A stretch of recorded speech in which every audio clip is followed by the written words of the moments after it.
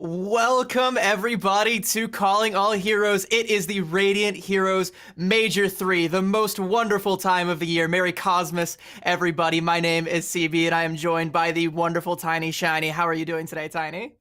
Oh, it is an absolutely wonderful day for Calling All Heroes. As always, Merry Cosmos, everybody. We have a ton of action to bring to you on this lovely Sunday. This will be the conclusion of our Swiss stage today. We've had so much Calling All Heroes action going on, not only in just this Calling All Heroes Major 3. This is the third one after all. This is the final main event that we are going to have before we get in to the LCQs and, of course, the champions are going to see way down there in Rainbow in February. I said it's the most wonderful time of the year. It only comes around once every year or approximately 6 or 7 times a season, depending on whether or not you're counting LCQ or championships.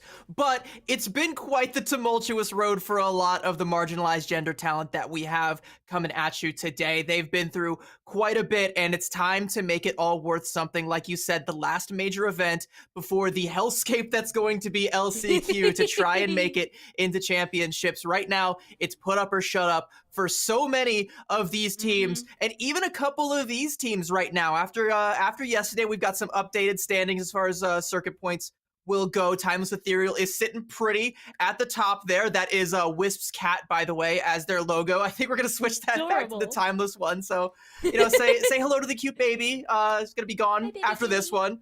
But we also have Timeless Celestial, another like little sister team going on with Timeless Ethereal. A few other teams to keep an eye on here, though. Michael Wave, Fable, NYXL, Embers. This is about where the cutoff is going to be, is that 6th place spot right there. The top 6 are going to go to champs, so VT Blue and Azathoth are knocking at the door there.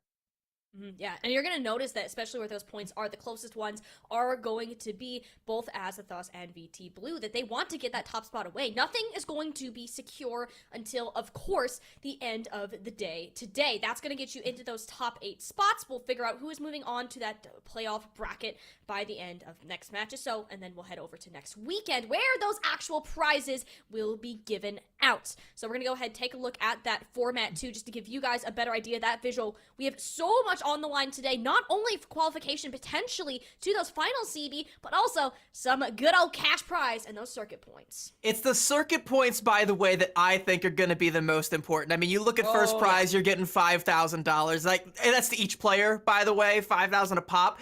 And like, that's a fair bit, right? But the points are where it's actually all going to matter, because like we said, this is potentially the last chance for any of these teams to get any of these points to really get themselves in that top 6. And for teams, like Fable, who we're going to be looking at a little bit later today, and by later today, I mean almost once we're done with the top of the show today, it's going to get a little bit scary. You want to make sure you're grabbing onto as many points as you possibly can from top to bottom. Anything is better than nothing right now. Absolutely. Anything that you can manage to get your hands on in this event is going to be massive, whether it's for the sake of qualifying for those championships or just getting yourselves on the board for some other incentives that we actually have going on. So not only are you looking at that cash prize, but also we have our lovely gear provided by Be Quiet. To get an idea, you got PC cases, power supply units, and air cooler units for first through 4th place of today. That breakdown is sitting there accordingly. There's so much on the line for today's games. Yeah, Be Quiet shouts out for sweetening the pot just a little bit, but again, it's all about those circuit points. The cash prize and a nice sweet PC case and a power supply. I'd love that. Absolutely, honestly, any day of the week. But if I'm one of these competitors, I want to go for the big payday that's going to be champs. That's where all eyes are going to be on you. That's where everybody is going to want to make their name. And in order to get there, you have to get all of those circuit points that you possibly can. And here is where it's all going to come down to. This is our map pool, a quite narrow one for a lot of these teams, and that might force a pretty strict meta outside of the control there, where we have Samoa joining the fray this time around. Ooh. That's kind of what you like to see, though, right? Is you're going to have Samoa and Antarctic Peninsula, 2 of the newest maps that you're actually going to see here in today, outside of Flashpoint, which will, of course, be joining the lineup. So it'll be going Control all the way to Hybrid, and then Flashpoint in our best of 3 formatting. The map 1 will be set, and then after, from here on out, it will be that first pick for not only just the Challengers division, but also for our Rising tournament, which will be happening simultaneously along with this event. event. So while they may not be on stream, you still have plenty of competitors that are competing in a rank of diamond or below for some nice pricing themselves. $1,000 goes over to the winners of the second event. I know a lot of you guys are watching this and being like, man, these marginalized gender players, they're so good. I wish I could play and be just like them. Well, hey, you can go and compete in the Rising series, get yourself signed up for that, and join up, play with some teams, get better, grind, grow. That's what this is all about, is, you know, coming together as a collective and getting better, playing more Overwatch together, competing, growing as talent, as players, as people, and we do love to see it. But hey, we talked a lot about the prizing and the incentives for all of the players. What about for all of you watching right now on Twitch and on YouTube? Well, if you're watching on the Overwatch Contenders page, this skin drop, this one's for all the lesbians out there. We got Farah and Moira skins that you can grab. Just, you know, hang around, support the scene, maybe engage in the chat a little bit, tell us who your favorite players are, and you know, stick around long enough, you just might get one of these drops. Oh yeah, absolutely wonderful in terms of the actual skin drops that we have going on. But CB, that is not all. We have even more things that we're going to be giving away to the viewers throughout this event. And why don't you go ahead, talk us through it? Oh, chat, I want you to, like, close your eyes really quick and picture your happy place. I don't know about you, but my happy place is a mountain of about 10,000 burritos. And wouldn't you know it, that's just what our sponsor Chipotle is giving away across the entirety of the broadcast, both this weekend and next weekend, in both the stream and in Discord communities. So make sure you hang around. Maybe you can snag yourself some free lunch today if you're careful.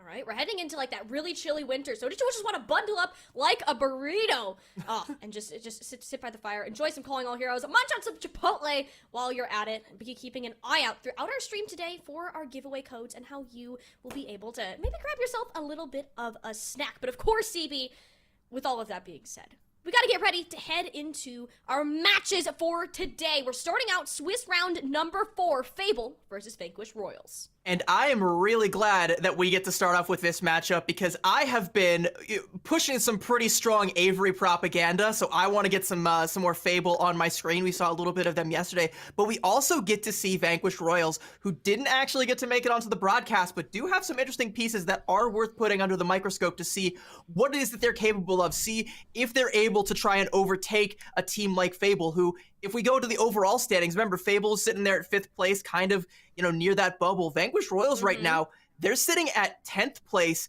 and if you look at our overall Swiss standings, there's not quite as much daylight between the two, only that one win and one loss separating them. This could be one of those places where if you're Vanquish Royals, you close the gap and potentially, you know, put Fable's chances of qualifying for the playoffs in jeopardy.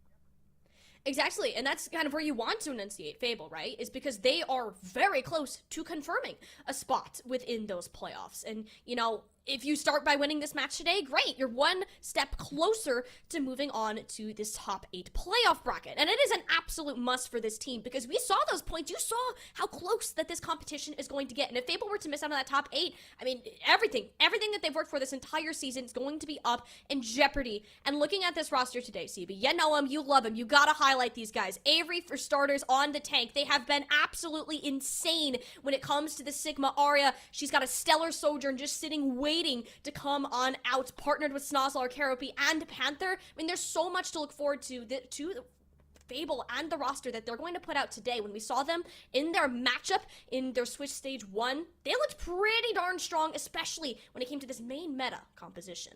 Yeah, I mean, Snozzler and Caro are both really strong pickups, and they have definitely shown their merit, but I want to continue to highlight Avery. It's my firm belief that Avery is the most underrated tank player in all of Calling All Heroes. Their Sigma is second to none, and in a Sigma-dominated meta, they are actually getting a chance to show what for. We saw glimpses of it in the last minor tournament, but Fable didn't really put up the results that we kind of wanted them to and kind of expected them to.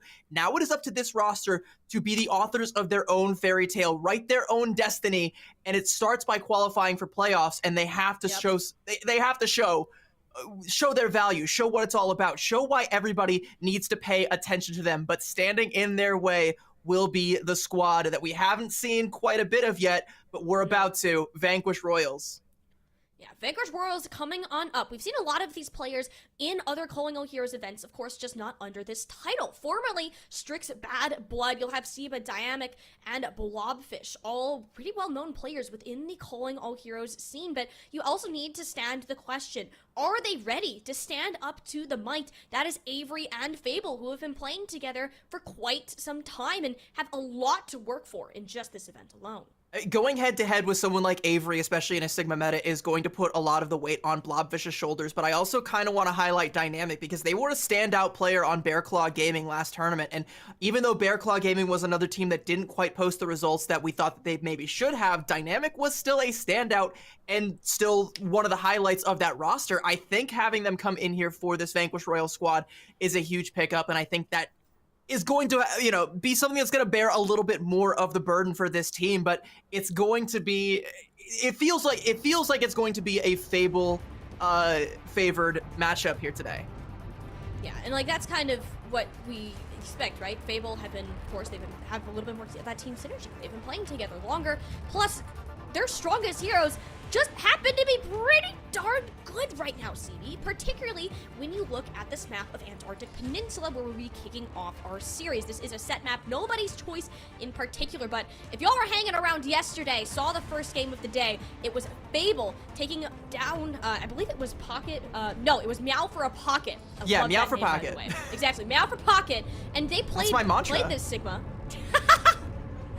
They played this Sigma with the Mei, Symmetra, they switch up to a Sojourn Tracer. There's so much adaptability within this team to counter out whatever their opponents run. And honestly, I think that's going to be one of their biggest strengths, especially when you look at a map such as this one.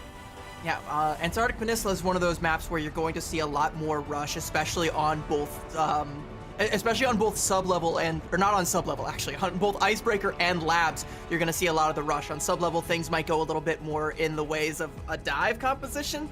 It has the tendency to do just that, but I think, it's still going to be a strong map for the Sigma composition, the Sigma head-to-head regardless, so we're going to have to see what ends up happening. We're kicking things off here on Icebreaker, and Fable, I don't think we're gonna be sticking on the Roadhog. We're not all about that base over here. I think it's Avery. It's Avery. Avery is going to swap to the Sigma. I can almost assure it, and we're seeing the same thing on the side of Vanquish Royals here. This composition, by the way, when we get a chance to kind of break it down a little bit, I'll be sure to tell you what it is. But you mentioned adaptability, by the way, for both these teams.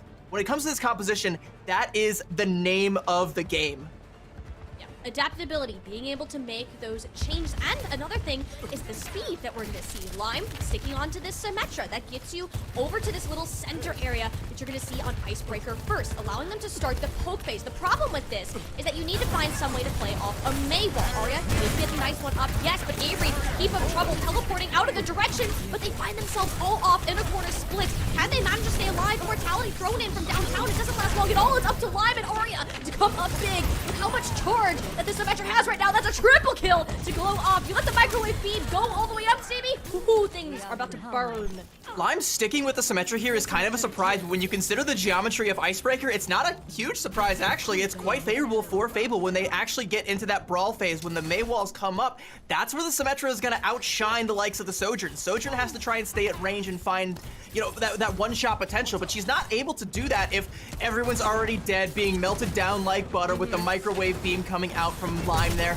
And now, as we rotate around, trying to come from the high ground, it's going to be a little bit of a Mei wall there to segment off Blobfish. That's the main cooldowns coming out too. Freewer was way out in no man's land on the other side of the main wall. Sure, you had the ice block, but that's just another way that Arya has done an excellent job to set up Avery and the rest of Fable to secure these eliminations. And it's one of those things where it's like, you're kind of subjected to a Mei wall no matter which way you approach this point. There's just 3 different chokes that you're going to have to walk through, and Vanquish Royals, they've had enough of this. They're going to go ahead and reach for the loaded handgun that has been Bastion this entire meta. That's going to put a lot of pressure on Avery and potentially Lime to get some teleports out of danger. Yeah, and that's what Lime has been doing so good every single time. If there's a Mei wall or something scary coming up, you just get your team out of the way, and now they have all of these insane ultimates to be able to play off of. That the Sound Barrier coming up, Blobfish turned into quite a frozen fish, and Avery cleans up the rest of the squad. That wasn't even a major commitment that they had to pull in 3 ultimates quick and done, and finally, see, we're gonna be darn near Flashlight territory. It's going to be that sound barrier from NIF that's going to make all the difference there for Vanquished Royals, because you're going to be looking on the other side, and there's that Gravitic Flux. Blobfish has a chance to try and build up to one of their own, but it's going to be kind of a razor-thin margin, Avery, you got to know that they're going to be looking for that early one, going to try and get all the follow-up damage that they can. So is NIF's sound barrier going to be on point? We'll have to find out. They lost Kuropi, though. Got so far up there, and that's going to end up hurting them, but what's worse is Blobfish. No, the Gravitic Flux is just too wide, and you're turned down by the turrets. What can a Sigma do in this scenario? I know how painful it can be, but the Blizzard goes down. CB, things are falling apart. Vanquished Royals, they're dropping everything that they can on this point, but there's just one step ahead. Fable can read the playbook that Vanquished Royals pull out, and it is a clean sweep to kick us off on Icebreaker. So I erroneously said that Avery would be looking for an early Gravitic Flux there. This is why they're a far better Sigma player than I will ever be. They actually waited, bided their time. Blobfish whiffed the Gravitic Flux, and Vanquished Royals invested the beat on that as well, and they didn't find anything for that, all those ults, no purchase. Avery comes in, no more beat, Gravitic Flux, eats the Blizzard on top of it, near single-handedly just nullifies 3 ultimates on the other side and just slams everyone right back down to earth with one of their own. GG's easy for that one. Fable take Icebreaker quite swiftly. And as we go to labs, I don't expect to see any change-ups on either side. I think we're going to continue as we were. Vanquished Royals still going to hang their hat on that Sojourn composition, but is Prototype going to be able to find any purchase with it? So far they haven't, but we know that they can. Yeah, here's the thing, though, right? Is that Fable, they're sticking on to this Symmetra. They're playing the Sigma Cup as more of a brawl style rather than the poke that Vanquished Royals want to do. They have a bit more of an option to do that, but the problem is with how aggressive Fiddleby is allowing Avery to be, they're just stuck in the face of a Symmetra beam. They're getting split up just like we saw there, and you're getting sent back to spawn in such a quick fashion. Yes, you're going to be able to take many fights, but if you don't deal with Lime, you're just done. That's it. So generally speaking, the Sigma composition, the way that Vanquished Royals are playing it, it's kind of a hybrid between a poke and a brawl composition. You're just playing the poke until you either find a pick-off with the Sojourn or the Mei finds a big wall, and at either point, the two teams collapse on top of each other like long-lost lovers. But Fable are completely skipping that first step. They're going all in on the brawl with the Symmetra, getting right up in Vanquished Royals' face. They can't comfortably make that transition, and they look lost once Fable get in their face every single time. And Fable, as long as they keep this tempo up, they're going to be firmly in the driver's seat. Yeah, that's the thing though, right? Is that Prototype is a very good Sojourn player. But if you're not able to do anything because Fable are playing so close, they are quite literally driving the bus with Vanquished Royals. They're getting trampled over time and time again. So when you look at them to make this next setup, you either need a wall or a window to come out. You're going to get both, but guess what? Avery is that Flux up first. Everyone looking to stay alive. Excellent healing mid-air to come on through, and Arya even ends up going down. So Vanquished Royals easily the best position that they have been in so far this entire game. You're going to see the Photon Barrier. Yeah, that's going to slow it down, and it gives Fable a chance to stabilize up on this high ground, have a bit more of an opportunity to do things before they back out. The longer this goes, the more percentage that they're going to be able to get, but Blobfish goes so far up. Beautiful sound barrier, Knife keeping the team alive, but NIF, is that even going to be enough? Prototype has to get in there, finally lands the shot needed. Lime goes down, Avery barely hanging on for dear life. Vanquished Royals, they just can't manage to close out this fight fast enough. The amount that Fable have been able to solve this out is absolutely insane. They're making it expensive for the Royals to come back in and finally get themselves on the board. The key thing there, and at the tail end of all of that, is that Arya holds on to the Blizzard there, whereas Vanquished Royals are only going to have that overclock. And again, Fable don't want to give Prototype the opportunity to find any of those flank angles, any of those off angles where an ultimate like an overclock can be really valuable. So expect Fable to, again, try and go quick with that Blizzard. It's up to Prototype to use this overclock to snuff that out, but the teleporter is already out. Fable are already looking for their way in. This is a terrible thing. We need to go around the flank. I'm actually loving this. Come on, find it. But both the Maywall and the Sigma Shield shoved up in Prototype's face. She doesn't have many options to work with. And all the meanwhile, the Blizzard comes out on the other side. Fable freezing the competition down to earth. And the Vanquished Royals, they had the plan. Prototype wanted to get in there for the counterplay. Too good. Risu popped the Ant Matrix on that as well, and it didn't end up finding them a whole hill of beans. Fable have one of their own. They're coming up on a Gravitic Flux and a Photon Barrier of their own. They've got all the tools they need to keep this one staggered out at least to 99. Vanquished Royals, they're coming up on a Gravitic Flux of their own, but Avery has been getting the better of those exchanges quite consistently. It's going to be a very, very narrow window, just like the one Avery slips through right past that Maywall. on the degrees there, just keep on through. And they managed to grab the Gravitic Flux. Yes, that's the Active in the back line. Already thrown on out. Gravitic Flux on the other side. Blobfish finally finds the mark that they wanted to. But is it going to be enough for them to turn it around? It is 99% right now. And Fable have all the shielding and the protection in the world to work with. But as soon as this goes down, you need to be a little bit scared. Heavily outnumbered they are right now. And Vanquish Royals want to go ahead, clean this one up. Iria, once she comes out of the ice block, this one is going to be set back over. And Vanquish Royals are going to look to come on back. For my money, NYXL is the hero of that fight, using that immortality field to stay alive through the Gravitic Flux, coming back with that early pickoff onto Lime, keeping everybody alive. Just great Baptiste play top to bottom, and that's the kind of thing that is going to keep Vanquish Royals in the fight right now, but they only realistically have one fight that they can give up, because Fable, like I said, did manage to get themselves up to 99. They have a sound barrier. They're coming up on a blizzard. If they take their time and don't die on the way in, this is going to be really scary for Vanquish Royals. There's no more room for error on this sub point. Oh no! I was just about to say Prototype has to get an early pick, but instead it's Lime that gets Prototype as the early pick. Oh, this is terrible for Vanquish Royals. They have the sound barrier in their back pocket. It's going to happen out sooner than later. Barely managed to hit on Brainworm. That's going to be one of your last strings to pull out to the App Matrix. Sure helps zone out the objective, but with that teleporter, Fable, they're easily able to move on out of the way. They take their time, they find the poke damage, and it's Lime once again, CV. This happens every single time Fable play the slow game until they get this pick off and just march straight over, banging on the gates of Vanquish Royals and send them straight back to the spawn. They'll be 99% hit for a second time. A touch not happening. 1-0 start for Fable. For those of you at home who might be a little bit confused, Lime is Snozzler, by the way. They are one and the same, and just like I said, why they are such a great pickup for this team, they're playing Symmetra and consistently out-dueling a Sojourn who's supposed to be playing at range from a distance, but Lime consistently finding the better of those exchanges. Prototype not able to get the better of that exchange, and then when you look at it like top to bottom, like, you know, Z Panther getting play of the game just to outshine the one shout out to NYXL that I gave, it does look like from top to bottom at every role, Fable on that map just outclashed Vanquish Royals. There's still, you know, a lot of talent on Vanquish Royals. There's still a lot of potential, but right now, this is Fable's match to lose. Honestly, I mean, Fable looked so darn good there. They lost a total of 2 fights throughout that entire exchange, which on a control map, that's not something that you're going to see all that often. I mean, that really does show the prowess that they have on this composition. Sigma, one of Avery's strongest heroes. We can't talk about them enough and how good they did in that match against Blobfish. Blobfish didn't do all that bad, but when they're constantly either being burned down by a Symmetra or walled off by Arya, what are you even expected to do at that point? The team is built around Avery, Snozzler, and Arya being able to push on this aggression, and it goes all the way back to that same pace that you mentioned a little bit earlier, CV, about how Avery and Fable, they're in the driver's seat, whereas we're just looking at Vanquish Royals to have to react to that.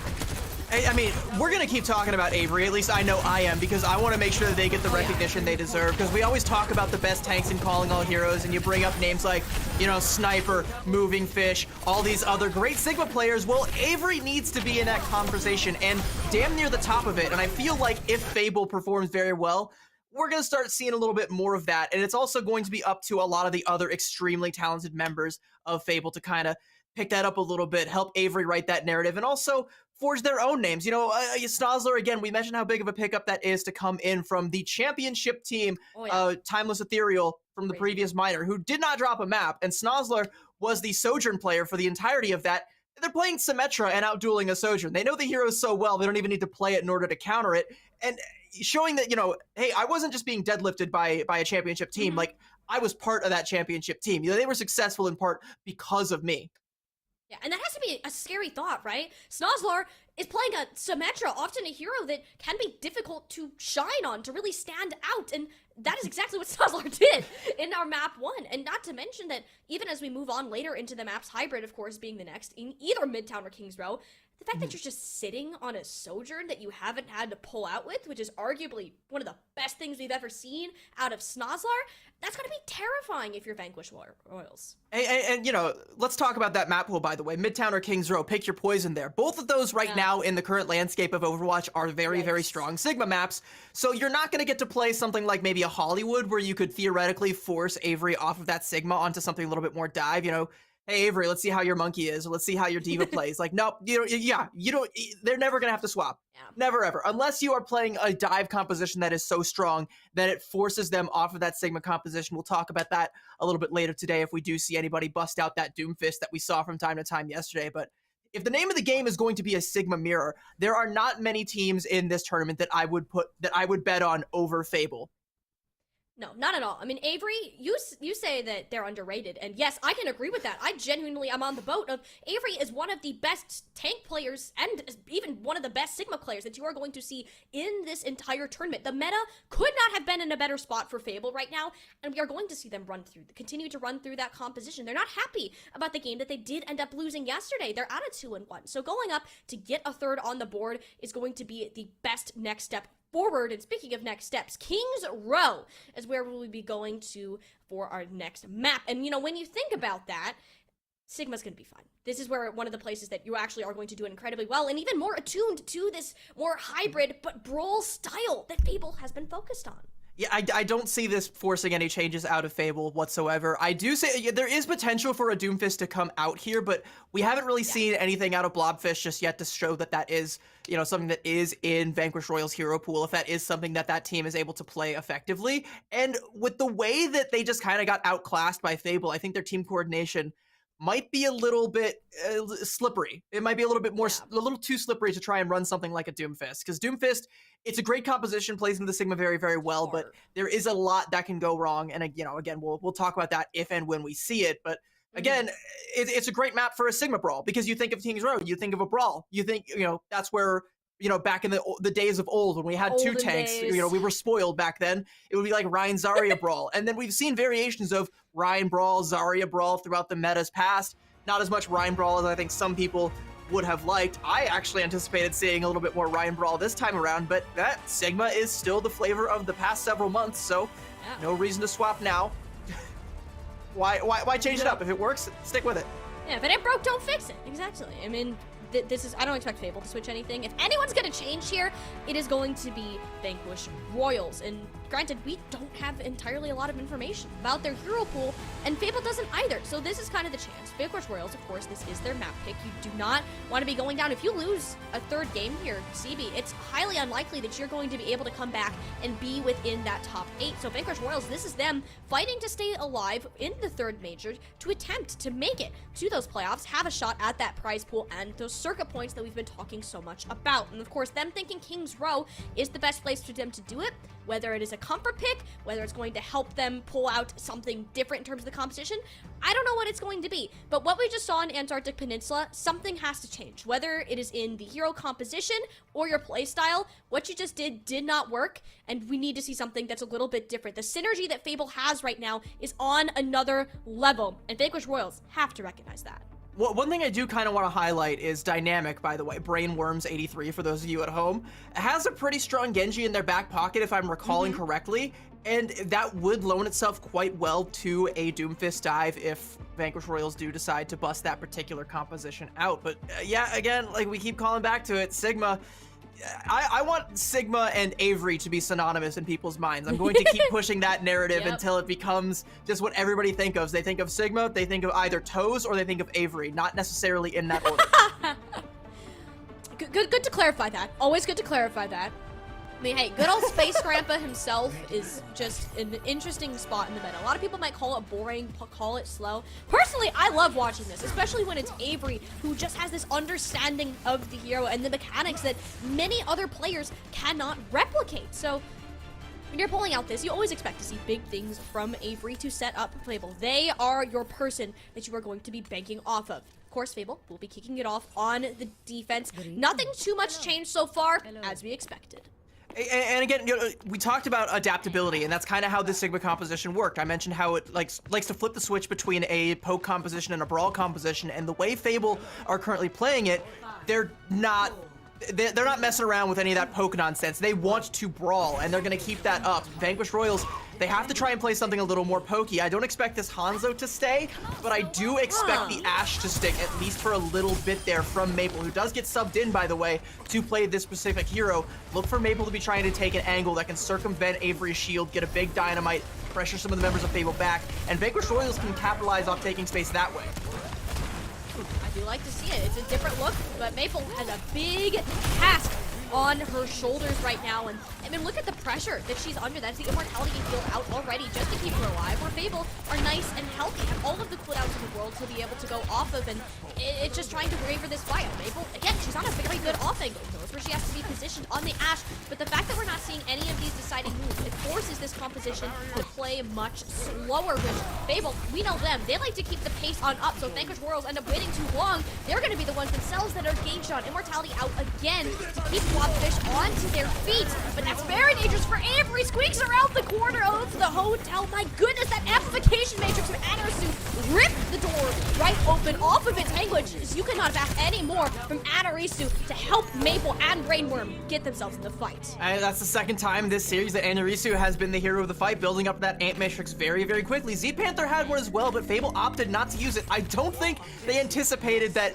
the angle that Ant Matrix was at was actually going to get as much purchase as it did, but Maple found a huge dynamite right through it that ended up helping seal the deal. Great play coming out from Vanquish Royals, and now they want to try and push up and take some space, but the TPs coming out from Snozzle are going to make it real difficult, as is that rock. My gosh, look at the amount of support that just went into Blobfish, even getting out of the Blizzard. But that is actually, even if it doesn't catch anybody, that Aria's Blizzard, it just prevented Vanquish Royals from pushing through that choke. So now Fable have the opportunity to hold close and are going to have to pick more of their battles as they start to move on up. Photon Barrier still holding them close but wide. Way far out there! But oh, you're not flying in front of Avery, Blobfish, and expecting that to get nailed with a rock. That's a Sigma dip from Avery if I've ever seen one. They just want to prove how good they are at this hero, but maybe a little too good. Thought that they could 5v1. I'm sorry, that is not going to happen in any realistic circumstance. And Vanquish Royals, yeah, they're going to go ahead and punish Avery. As good as that looks, CB, it got too far ahead. I mean, you called it out that was a great individual play from Avery. They are phenomenal, especially when it comes to the Sigma head-to-head, but we were focused on that. There was so much else that was happening all over the board. You had Lime going in very deep, and Z Panther having to use the immortality field just to try and keep Lime alive. You had the Bob coming out from Maple buying so much space for Vanquish Royals, and they're able to win the fight off of all the chaos that surrounded it. So yeah, great play from Avery, but you need more than that if you want to stop this pain train.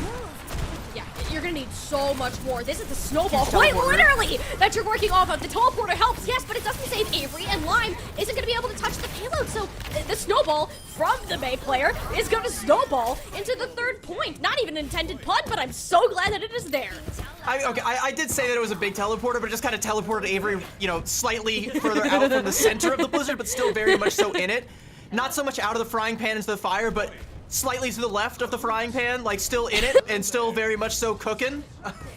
Fable, I mean, they're not able to get close and execute this brawl the way that they want to. Vanquish Royals are doing a great job of keeping that away, but now we're getting close. There's a huge wall coming out from Maria. And the wall comes up, but the wall isn't doing anything. Fable has been just scrambling backwards this whole time. Fable is the super sub coming in for this roster. Kills everybody. You cannot ask for more from this player right now. And the Ashe is paying huge dividends, like I mentioned. They're getting a lot better poke. The Dynamites are paying off huge. They're even investing Anarisu's Ant Matrices and finding a ton of value. Now Maple is in a place where no one really has the ability to dislodge her. Gravitic Flux coming out from Blobfish. What is Fable going to do to respond here?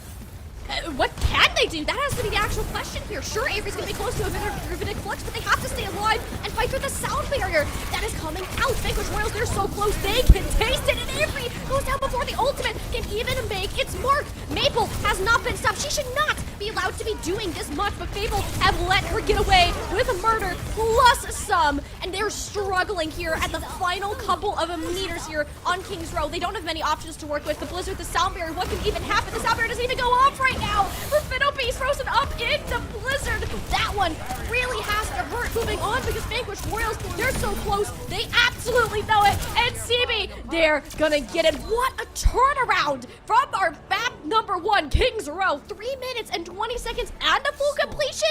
I'm blown away. I gotta apologize, Maple. I was not familiar with your game. Here I thought that you were just an unhinged poster on Twitter, but no, it turns out you're absolutely cracked out of your mind at the Ashe. A 5K towards the end there, and consistent pressure with the Dynamites, consistent angles, and Fable, despite having the sim, you might think like, oh, I can just TP onto the Ashe. No, she just coach guns away. They're never able to adequately punish that, and it's paying off huge for Vanquish Royals. I wasn't expecting the Ashe to come out. Once I saw it, I was like, well, yeah, this is Maple's signature hero. This is definitely going to stick. There's value to this. It does help with that poke phase and prevent Fable from transitioning effectively into the brawl, which it never felt like they were able to do. This is Overwatch 101. You know, control the tempo, control the pace. And speaking of pace, Vanquish Royals set a blazing one. 320 on the time bank. Good lord, Fable have a tall task in front of them. Ugh, can they even do it at this point? When you look at what Vanquish Royals did, sure, maybe they had a little bit of trouble getting started, but as soon as that little spark was lit, it burned, and it kept burning to this raging wildfire that Fable could not tame. And quite literally, that spark was Maple on this Ashe, coming in, maybe a rather unconventional hero that you don't see as often in this meta, but she is so darn good at this hero, where she's positioned. Keep an eye on how she sets up throughout this defense. The thing with Ashe too, right, is that she kind of plays in a similar fashion to the Sojourn. They both excel at mid-range, but Ashe can put out a lot of damage much more quickly, whereas Sojourn has to kind of charge up. She has very good sustained damage, but Ashe is just constantly hitting those bodies and those headshots, and Fable, they don't want to take it. They're going to circumvent it, eat a big dynamite to try and do it. The teleporter is actually just completely aborted that plan. They have to go back, and even then, they're still split. You'll see a couple on multiple sides of the statue, and down goes the Panther to none other than Maple. You gotta be checking Maple. This isn't going to happen. The teleporters, yes, they look great from Snozlar as always, but this is just not working right now. I almost kind of want to see them swap off of the Symmetra here. I don't think they're going to be able to get close enough, and even if they're able to, there's going to be those dynamites coming out. Maple has it scouted. She's constantly waiting for that teleporter to come out, someone to walk through it, and whoever that person is, they're gonna have a dynamite waiting for them at the other end of it. You're just gonna be set on fire, or you don't even need the fire. Maple opens it up again. This just can't keep happening. Line has to get in there, make this Symmetra start to work out, but Maple is in the back line. That's a second full supports and a third. Stevie, how does she keep doing it? I mean, nobody is able to check her. Like I keep saying, like, nobody from Fable really is equipped, aside from maybe Keroppi, to try and deal with this Ashe play. Like, she can just have a field day, do whatever she wants, take whatever angle she wants, and as long as she doesn't get caught out with a Maywall or lose a duel with a Lucio, she's fine. She has all the angles she could possibly want. Blobfish's shields are doing a great job of setting her up and enabling her, and continually nobody can check her. She has the Bob, so no one's about to check her now. And now it's a 6v5 with everyone's favorite robot butler on the field. If Fable just back off, they run away. Understandably, you need to get out of that situation, because if they can stagger anymore, you're in big trouble. We're gonna have the Photon Barrier, we're gonna have the Amp Matrix, but we're walking into a Gravitic Flux and a Blizzard, and the Gravitic Flux going to come out early here. Sound Barrier to respond. And no Blizzard, quite to counter that one out. And this is going to be a big fight for Fable. They've already expended both support ultimates, now the Photon Barrier on top of it. The best chance they're going to have so far, but I mean, Vanquish Royals, they're playing the patient game. You're sitting on the window, and of course, the Blizzard that could just be chucked out at any moment. There's no strict counter that you're going to see from Fable as soon as that ultimate decides to come out, if it is even necessary. Maple has her eyes on another off angle. This time, she is checked out, has to rotate more back over to that central area, and this fight has been going on for quite some time. The resource bars are running low, but the ultimate's not at all. Sound Barrier out for Avery's Gravitic Flux, but this one has a Blizzard underneath it. We wanted to see the combo for Vanquish Royals, but we're going to get it from Fable instead. Yes, they have a pickoff, but they're still down in numbers as far as this one goes. Fable are going to get a tick, maybe two out of it, before we'll see a full contest start to come back in. I mean, the key thing, though, they managed to take down Blobfish, so Fable should have a way in here, but they're having to struggle just to keep Avery alive because they lost both their DPS, but Maple is still on the field wreaking havoc. She takes down Z Panther. Dead push. No. Fable are going to walk away with only one tick and 60 seconds to try and make something out of it. They're going to have a couple of support ults to work with, but you got a Bob on the other side, another Amp Matrix. Maple and Risu have been working in tandem phenomenally for the side of Vanquish Royals, and Fable haven't had an answer for it. Maple is already looking for something big. A nice dynamite there. Where is she going to place this Bob? Straight in behind him if she needs to. That's gonna be the Bob putting out. Arya has to try to run away. Can she get the sightlines? No, but it forces out the Sound Barrier from Fable. A Bob for a Sound Barrier. You take that trade any day of the week, because now you're gonna look at an animation and even a Gravitic Flux coming up where you don't have a counter. Avery is gonna have to back up. Gravitic Flux of their own grabs a couple in the back line, but they're gonna be able to stay alive. They're on an angle that can't be followed up on, and with this being near last fight, something has to happen. Someone has to strike, and Arya finally getting off of that Symmetra seems to be the play onto the Soldier. The contest looking highly unlikely. It took so much to be able to get there, but the payload finally is on the move. It was not clean. We expect a lot more cleanliness coming out from Fable. It's a great cleanup there from Arya, speaking of being clean, but Vanquish Royals, they make it bloody, they make it scrappy, they make it dirty. It's ugly, but it's effective. I mean, and the one ugly thing I'll say about it is, again, Maple has been the star of this roster here on King's Row, hands down. Yep. You know, give the assist to Annie Risu for a lot of this, but Maple on this Ashe has been paying off huge, and Fable, even though they capped the point, it still doesn't feel like they found an answer to it. They're gonna play so far up right now that they're not gonna give Maple a chance to set up anywhere nice and neat where she can perch and keep putting out those dynamites, but they're gonna eventually have to concede that in favor of continuing the cart push, and that's where Vanquish Royals are going to push themselves right back up into the fray, and now it's time for the brawl. But with Arya being on the soldier, you now have a counter out to Maple. The Blizzard, one hits, one doesn't. And it's the one of Fable that will land the mark, and Arya takes it, shooting fish in a barrel, essentially, in blobfish. And now Fable, they're the ones that are starting to get this snowball rolling on forward. They need that momentum back. Avery is hungry, not just for making a name for themselves, but also for Blizzards, apparently. That's the second one that we've at least seen that they've eaten coming out from Brainworm. So, great play from Fable, and you do kind of need more than that, but that's such a razor's edge thing to be able to pull off even once. To try and consistently rely on Avery shutting down these big ultimates, you need to have more than that, or Vanquish Royals, you know, they found their inch, they're going to take a mile. Yeah, and like now you have a gravitic flux, so unless a rock manages to hit mid-air, you're in trouble. Sound barrier at least in place this time, but it puts Arya exactly where she wants to be. That's the overclock on the high ground. Blobfish coming in with a little bit of a friendly assist. Gravitic flux to seal the deal, and Fable, as sloppy as this attack has been, they're squeaking by each checkpoint to keep themselves alive.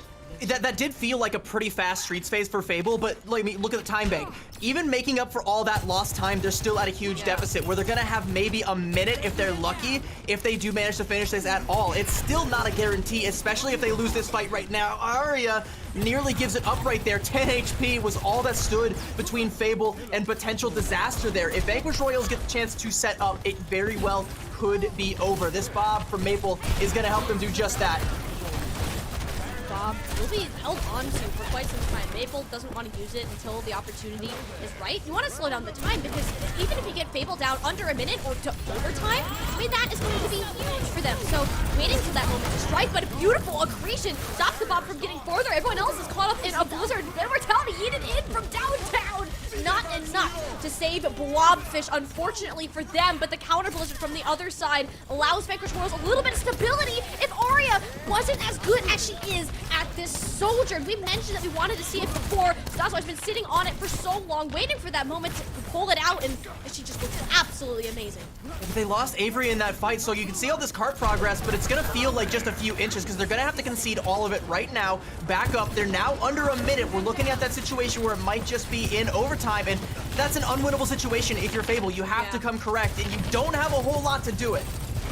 No, this is the fight that you have to win. Maybe sound barriers on both sides, and that's going to be big. Absolutely. Vanquish Royals, they have to pop theirs first just to save Blobfish, so usually the later sound barrier here is going to be the winner, but it doesn't matter if the Sigma takes a dive off of the foundry of King's Row, almost a second boom coming on in. This is absolutely insane for Fable right now. They have the opportunity there. It's another one. Finopi popping off on the losing on this roster. So incredibly well-rounded. They don't need one player to pop off. They can all do it themselves. CB, this game is going the distance. Shout out to Finopi. I mean, that's two huge boops, and it's the two most tanky characters, literally the tank and Mei, that end up getting booped off the side there. Those boops don't happen. Fable does not complete with time in the bank. This is still winnable, very difficult, and you know, they're at a huge time deficit compared to Vanquish Royals, but still winnable for Fable. And the only reason it's still winnable is because Finopi single-handedly took away Vanquish Royals' ability to contest the point. They really realistically only would have been left with Nif there on the Lucio, but I think Nif had died earlier in the fight and wasn't able to get back in time. Fable able to kind of walk it in, but I kind of felt more like they were hobbling it in, like they had just, you know, come out of a zombie apocalypse, crawling back with bite marks all over their legs, like, help, help. I've made it back to safety, but I'm gonna turn any moment now. You couldn't have said that any better, honestly. I mean, Fable brought that in, beaten down, and broken. So now that they're once again on this attack, starting out with a lower time bank, yet don't have 4 minutes to to get this point, you need to do it fast. You have one, maybe two options. The one thing that we do like, though, is that Arya will be starting on this Sojourn. There is not going to be a Symmetra, and that has worked out so much better for them as soon as that swap was made. Something that I want to go ahead and call out here, though, if you look at the silhouettes right now where the Ashe is playing, Maple is playing on the low ground, and I feel like if you speed boost onto the Ashe there and at least force the coach gun back, you can take a lot of space, and that puts a lot of pressure onto Brainworms to hit a big wall to kind of stop that from happening. If they're able to do so. Speaking of Maywalls, though, a couple of dueling ones come out.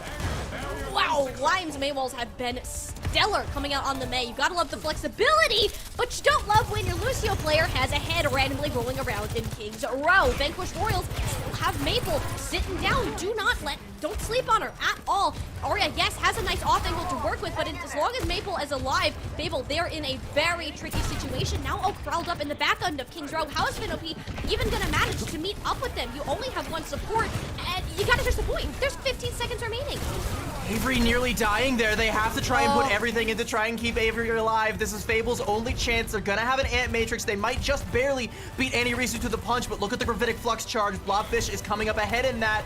It's gonna be very, very close, but there's a narrow window for Vanquish Royals to shut this one out.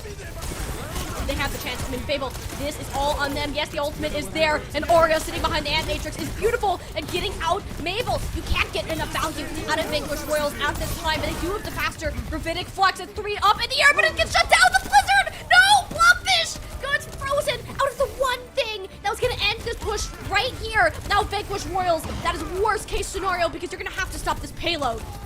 This is where it's all going to go Fable's way. They got to ride the wave, keep that momentum going. They have their own Gravitic Flux. They've managed to freeze Blobfish out of theirs, and now, with that off the table, Fable should be able to get at least one good, clean fight here. Brainworms is coming up on a Blizzard of their own, so we'll have to see if that ends up manifesting, if that pays off in any meaningful way. But, I mean, Avery has been snacking on those like Chipotle burritos left and right. Just a nice... a Blizzard for lunch, time and time again. Fable, they're gonna try and take a little bit of space, not get too greedy, wait for Vanquish Royals to fall into their trap, and it has now been sprung. There it is, the sound barrier all out.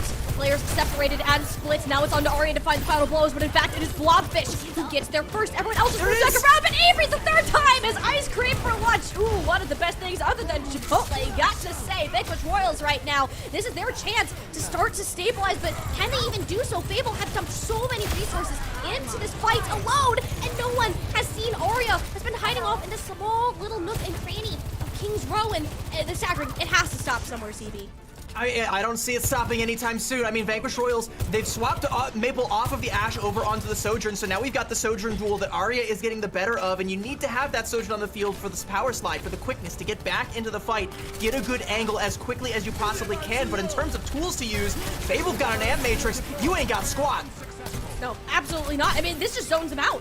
This is forcing Fable. If they even decide to touch here, it's not going to be in a favorable position to do so at all. You'll see that both NYXL and Blobfish, they're out here. They have no team to support them. The Staggers, this is what Fable wanted to happen. Split and dividing and conquering. It needs to go happen now. So that's as Avery can manage to stay alive. The Maywall has separated them out. Now it's the Ant Matrix and NYXL that helps them push this down. Blobfish only getting the Flux out when the tail end. And this finally will be the time where Vanquish are up in players to shut down the push. Fable, we're making a fairy tale story of a run. The Blizzard even coming out. Hello, this one's not done just yet. Lime is still fighting the elimination. Surely she can't close this one out. No, we can breathe. We can fight. Everything is okay. Fable, they end the fairy tale run here, but for a minute, CB, this ain't too bad at all. For a split second there, I was like, with the Blizzard and with Lime finding that kill, like maybe there was a chance for Avery to come back on the Doomfist, but they were far too far away to really keep that stagger alive. But that's, for only a minute on the clock, that's pretty respectable cart progress, and it is indeed a win condition for both Vanquish Royals and for Fable. There is no longer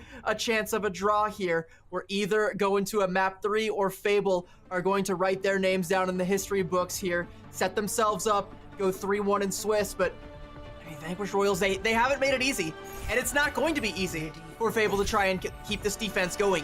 Realistically, all it takes is NYXL getting an Ant Matrix or Maple finding a pick, which is something that has happened as often as, you know, it happens like every time, it feels like every time you breathe, there's a chance that can happen. And Fable don't really get a chance to breathe themselves. They have to try, like, they have to play perfect. There's really no other way to say it. They have to play nearly perfect for almost 4 minutes. Yeah, Vanquish Royals look like a completely different team from what we saw in Map 1 CB. And Fable, they're just now starting to realize that.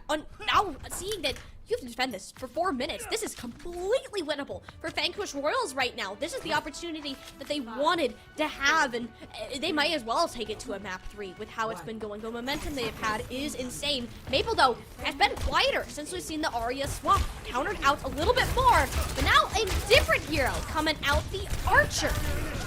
Yeah, Vanquish Royals really shaking things up in terms of the DPS picks. We haven't seen a whole lot of the Hanzo, but it makes sense. And oh my goodness, there goes Line. All right, that might already be it. Vanquish Royals, they can push in on this.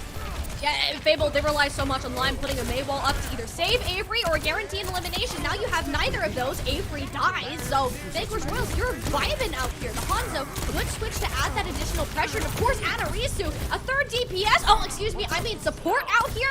Absolutely insane for Vanquish Royals. I mean, this is looking better and better for them every moment. I mean, okay, so Arya finds the pick up there onto Anarisu. I'm not sure where Arya's lurking currently, but she might be in a place where she can get a little bit of a contest, try and stagger things out, or if nothing else, buy Fable time. Doesn't look like she's gonna be able to. I think she just gets out.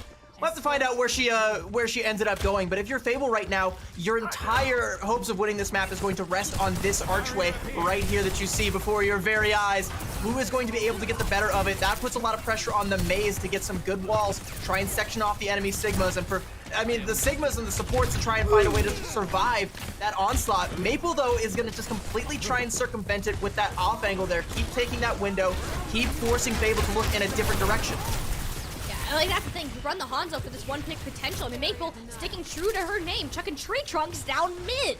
And Vanquish Royals, yeah, you're looking for that to come off, but it's the Mayholes. You need to be scared of that. Snozlar has been ridiculous when it's come to it so far, and it has to commit the full ultimate. It doesn't even break the part of the wall that Blobfish is behind. I mean, this is what we're talking about from Fable right now. Line has looked far and above at the May. Though, okay, so that's an icicle.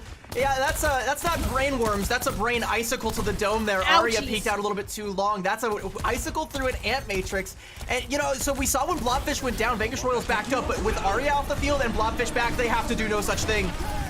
Oh, man, this hurts. This hurts right now. Fable, they need to make something happen. Give me the Gravitic Flux from that side. Now it's Blobfish's turn, but no! It's canceled again, CB! Oh my gosh, Blobfish has not been finding anything with these Gravitic Flux, and that right there is going to allow Fable to stick in this fight. They're committing the Sound Barrier and the Blizzard. What am I watching right now? Fable, they've lost too many. They gotta regroup. You need to stop it now! But the Overclock on top of this, that's the fourth ultimate we're gonna see in this fight alone. And Arya, I'm sorry, but you need to back up. I don't know about using that overclock. I also don't know about using that Blizzard for Brainworms. They had already lost Blobfish, and you know, they wanted to press an advantage that they just didn't have, and now, you know, they have nothing. They have no more ults. They're getting a little bit of ground off of some of the picks that they got, but Fable is regrouping. They're gonna be able to come back up and aggressively push into Blobfish with the Blizzard of their own, and Blobfish is not nearly as hungry as Avery. No, not at all. And Blobfish just can't get this one done. Sectioned off, and somehow Finnapi gets Anarisu. That's bad. That's bad for Vanquish Royals. You don't have a main support, and you can see they're getting the heck out of that situation. But if you're stuck between a Maple and an Arya, ooh, last spot that you want to be. But at this point, you just need to reset. They're gonna have maybe one more chance to push all the way through the remainder of second point. And a Blizzard would be really, really nice right about now if you're Brainworms. I would, you know, going back a couple fights, I would love to have that back right now, because we're looking at dueling Ant Matrices and a very significant Gravitic Flux advantage for Fable. This is where Fable can really start to push it into overtime or just shut this one out completely. Ant Matrix of Anarisu comes out, but it's Maywalled off. Dueling one comes out from Z Panther, and Vanquish Royals, they just have to kite it. Yeah, just play around the corners. Do not be risking that Maple! No! No! Bad Maple! Bad! That is going to hurt your team and even their chances of coming back in a third map. You gave that one to Arya for free. Avery's Gravitic Flux seals the deal back down onto their head, and as good as they looked, Vanquish Royals, they came back. They looked so gosh darn better on King's Row, but they can't close it out. Fable remain on top and will take their round of Swiss. And they continue to give themselves an opportunity to write the next chapter of this fairy tale. I'm gonna keep pushing the Avery propaganda, and at the end, it's just a small thing from Avery that I think helps seal it. Holding that Gravitic Flux for as long as they did, really, really making Vanquish Royals sweat and buying every second as they ticked away, knowing the clock was Vanquish Royals' worst enemy at that point in time. That's just Sigma 101. That's key Sigma play. That's phenomenal stuff coming out. We'll have to see, you know, who the MVP ends up being. the Chipotle MVP, but I have a feeling, and I am at least going to be lobbying for a certain someone. But had Vanquish Royals come out with the victory here, it would be Maple for me. I mean, Maple did everything that she possibly could have on that Ashe pick to try and buy Vanquish Royals back into this series, and it at times looked like more than enough, but it turns out at the midnight hour, it just wasn't.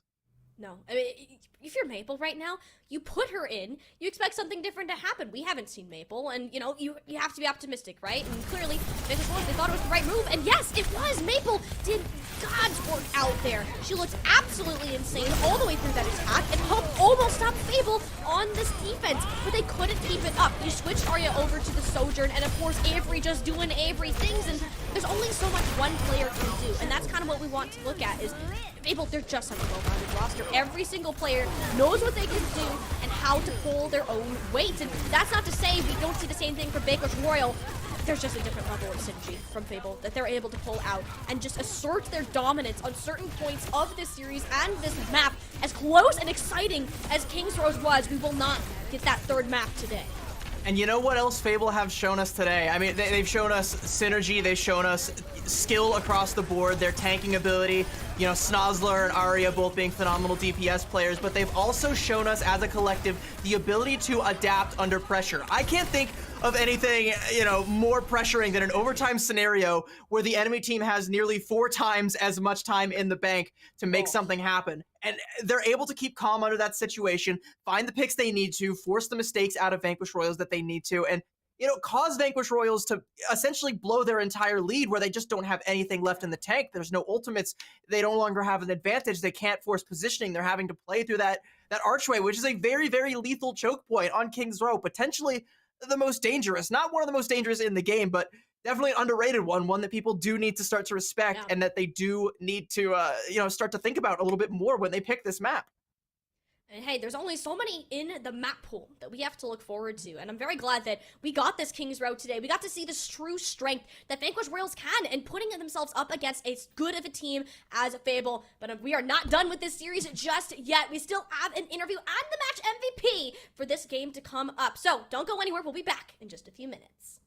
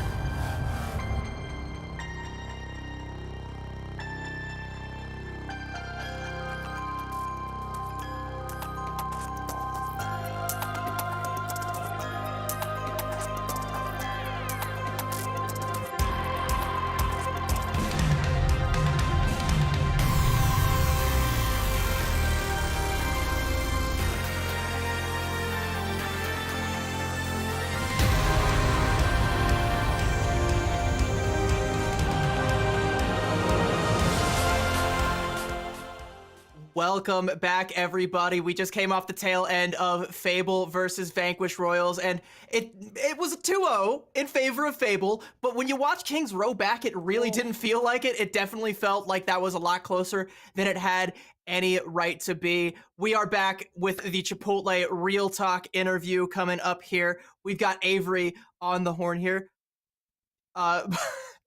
But first, let's talk about the Chipotle MVP. And, we talked a lot about on the side of Vanquish Royals, Maple and what she was doing and how much of a threat she was. Well, part of being calm under pressure is being able to win out those duels. And Arya on the Sojourn did just that.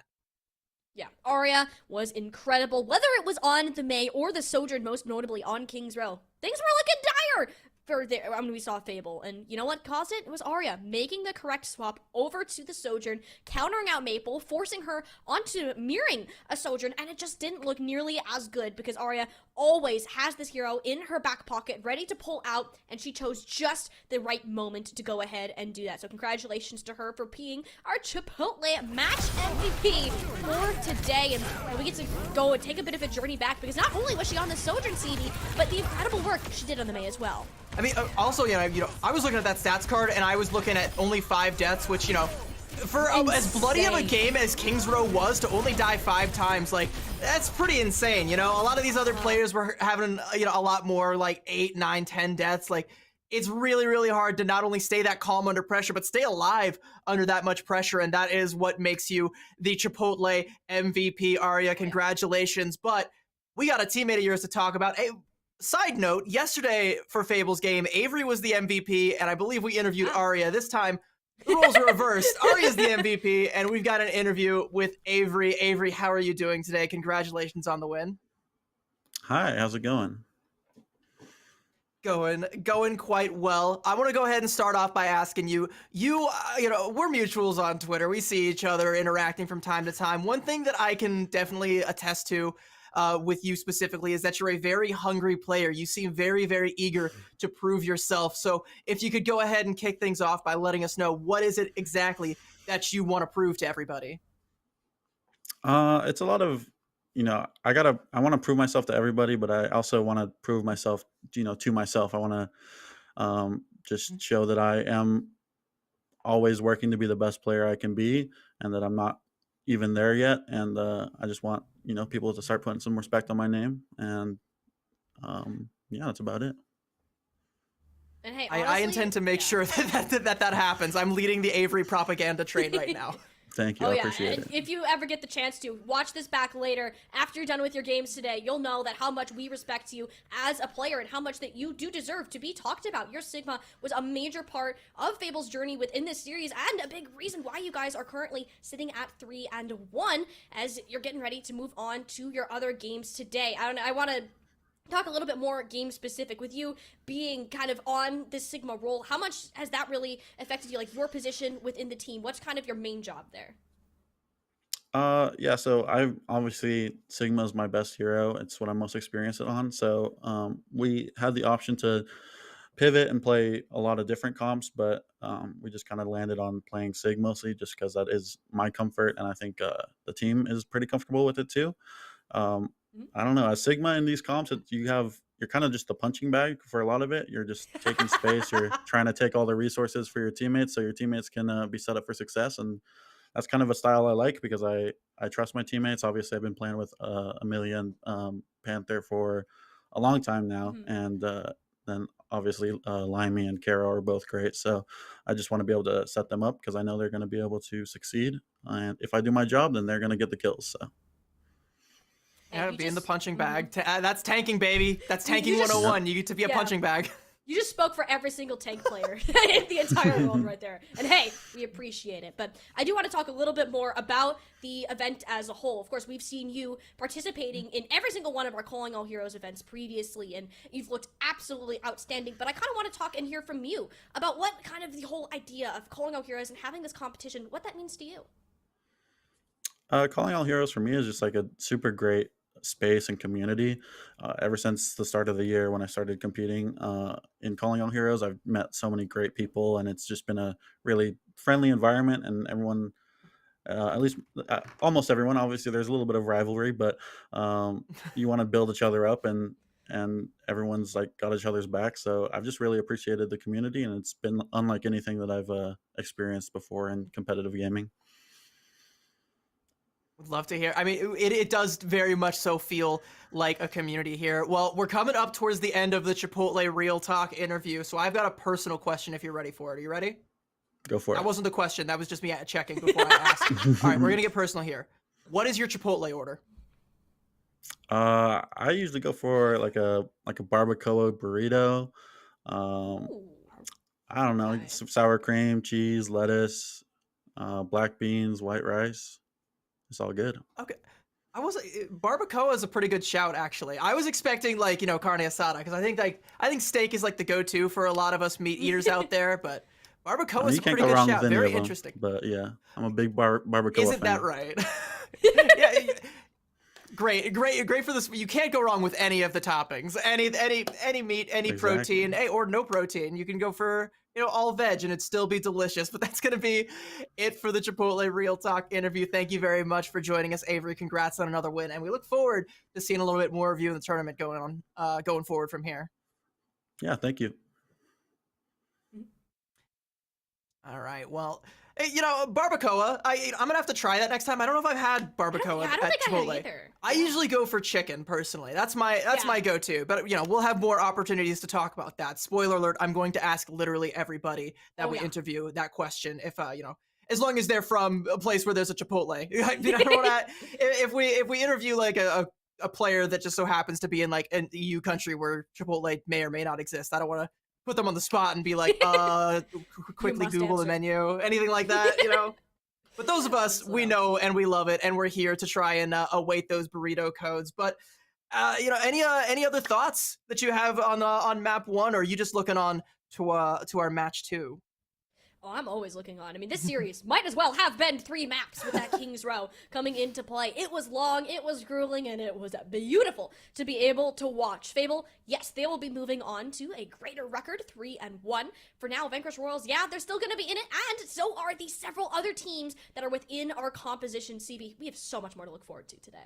We do, and we're going to have all of that to look forward to and more at the other side of this break. We're going to take a quick break while we finish up the Swiss rounds, get our next match cooking in the kitchen for you, and we'll have a nice, hot, fresh dish for you guys all to enjoy at the other end of this one. Stay tuned. Don't go anywhere.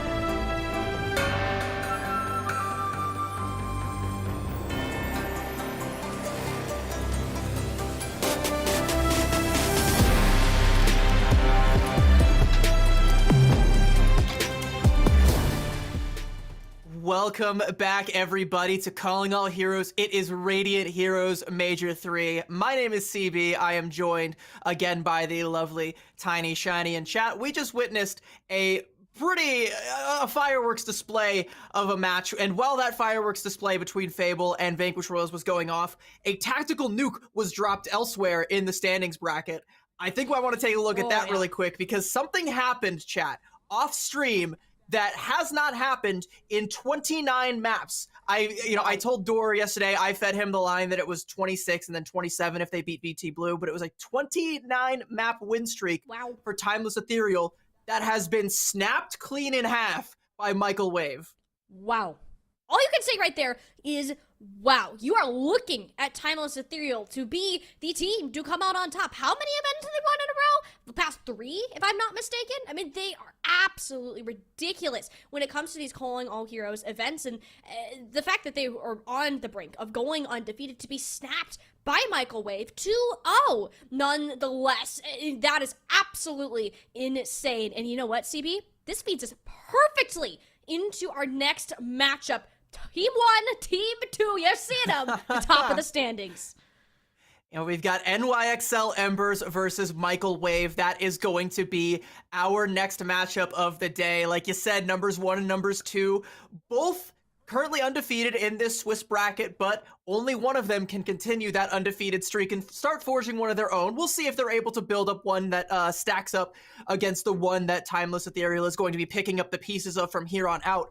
This changes a lot of the narratives and a lot of the stories surrounding this tournament. You know, last minor, it was, okay, who can even take a map off of Timeless? Yeah. Now it's, okay, who's the new top dog going to be? Is it going to be that polite little fellow you see on your right? Or is NYXL Embers going to light this whole damn tournament on fire? They've been lighting it on fire the whole time, and that's the thing, right? Both of these squads are up for contention for the championships. The fact that they're facing off here in the Swiss stage, only one is going to come out of this with an undefeated record. That is physically impossible for both of them to remain at no losses from this point on, and granted, both of them are pretty comfortable, at least you have to say when qualifying for the playoffs, but getting a higher seed here, CB, that's all that it's about. 100%. Speaking of comfort, this is going to bring up a lot of things about the meta, and Michael Wave's composition that they like to play likes to make the enemy team feel very, very uncomfortable. We've got Death, we've got Zoe, we have Mari, who has been a bit of a standout amongst the tanks in this in this whole tournament, because Mari is leading the charge as far as the Doomfist composition goes. That's what Michael Wave has done best. We saw them yesterday besting Drainers, utilizing that composition. And my pet theory is that it plays very, very well into the Sigma composition, something that Timeless Ethereal has been one of the best at. And if it's played well, it can just run right over a Sigma composition, which is exactly what apparently happened off broadcast, because that was a 2-0 in favor of Michael Wave. And if they keep this momentum up, somebody's going to have to find a way to either stop this Doomfist composition or match it. And that's the thing, right, is they've already taken down one of the top dogs. They're one step away from becoming that top dog themselves, the alpha of the pack, and they might as well be at the rate that they're going. This is going to be one of those few matches that we will see conflicting compositions, at least from what we've seen previously. So now you're looking at Mari, Zoe, Death, and of course the supports to synergize themselves well enough to go against the well-oiled machine that has been NYXL Wisp Embers. I don't want to call you out, but you said you were going to say Mari Zoe, but you said Mari Zari, and I thought that was kind of funny. I appreciate you found my misspeaking funny, CB. This is why we work great together. I just like baby speak. It's like a way to jingle keys in front of me like a toddler. It's hilarious. But anyway, something not hilarious at all is how serious NYXL Embers have been in this whole tournament thus far. We haven't seen them on broadcast, but they have been undefeated, and they're forging a legacy all their own. You know, now associated with NYXL. Last tournament, most of these pieces that you see here were part of the Valiant Guardians, one of the top teams, in fact, the runner-up. But they've added a couple of very, very interesting pieces in that backline. I'm looking at Aniyun and Poryu, specifically Aniyun. They said to Timeless, they're like, you got some Overwatch League caliber talent. We want a piece of that. Oh, yeah. Let's pick up one of the best marginalized gender flex supports to ever touch the game. Yeah, I mean, Anian has proven herself when she was in Overwatch League 2, and the fact that she can now come back to participate in Calling All Heroes, rounded out with Moving 10, who is right up there with Avery when it comes to this Sigma. I mean, that has got to feel pretty darn good to have this roster that you're walking in with. And, you know, as you get ready to start off this series, that is going to be the big question that we pose today. We know that Mari's going to run the Doomfist. We don't doubt that. Moving Fish, though, has a little bit more options. We have seen them veer that direction in the past, but the Sigma has just been their comfort zone, and it's really going to come down to, are they going to be forced out of that to play something that maybe isn't just as well practiced? Once upon a time, Moving Fish playing for Redbird's Esports was known as the Sigma player that would frequently come out on Circuit Royale. Like, that's kind of what it was for Contenders and even Overwatch League for a very long time, is where you have this whole team with like 2 tanks. You'd have your main tank player who's usually going to play the Winston, but when we go to Circuit Royale, you always want to have a Sigma, because Sigma, that was just where he lived up until he became the meta now. So you have all these players like Moving Fish, like Sniper, who have once upon a time been that one trick, that are now they are the tip of the spear now. In fact, they are the whole damn spear, as it often feels like. But you know, it's a great time for a player like Moving Fish to show either some flexibility or show the value in that Sigma pick, and I think they are going to be able to do just that. But we talked about comfort earlier. It's not going to be comfortable. It's not going to be particularly easy. But speaking of comfort, I think, chat, it's time for you guys all to get comfortable. And what could be more comfortable than snuggling up with a nice Chipotle burrito, which you can claim right now, because we got 2,000 free Chipotle burritos and bowls that you can claim right now by texting the number on your screen right now.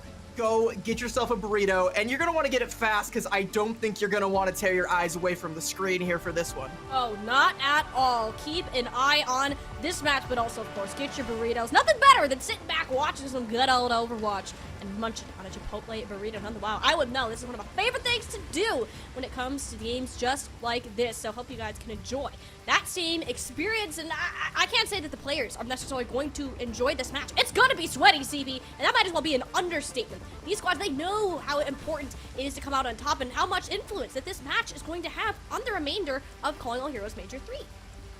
And, you know, I think, you know, we've had the map fly over while we're talking about Chipotle burritos and how delicious they are, how much we love Chipotle burritos, which isn't a lie. Like, real talk, like, whenever I go to the gym, like, I would go and get, like, a double meat chicken Chipotle burrito bowl. That was, like, my go-to post-gym meal. Try and, you know, get that protein up. Let's talk a little bit about the map now here. We're going to Busan, and, you know, it was either this Samoa or Antarctic Peninsula, but of the 3, I think Busan, especially downtown and Mecha Base, are going to play very, very well into the Doomfist composition, if that's what Microwave is going to stick to.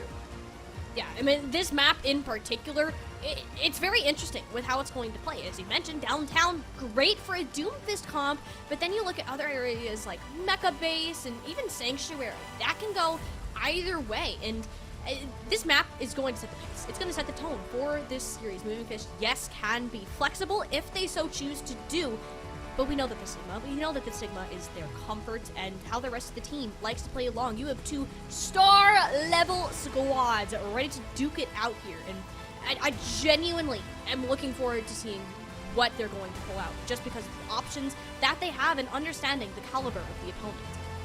Speaking of flexibility, by the way, I think we need to talk a little bit more about Mari, who is, again, like we said, leading the charge on this Doomfist composition.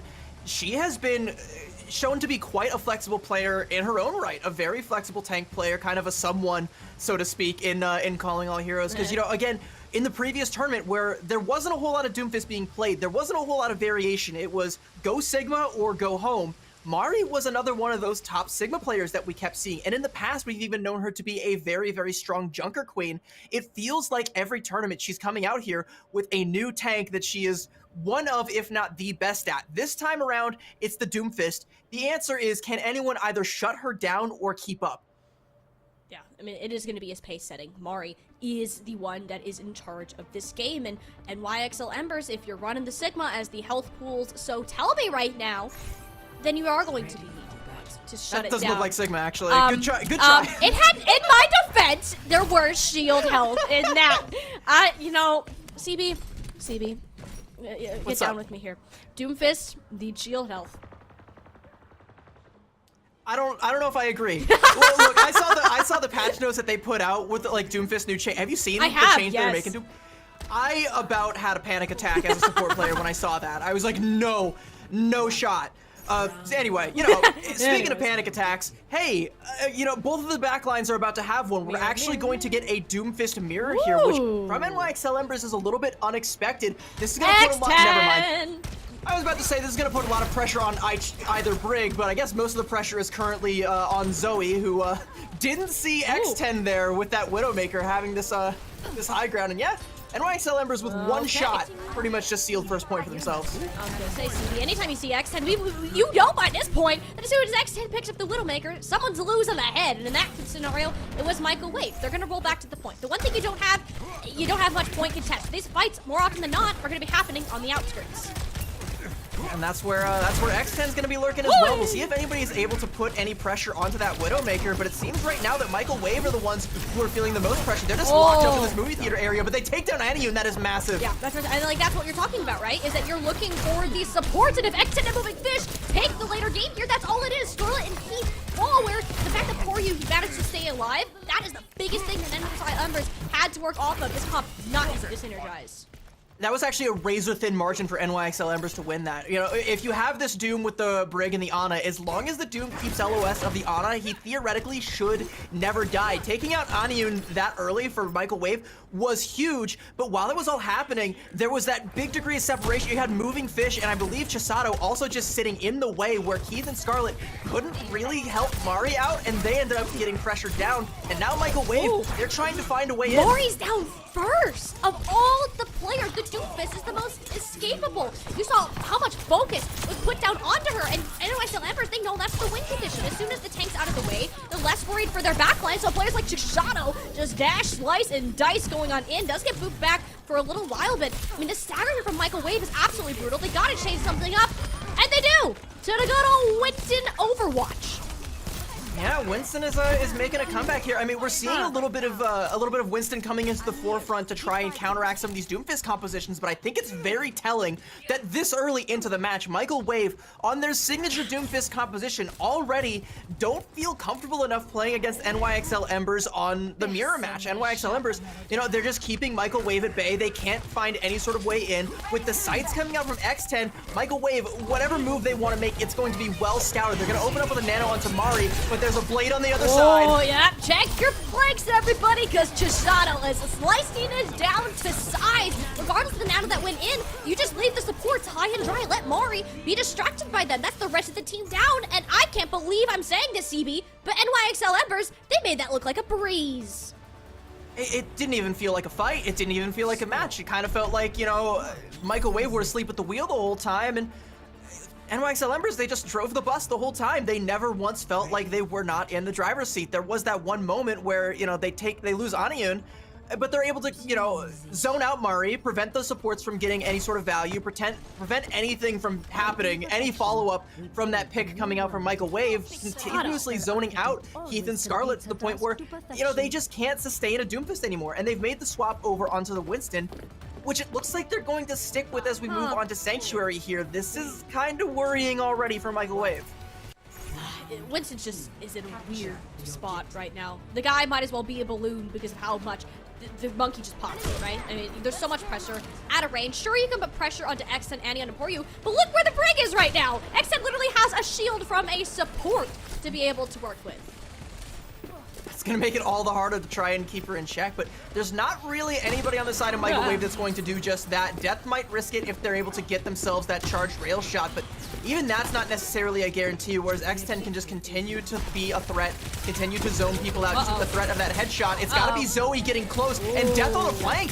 Yeah, Death went way out there. Nobody really expected to see the Sojourn out of that point, and that's the pressure that you need to keep applying to X10. And Michael Wave, they've learned that. They're making the adjustments to their composition, and so far, it looks really good. Can they get more eliminations and staggers off of it? Moving Fish is the only one that's really out there, but they're finding it out. I mean, that was pretty dangerous for Moving Fish. They're able to keep the cooldowns alive, but being on the other side of that barrier does effectively zone you out from your supports, and Death gonna go ahead and zone X10 support from their shoulders. Chisato, though, with a 2K. Chisato kept getting away from this. If you saw that stat card at the beginning of the match, 15 eliminations, 0 deaths. Chisato is the highlight player for this team. I'm sorry, I just cursed you, Chisato. R.I.P. Keith said, no, that's enough of the Genji in our backline. At least Moving Fish has got you covered. The revenge flow coming on in. NYXL Embers are able to regroup regardless of their Genji or not. They're looking to get themselves some percentage here on to Sanctuary, but they're still struggling to deal with death from above, quite literally.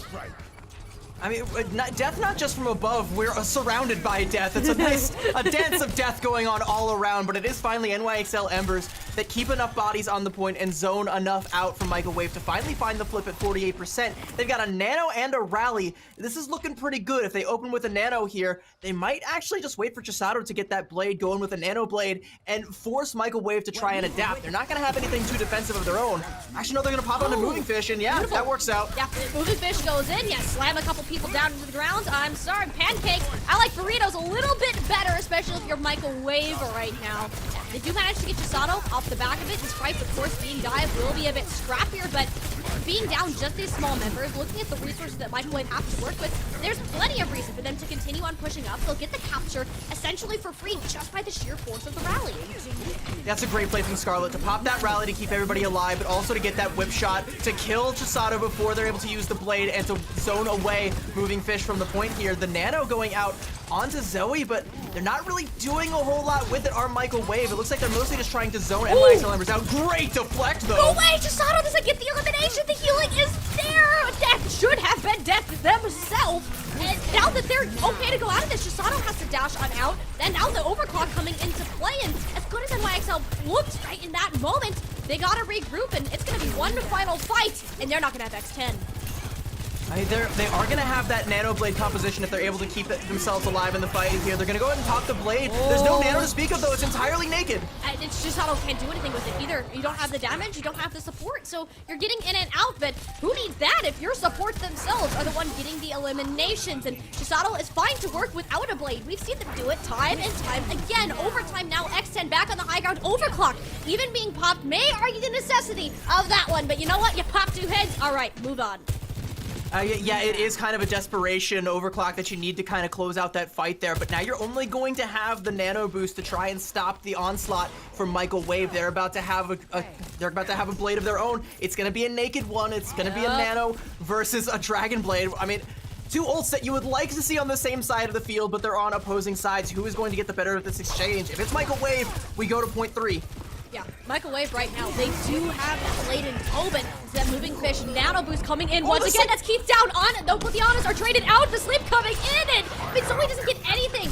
It's still relatively it. The tank's the only ones really saying anything, at least within the kill feed right now. Moving Fish versus Amari, the battle of the decade, and right now it's Moving Fish coming in to save the backline as much as they possibly can, but they know that they're down. All of their friends are currently dead. You need to get yourself back on the objective. So as long as you can, and just keep punching Scarlet out into oblivion, but the problem is there's nobody to keep her Winston safe. Nice boop to keep him off the backline, but the sustain is there. The sustain is there. The Winston has been working wonders as soon as Mari went ahead and picked up the good old gorilla. And who needs to dive if you have a Brigitte marching into the backline, stunned out of it, and Chisato and X10, they're making it happen. Michael Wave, they got too aggressive, and they're being punished hard for it. Seeming they had the opportunity to close it out, but they flip and tumble at the final second. That was almost a great play from Michael Wave there. The anti-nade went out onto Moving Fish, and Mari used the Winston bubble to zone out the exact area that the supports should have been to try and keep Moving Fish alive once that anti wore off. But I mean, there wasn't enough follow-up damage to get that Doomfist taken care of. He's able to sustain. Moving Fish stays alive. They're able to recollect themselves, get the better of the trades, and Michael Wave, to try and overcompensate, goes super, super aggressive, which now they have to if they want to stay alive at all. 99 to 99. The Dragon Blade! The blade at the last moment, Chisato. You know it, you have to expect it from this player, but it's death on the point. Even trades out so far, but the support's unavailable for NYXL Embers. Only a nanoed Sojourn to keep them up, and if it's X10, it's always, always winnable. As long as they're still alive, have to make a last-second effort, though, to get onto that objective. Doesn't have any other support. Now, CB, this is the match that we expected to see. Yeah, this is a lot closer than downtown. This is the point that you're looking at, and you're like, this is what I expect from the top two dogs, number 1 and number 2 in the Swiss standings right now. And it's going back and forth, seemingly based on which DPS is able to get the better picks. We're constantly calling out X10 or Chisato's blades, but when you blink and you miss it, Death is just taken down 2, and suddenly you don't have any legs to stand on anymore. Your composition crumbles because Death just crept in, knocking on your back door. Quite literally in that situation. And Michael Wave right now, and that's gotta feel good. The Winston, yes, it worked out, but welcome to the oddball of all of our maps of Busan. Mecha Base. This is much more close quarters, and you're gonna see swamps. This is what I expected to see. We got the Sigma composition coming up for NYXL Embers and Michael Wave riding that new wave that is the Doomfist composition. This is where we're gonna actually get the raw data. Which composition is better? Which team is better at their signature composition? And Death gonna linger a little bit too long. That's a great Maywall. Yeah, beautiful. Beautiful! Even more from X10 on this cross angle entirely. Banking the entire side of the map. That was a little overzealous. I'm gonna give you that, but hey, you know what? You got 2. Can you really be too mad at X10 for what they've accomplished getting the first half? Yeah, I mean, yeah, you definitely can't be upset about that one. If you're Death, you're probably a little bit upset about not being able to get out alive. There was a lot of follow-up damage, and I mean, it wasn't able to get to the heals in time, and that's just one pick that ends up sealing the deal. That's how this composition plays out. You find a Maywall, you get the pick that comes from it, and then you just collapse on top of the enemy team, and it works out wonders for NYXL Embers. But now Michael Wave, they want to take the brawl right to NYXL Embers' front door. But the Maywall again from Chisato. That's 2 players zoned out and an elimination secured. You could argue that Scarlet a much more valuable in elimination now than Chisato if Moving Fish lived. Moving Fish did not live. And NYXL Embers, you're gone. Michael Wave has all the speed in the world to be able to work off those and take you down. Yeah, I mean, losing a support definitely sucks, but in this kind of composition, losing your tank sucks all the more because that Sigma Rock, that's the only real crowd control you have to try and keep the Doomfist in check, that accretion. And if that's not even a factor, if that's not on the field, Mari can just run rampant across this entire map, does just that, gets the cleanup, and Michael Wave do find the flip. And not a whole lot of ults coming up on the board except for Aniyun's Amp Matrix. We'll have to see how they decide to use that, but they might want to take a mulligan on that one. Maybe wait a little bit longer. Zoe with a nice deflect kill onto Chisato. NYXL Embers, they're not going to be looking for any way in just yet. No, you're gonna wait and just hold off. You have the App Matrix, like you previously mentioned, CB, and they're gonna regroup, push off towards the far side, more towards the cliff of Mecha Base. And while this is great, I see a Nanoblade just like that. There's a Nanoblade, the Meteor Strike, and the Overclock. What? There's so many things that can go wrong. So many things for NYXL Embers, but getting the Dragon Blade through an App Matrix. All right, rock for breakfast. RIP Zoe. Michael Wave now. They still have plenty of resources to work off of, but do they decide to commit them being down a player? I would, and Mari is all here for it. Looking for the back tease, but the stop the counterplay is insane, forcing out the Meteor Strike, but that one, it's gonna be painful. X10 goes down, and with Mari knocking them all out, there is no escape but the utter fear of death. So, I mean, a couple things to break down there. One, that early deflect kill onto Chisato buys Michael Wave enough time to build for the Nanoblade combo. They don't actually get to use it because Chisato has a nice wall to zone out the supports, so they don't actually get LOS of Zoe when she goes to try and pop the blade. That means they get to keep the Nano, use it on Mari, and Mari just goes wild with it. Now NYXL Embers, though, they have a significant ultimate advantage, and they are going to leverage it to try and buy back some of this space. They have to leverage it. This is going to be last fight. As much as you like to conserve your resources, well, if you don't do it now, then game is over. You lose the map. Both overclocks have been popped, neither coming to too much value. In fact, Death loses their life in that course. No! The rock! The rock that has taken out Mari! The one whip that could turn the tables potentially of this fight. NYXL Embers, you better come out of it now. He has used the Blizzard in general. Yes, you get the point capture over, but it was not pretty. Scarlet used the rally there, though. I don't think I like that. I mean, it's great that NYXL Embers, it's great for Michael Wave that NYXL Embers leveraged nearly their entire ult bank, but they're managed to hold on to the Gravitic Flux. And Michael Wave, you definitely would have liked to have a rally to try and stave off whatever pressure NYXL Embers have. You are running out of time as we're going to start matching up on these percentages. 60% and counting. After this next fight, it should be an even 99-99. You need anything that you possibly can to swing this in your favor. And all you really have is a Meteor Strike. You need so much more. Yeah, it's got to be some stellar play from Mari to set up either Death or Zoe or a shot, maybe a Violent thrown in there, but it's not going to be anything too flashy. But for NYXL Embers, complete total opposite at Matrix. On to Keith, that's no Ana. You don't have the sustain to necessarily pull this one out. Plus the early Meteor Strike here. Michael Wave, they'll have one more chance to regroup. Yeah, that might just be it. Michael Wave might not have any way in here. There's a Gravitic Flux. Mario was forced to use the Gravitic Flux just to stay alive, to not keep the stagger going further. The only hope Michael Wave has is if they can stagger long enough to build up to a Dragon Blade, or sorry, a Nano Blade. Yeah. That has to be it. But the Gravitic Flux is going to shut that down if Moving Fish has anything to say yes, about it. Right onto the Genji as well. Zoe and Keith, both the Nano Blade elements are out of the equation. NYXL Embers, they knew what was coming. They read the playbook and they had it back in control of the objective. Death, one of the last people still alive. Everyone else low in health right now, and it's done. Michael Wave, they made a valiant effort, but in the end, the fire continues to burn as NYXL take map 1. I mean, Mari was trying to find the flip on the point there. I think she could have tried to go for a punch to stun Moving Fish out of that Gravitic Flux. It caught the Dragon Blade, gave no value out of it. Keith died before they were able to build up to the Nano, so they couldn't even save the Genji and use the Nano boost defensively there. So it just kind of all goes wrong for Michael Wave. They had to spin too many plates, try and flip the point and keep overtime alive, try and keep themselves alive so they had any hope of trying to turn the fight in their favor.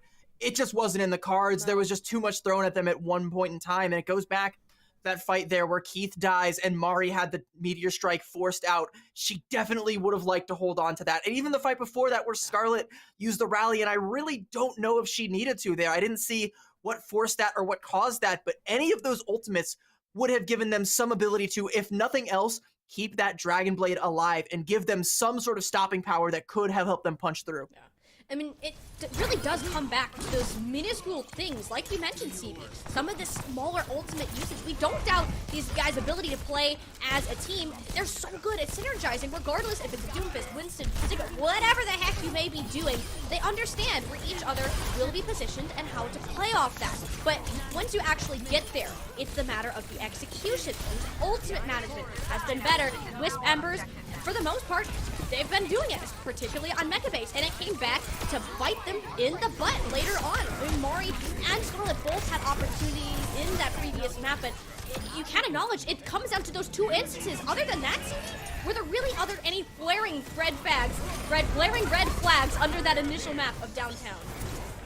I mean, they're definitely going to be kicking themselves for giving up downtown so quietly over to NYXL Embers. I think if Michael Wave had put up more of a fight on that one, potentially even managed to win out that point, they wouldn't be feeling quite so like, they were this close to taking it. Like, you had to do a little bit more on that map. You can't give that one up so easily and have the other two be so narrow, so razor thin on the margins where you come out ahead on Sanctuary but can't quite do it because of a couple of those errors that were forced on Mecha Base. You put yourself in a position where those few errors are what ends up costing you the entire map. But realistically, they didn't even need to be there if they had just played better on downtown. And that's the hard part. As much as we would like to say, downtown didn't happen. If you were Michael Wave, I would like to say that, but yeah, guess what? It did happen. Y'all got swept 100-0. Not even close. We saw maybe 2 full fights out of that whole time. Otherwise, it was just Moving Fish and the Embers pushing them back into the spawns. It wasn't close. And honestly, I expected that game to end in Sanctuary. The fact that Michael Wave made it as close as it did makes you think, all right, we're going to write that off as more of a warm-up map, getting used to what NYXL Embers are doing, so you can bring that in to King's Row.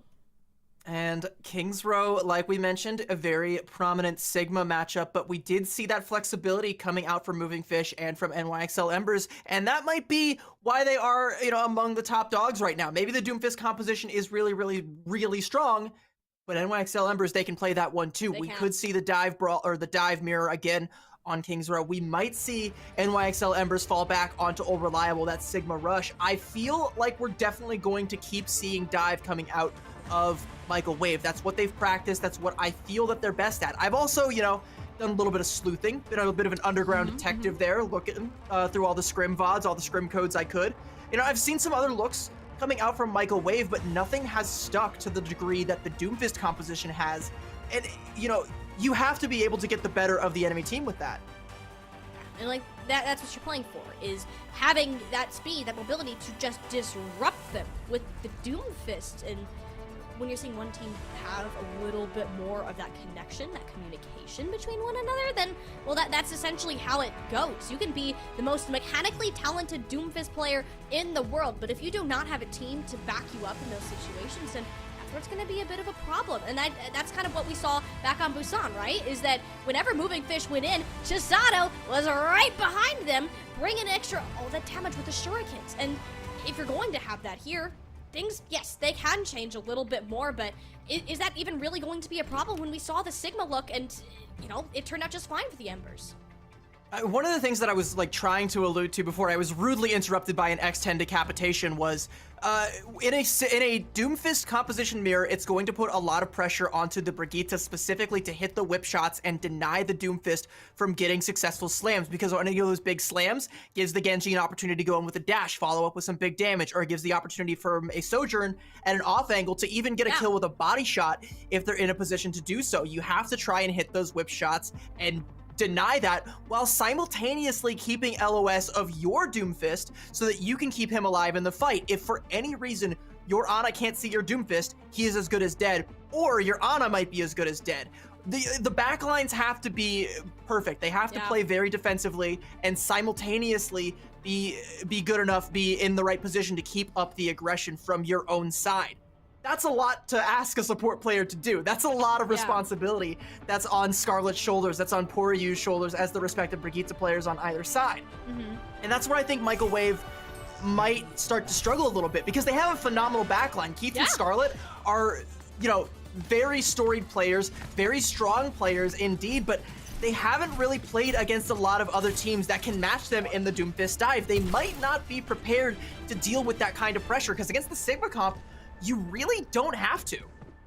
No, right? Because you're not looking for those mobile targets. The Sigma, they're right in front of you. You don't need to do anything too crazy, versus if you're playing into this Doomfist, then you yourselves have to be more concerned. And you against the Sigma, like all you have to worry about is like a Sojourn, like finding an off angle and like taking your head off. Like that's your biggest fear in the world. But now you have to worry about that and a Genji and a Doomfist and all of the chaos that they're going to sow.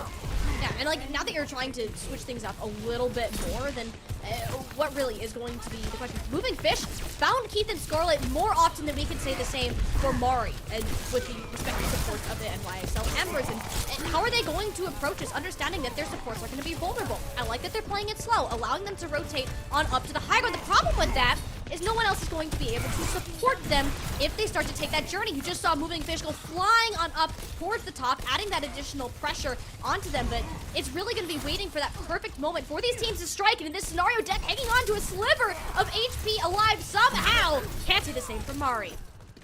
So what Mari wants to do, and the reason why Michael Wave are playing this, actually I think we should probably go back because Zoe has a few more things to say. We're not done with this just yet. All right, no tank needed. Zoe goes in, does it nice and dry with that dragon, well, not dragon blade, the shurikens. Doesn't need a dragon blade. Genji flashy on her own, and you know, NYXL Embers, they're not ready for that. Michael Wave regrouped perfectly fine without their tank, and they have plenty of point presence to work off of. Alright, so anyway, what I was trying to say, never mind, NYXL Embers, they still want to try and come back in here. They actually, they're gonna have to punch out there. And Michael Wave, they're gonna get the cap there. So it's also gonna be a bit of a stagger going out here for Michael Wave. They keep finding more bodies. They're gonna take more space and get through that choke. That's bad. That's bad. Those spawns are so far away right now, CB. Very, very far. Okay, now if I can finally break down Michael Wave's composition. Now you can talk. So, like I said, if the Doomfist loses LOS of their supports, he's as good as dead, right? You leverage the bubble from the Winston to do just that with one fewer cooldowns. You don't have to disrupt them. You don't have to annoy them. You just put a bubble between them and the guy they're trying to keep alive. Yeah. And that doesn't necessarily work out. So Zoe just goes in and clocks in, works overtime, gets a couple of those easy kills there. Oh. That's a great pick off onto Anayu and Michael Wave. They can keep this momentum going, and they have a Nano Blade.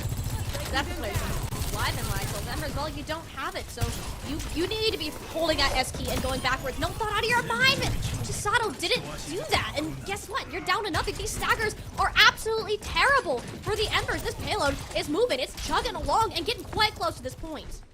No one in the game has hit Q yet. No. This much progress from Michael Wave has been entirely dry. It's about to get quite moist, though, as nearly every ultimate ability in the game is behind. Chisato's a little bit behind on that, on that Dragon Blade, but everyone else has theirs up or nearly up. But it's gonna be Michael Wave taking the initiative. You're going first, and that is the best thing you can ask for on Eon, regardless of the rally or not. That's a lot of damage that you're dealing with. The Brigida zoning off Zoe, at least for now, but there was no support for NYXL Embers that entire time, even if they're alive. At this point, rolls on through. We're looking at over a 5-minute time bank, CB. Michael Wave, they're grinding that wave from their previous game. Even if they manage to lose it, they understand how to cancel out NYXL.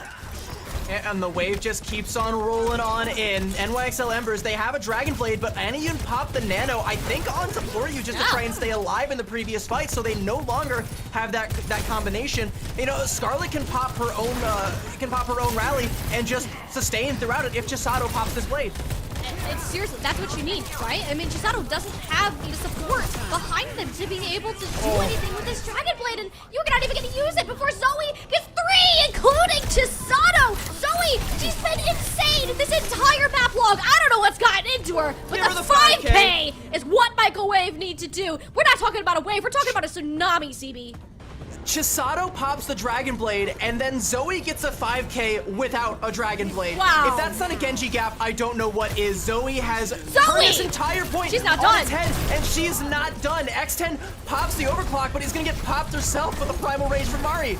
This is bad. I mean, NYXL Embers, they have one more chance to get their feet back under them, but the ground is crumbling. They're falling through the gaps as Amari tickles them all back down. Zoe went wild. Michael Wave are getting a full completion with 3:49 on the clock. This is an insane turnaround from our previous game. They're here to play. I'm starting to get echoes of our Fable game from before. Oh, yeah. The first round, Oh, yeah. you know, felt a little bit one-sided, but then suddenly it's like, oh no, it's not nearly like it was. You know, our control for this one was a little bit closer, but this is quite surprising from Michael Wave. You know, like we even said that I couldn't even get out like the win condition for the Winston composition because Mari was dead before they were able to ever actually execute it. But you don't need to execute your plan when you have an executioner for a DPS. Zoe just going in with the shurikens. Most of the time did not even need the blade. The one time we actually saw the nano blade comes out, of course she finds the most valuable target, the Ana, with the nano, shuts down the potential of a nano blade coming out from the other side. With that one pick off alone, forces them to either lose it entirely or use it defensively, which is not the situation that you as an Ana want to be faced with, especially going up against an enemy dive composition with a Genji of their own. And there's no other way to, like, we can't stress this enough. Zoe doesn't need a Dragon Blade. No! She just needs to hurt you. Are you seeing that stat? Are you even seeing those stats right now, CB? 0 deaths. 0 deaths. 11 no, final it's, blows. Zoe needs to be stopped. If NYXL Embers want to have a chance at coming back in this, Zoe needs to be stopped. Yeah, and it looks like X10 gonna swap over to the Ashe. That might be how they decide to pressure Zoe out. Maybe just try and hit some dynamites, force her to think twice before dashing in, because, you know, health bar is going to be ticking a little bit lower than is ideal, but I mean, that's still a very vulnerable target for Zoe if she decides to take that duel. It's up to NYXL Embers to not let her do that. Don't let her have access to your Ashe, because that's where all your poke is coming from. Yeah, but they're moving on up. That's a Violinate out onto Chisato, who has to back out during that time. So, NYXL Embers, they're putting it in a very narrow corridor, which with both the Brigida and the Doomfist up there, you gotta be cautious, right? I think that was like a bait. I think they had Scarlet up there specifically to try and bait them into that narrow corridor so they could hit a big nade there, and it does kind of pay off. They don't find any kills for it, but they are able to repel the push for now. But X10 has finally struck gold. Took a page out of Maple's book from our previous game, and X10 on the Ashe, huge amounts of damage that you're able to output here, and just between that, the dynamites hitting those plain old shots, that's enough for NYXL Embers to eventually break through this rock-solid wall that's been Michael Wave. You know, and a lot of the scrims that I've been seeing like little glimmers of Ashe poking her head out every now and then, and I'm like wondering what value it's bringing, like why you don't just run the Sojourn, and I think I'm starting to get it. I think it is those big dynamites and the ability to just coach gun away, and the constant pick potential, that one-shot potential, you know, where you can just get someone down to crit HP with a single headshot, and suddenly, you know, they either perish before your very eyes, or they're forced to try and play a lot safer. Whereas Sojourn, like, yeah, you get the sustained damage, but it's only when she has the rail shot that she has that same potential as the Ashe. So it's proving to be a great alternative if you're losing out in the Sojourn 1v1, or indeed if you need to try and keep a Genji in check. Especially since Death doesn't have like these big chunky targets to farm up these rail shots on either. You're not getting them frequently, where you essentially, you're just every single one for X10 right now, and you'll see that difference in at least the old charge right now. And NYXL Embers, they got tons of things to work with, so many options to pull out, but if Zoe is still on a run, that's one less option on the table. Yeah, one less Chisato on the table, more like. Yeah, she's been taken out, and that's, again, just showing the Genji gap right now. Zoe is firmly in control of this head-to-head. I do also kind of want to point out, though, that X10 has built up to the Bob, and the Bob actually can be a pretty solid answer to a Dragon Blade. They're going to go ahead and pop the Bob early, though. Zoe doesn't have to use the deflect. She's actually just going to go into the back line. Yeah, you go back there, right? I mean, if Moving Fish is so focused on the front line, you're drawing their attention away from using that nano, so they don't get the same value in those few staggers, the flicks that they've managed to get. Yes, they're enough, but Chisato has absolutely assaulted the backline of Michael Wave. Both teams have given up on trying to save them. It's just a chase. Who can find a more successful hunt? I saw Zoe go deep and get punished for it. I don't know why Scarlet was that far back there. She found a whip shot kill onto Anion, and I was like, how the hell is the Brigitte in position to get a whip shot onto the enemy Ana? And then it's like, oh wait, no, she's like in the enemy spawn too. I don't know what that was all about. It's a, typical Wicca weekend things. Michael Wave though, they have a ton of ults, but they don't have that nano. You don't have that tool, but you know who does have a good old Chisato, not pulling out the blade, now pulling it out. There it is, spot Zoe and Teeth on up. Finally, shutting down the Genji star. Chisato has had enough of getting the diff, wants to make a name for themselves here as well. Didn't really find enough with it, but it buys plenty of space for Moving Fish to keep pushing on boards. But Death has to make it happen with the overclock. Not the result that she wanted at all. Everyone could just back off. The position for NYXL versus Stellar. You use the rally and the overclock there for Michael Wave, and they're still going to get staggered. Mari's going to have to go in to try and touch, but if she's not able to find a kill or zone everybody else X10. back, I mean, they lose Death. This is a terrible fight for Michael Wave. It's done. I don't know why they tried to take this fight. You were down so many. I mean, maybe you could potentially force resources out of the Embers, but what resources do they even have? That was the rally and the blade that were used not too long ago, and you have a full task to defend. Yeah, it's getting pretty disorganized, pretty sloppy here from Michael Wave. I don't like those ult investments, and I don't like the way that they are forced to try and stagger to keep anything alive, because, at the tail end there, it's just Mari and the supports, and if they just zone off the supports, Mari, she can't get anything done, and they can just keep this stagger going. Moving Fish finds Zoe. Zoe's not going to be able to find any good flank angles to lurk, any good opportunities to harass the enemy backline. X10 has the high ground and is pumping out Death onto Death. 10 out of 10 on that shot. My goodness, X10. This is beautiful. I mean, you even are forcing Death to swap over to the Ashe, an even better dive target, you could argue, for somebody like Moving Fish, who likely is going to be getting a nano boost in the near future. For now, it will be Mari with that tool, clearing off the high ground, but he doesn't really have the cooldowns to continue engaging. He's all just buying time, hoping for a regroup. And NYXL Embers, they just traded. That's a huge anti-nade, though. They need to follow up on that. But the sleep dart means Mari can't. She has to pop the meteor strike to try and stay alive. And she's just got to get out with that one. And oh, that is worst case scenario. That's both the nano boost and the meteor strike gone from Michael Wave. And it's what, maybe 10 seconds that you ended up saving from it? And NYXL Embers, they got all the gas in the tank to pump it out. And Moving Fish, woohoo! We know that they can dish out that damage traits even thus far. And nobody really in the way of the doofus. Everyone just kind of looked around and was looking for somebody to poke their head out, but nobody did, understanding how much of a threat that they can be, and it allows Michael Wave to engage on the backline. I think while Moving Fish went in with that nano, Mari was in the enemy backline, took out both Anion and Poryu, and everybody else was trying to deal with Mari, so there just wasn't enough follow-up for Moving Fish to find any purchase with that nano boost. So now that's off the field. Michael Wave have their heels dug into the dirt, and they're starting to build up to an ult bank that they can use to leverage this, to bleed off more time, make sure they have the better time bank if we go into OT. You have to at least try to get yourself on the board, right? NYXL Embers, at this point, if you can complete the map, great, but Bob Dip. I love that. Hey, you know what? We're back to a 5v5. That makes me very happy. Good old Robot Butler's Bob Dip.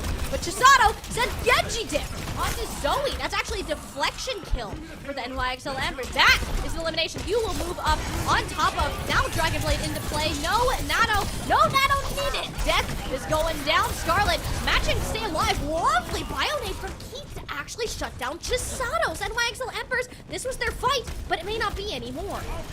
They have to give up some space to try and deal with that Dragon Blade, but because they're able to dispatch Chisato there, they're able to try and take it right back with the spawn advantage. So again, NYXL Embers, they can't get around this corner. They take down Zoe, but the Nano comes out onto Mari. Mari, it's more the Nano to stay alive. I mean, you have to Meteor Strike out almost immediately after that. All the meanwhile, X10 gets the better of Death once more. So NYXL Embers, they're moving up with a punch. Oh, Mari, absolutely beautiful. Pulled out.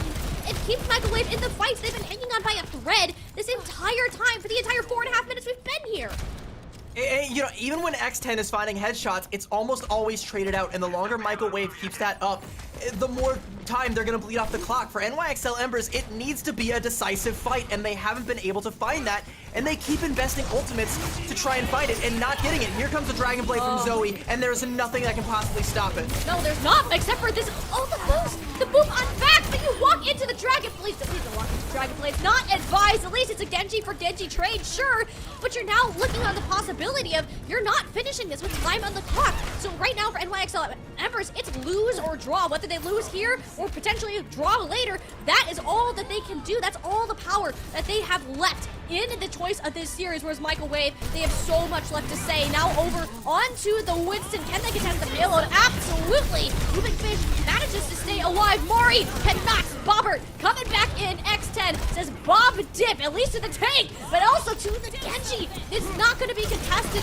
Death can throw the bomb onto the point. Yes, that's going to help contest, but Moving Fish has plenty of help to be able to work with. No one can get a touch. And NYXL Embers, they're going to squeak away with it, but it's not the result they wanted. So we are going to a map 3 no matter what happens here. We're either getting a draw or we're getting Microwave going up, or sorry, matching it at 1-1. Yeah. And, you know, looking at the time bank, I think that's the more likely opportunity here.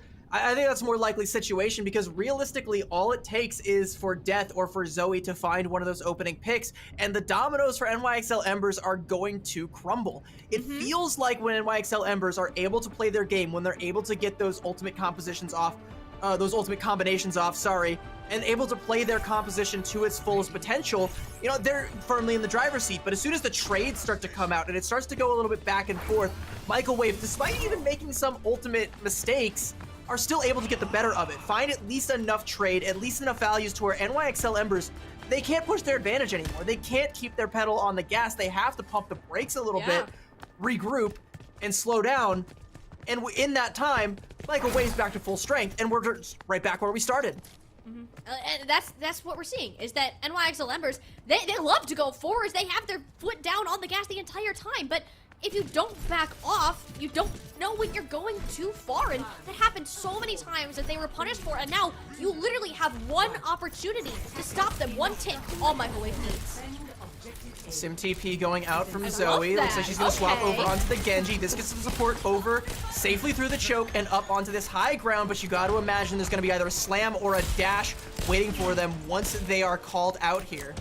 The bait of all time, Keith, positioning themselves like, hey, come get me, guys. I dare you to come on over. Scarlet being a nice bodyguard, at least for the Ana. And NYXL Embers, they're not going to engage. Look how defensive they're playing. They're afraid of being punished just like they did on their own attack. And that's what you got to do, is they rely on X10 to hit the shots. And when Dark and Signal getting the better of Death, all right, that is a good condition to bake off of. If you can manage to keep them alive, the health bars are struggling, but even more on the side of Microwave.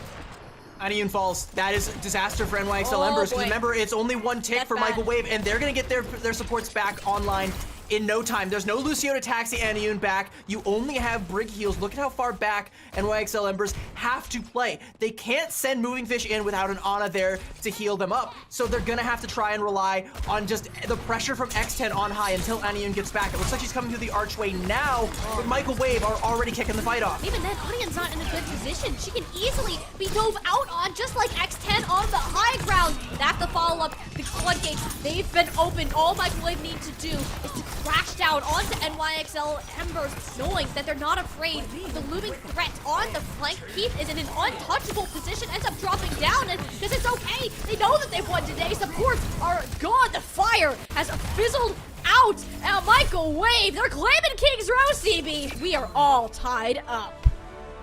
On that first approach there where I said that, you know, the supports are going up on the high ground, there should be either a slam or a dash or something waiting for them. No, that's a very dangerous proposition for for NYXL Embers to just give that up for free, give that level of positioning. They rely entirely on X10 to hit headshots on the Ashe, and yeah, sure, as long as they're able to keep that up, that's all well and good.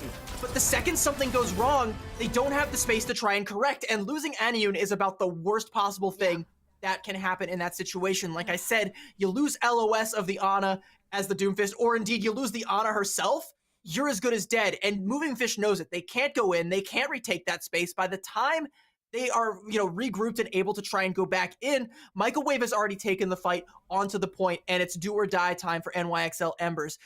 It's too chaotic. You can't bounce back from that. You need a miracle play from X10 or a miracle play from Anyun. And there's even that moment, right, where Mari gets the nano boost, she jumps in, puts down the bubble right in that archway. Suddenly Anyun, once again, even though she's back, doesn't have LOS over anybody that is fighting on the point to try and keep it alive. And at that point, yeah, it's as good as done. It's as good as done. Microwave, they understand the win condition on this composition, and they execute it to perfection by executing the backline. That was serious, right? Mari moving over to the Winston, even if it was the Doomfist, partially, they made the spots, right? You move over to the Winston, you can deny those sites with more consistent dive, a little bit more point presence, and support your overall team, and by taking away those resources of your opponents. And it looks so darn good all the way through. NYXL Embers, they didn't look like the same dominant squad that we saw back on Mecha Base. This was definitely more of a fumble from them, and now that this is all tied up, that title of being that undefeated team within our current Swiss stage, it is completely up for grabs, and this could go either way. And both teams, like we said, were undefeated coming into this, but only one of these teams can come out of it still being undefeated. And, you know, if you're one of the top dogs, you know, speaking of dogs, shout out to Microwave and their adorable, polite profile picture there. Love that.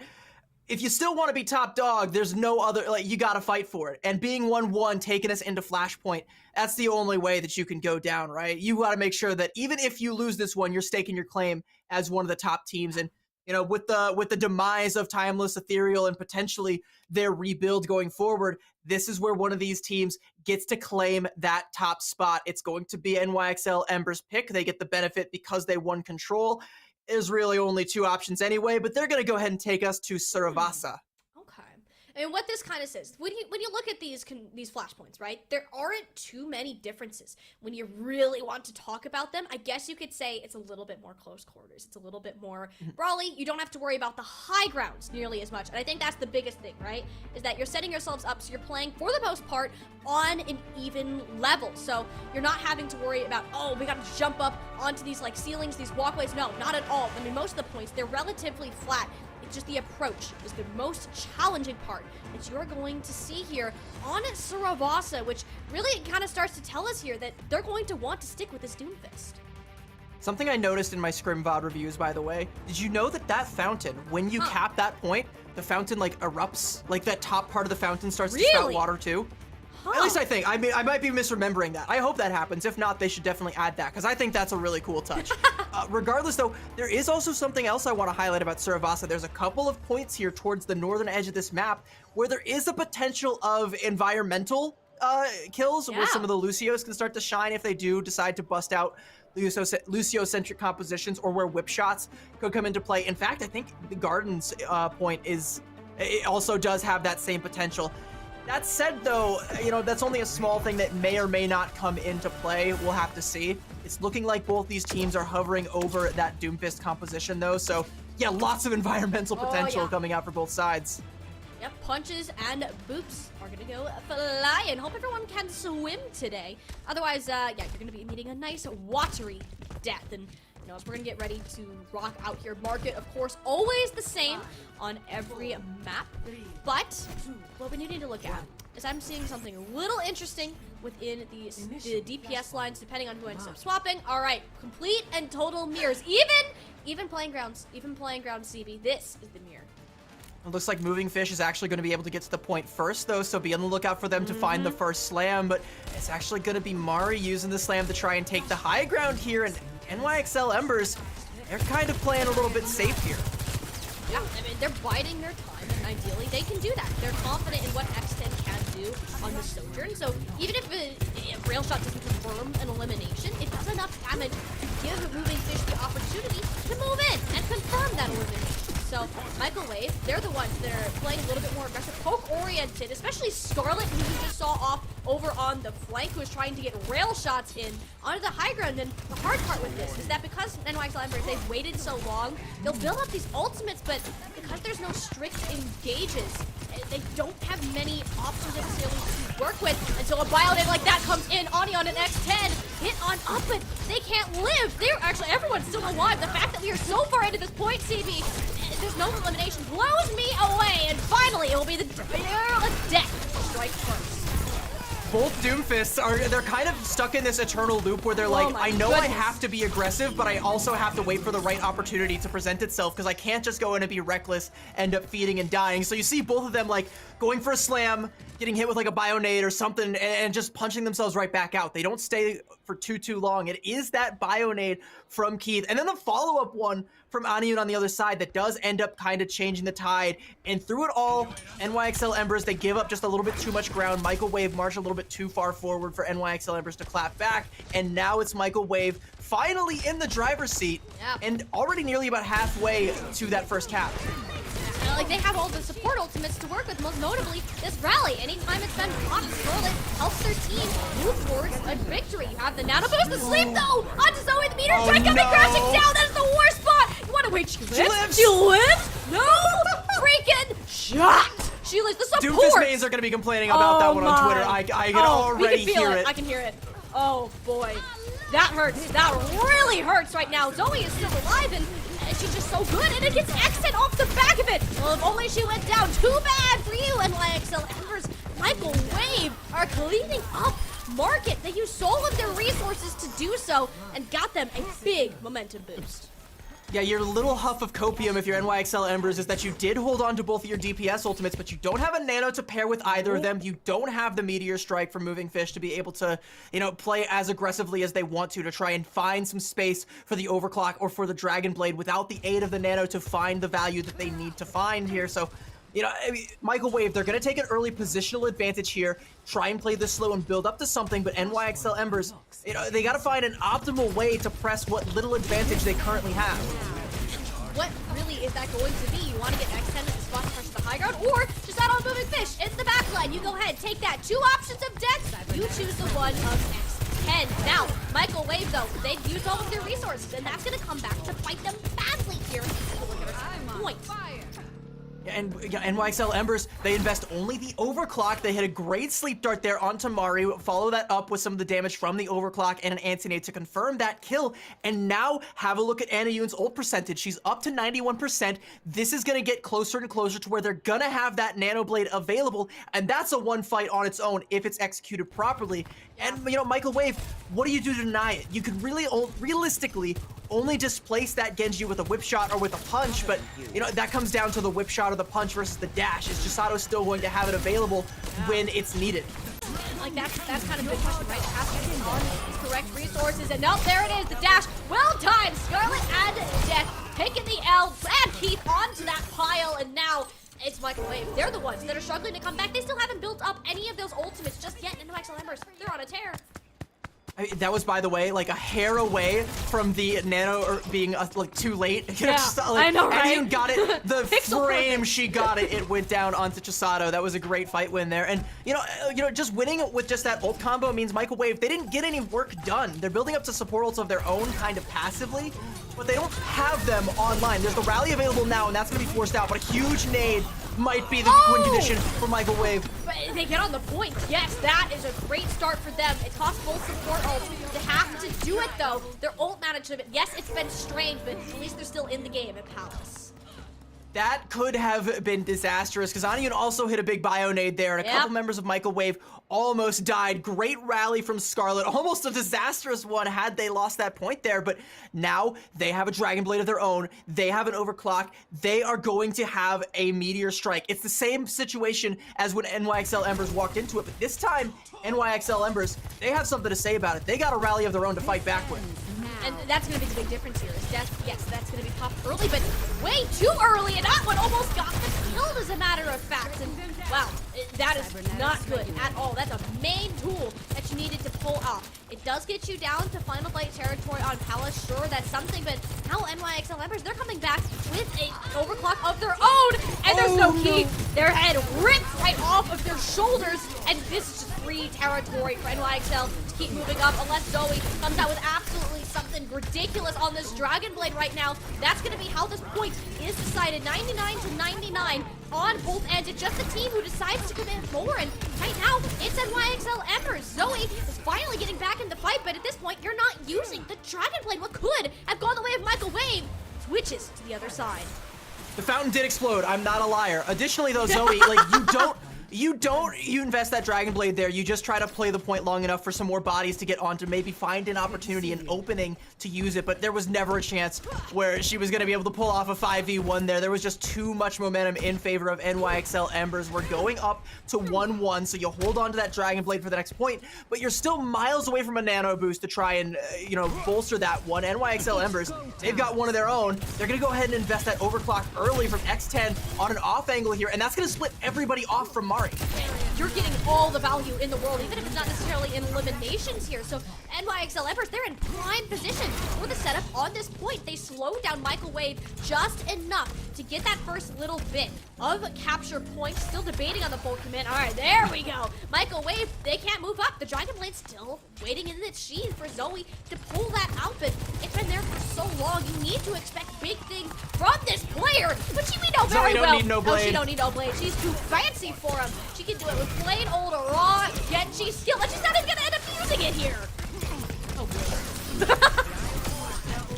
This is one of those situations, though, where we're talking about NYXL Embers having the ult advantage. They kind of needed to press it there. I think they might have been waiting for Chisato to build up to the blade so they can go for their own nano blade composition, but they wasted too much time. They've lost the point. Yeah, they take 31%, but Michael Wave is going to match that. They have their own nano blade now and a rally coming up and an overclock. And NYXL Embers, they only use their overclock. You need to invest more. That's the thing. If you're looking at what Michael Wave has right now, you know what they're best for? Is investing first. Chisato picks it up, puts it to 3. Can Zoe even manage to match that? The rest of the team is back trying to keep them alive, and Zoe held on to it for so long, was waiting for the nano CB, and that is worst case scenario right now.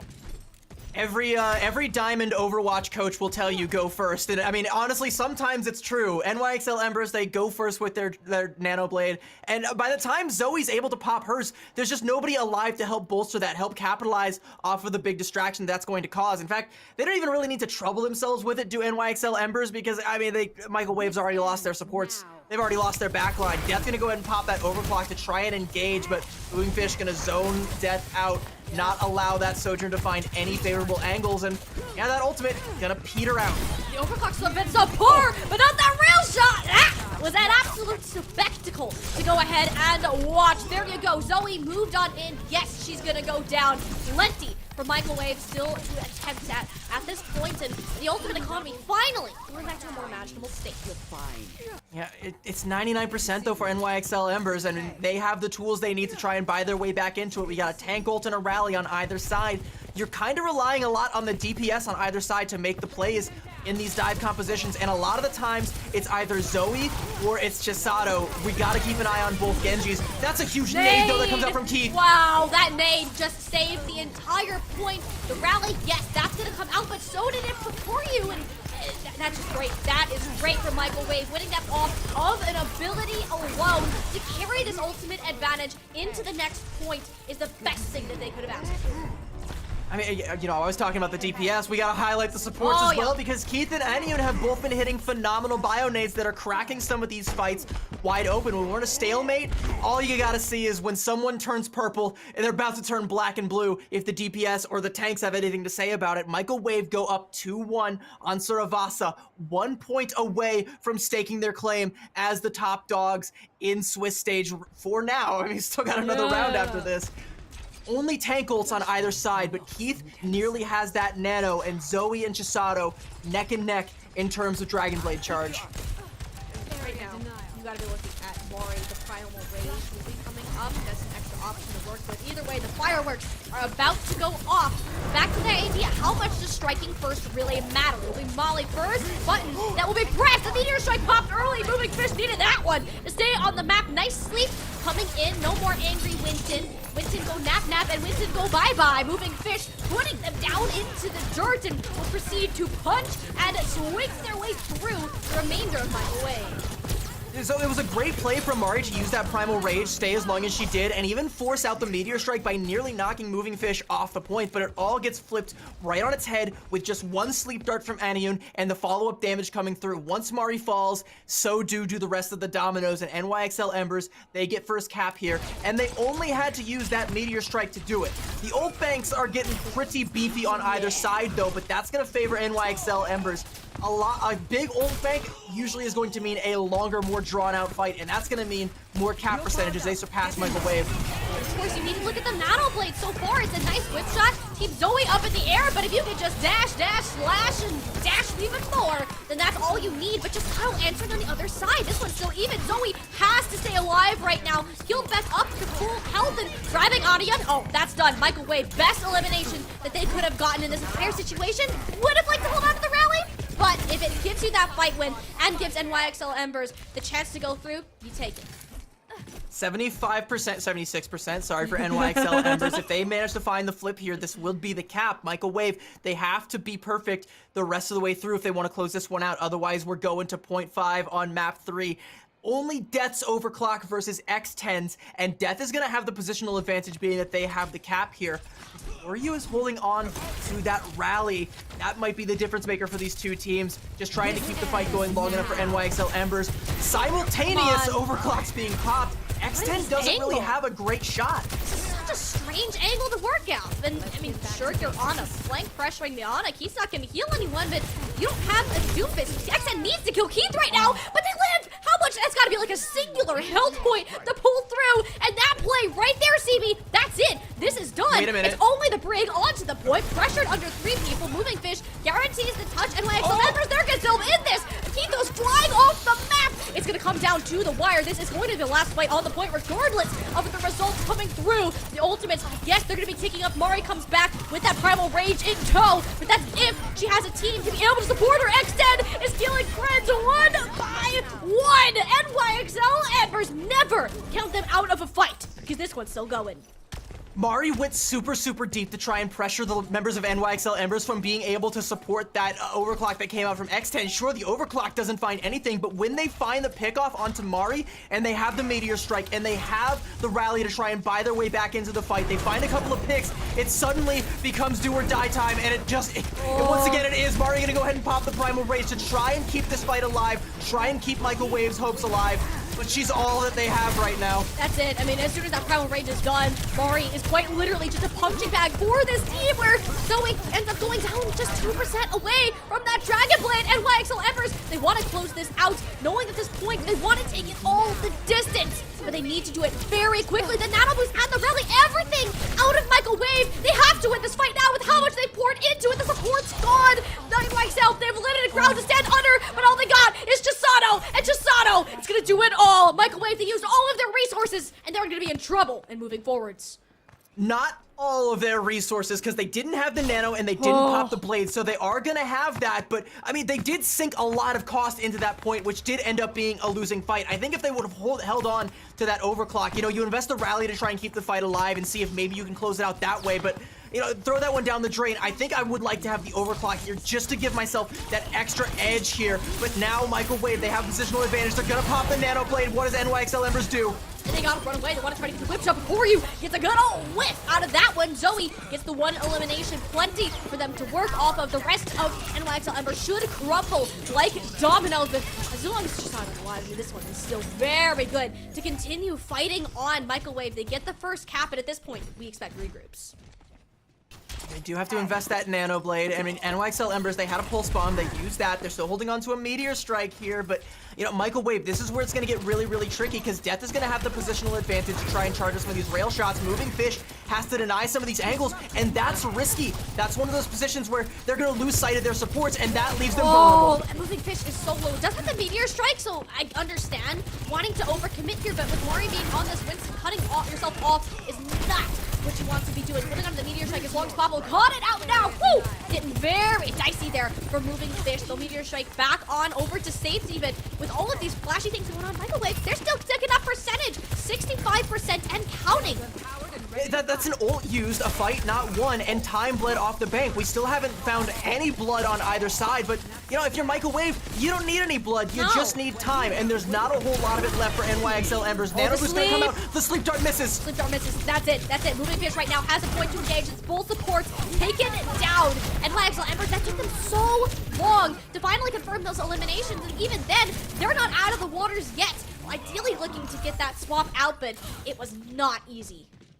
It cost them the Nano to do it, but Keith whiffing that Sleep Dart by just a hair is all that they need. If they had landed that onto Moving Fish, this would be done. That would have, they just wait out the Nano, punish the Doomfist, force out more cooldowns, take more space.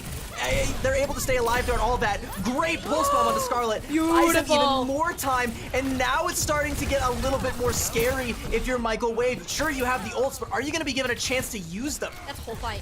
That's a whole fight right there. Microwave should be able to get a contest in, but with how well NYXL Embers have been initiating CD, they gotta move quick. Oh, really? NYXL Embers want to go quick. Oh, they're in, and Gisato is deep, too deep. One could argue that is a devastating error coming on in. So Microwave, they're free to pop the 1, 2, 3, 4 ultimates that they have. Zoe all the time in the world to pull this one through. The Nano Blade and Mari working hand in hand to push Microwave closer and closer. They're gonna get the flip back. NYXL Embers, they're not even gonna get a touch in on this. It's just that nade that comes out from Keith, and no one is able to help save Chisato. And no one is able to touch. Microwave are your top dogs here in the Swiss rounds thus far. They continue their undefeated streak. And listen, they're taking down some heavy hitters along the way. In fact, all the other heavy hitters are now a part of Microwave's body count. This one puts them over NYXL Embers, one of the sleeper picks that a lot of people were talking about as one of the potential favorites. They've slain the dragons, the seemingly unstoppable Timeless Ethereal, and they have even bested Drainers. Microwave, a surprise to be sure, but this Doomfist composition, oh, it holds some water. Wow. How many of you actually expected Microwave to come out on top of this today? You are looking at an NYXL roster that has been ridiculous throughout this tournament. You have some of the best players that you are going to find in Calling All Heroes, where players like Mari are often swept under the rug. Hasn't had too many notable results, but this win right here, maintaining your undefeated record with only one more Swiss stage to go through, not only have you guaranteed yourselves in a playoff spot, but you are now the top dog. You are now that team that players are afraid to face up against. I mean, I would be afraid to face off against Mari because she is so flexible and so talented, not just on this Doomfist. Like I said, last tournament, she was a standout Sigma player as well, and we've known her to be a strong Junker Queen player in the past. She's even showing pretty strong Winston play going forward. I don't know if there is a tank that Mari can play that won't be at, like, the top level. Right now, this Doomfist is at the top level. They are the top team. They are the team to beat, and, you know, props to NYXL Embers for on Busan seemingly getting the better on this Doomfist composition of Microwave, but on Surasa and on King's Row, it wasn't enough. No, not at all. And as good as they've looked, this series was close through into all 5 maps in Flashpoint, 99-99 on several parts of Busan, not to mention the King's Row game that we really start to saw where it came alive, right? I mean, that is where the change started to happen. You're looking at players like Mari to come up and set your team up for success. The Winston, not a pick that you're going to conventionally see, especially at the top levels of gameplay. But with how well Mari knows how to play it on a macro and micro level, this is what you need to be scared of. The top team now has been asserted, and you need to be watching these guys as they continue their journey through the tournament.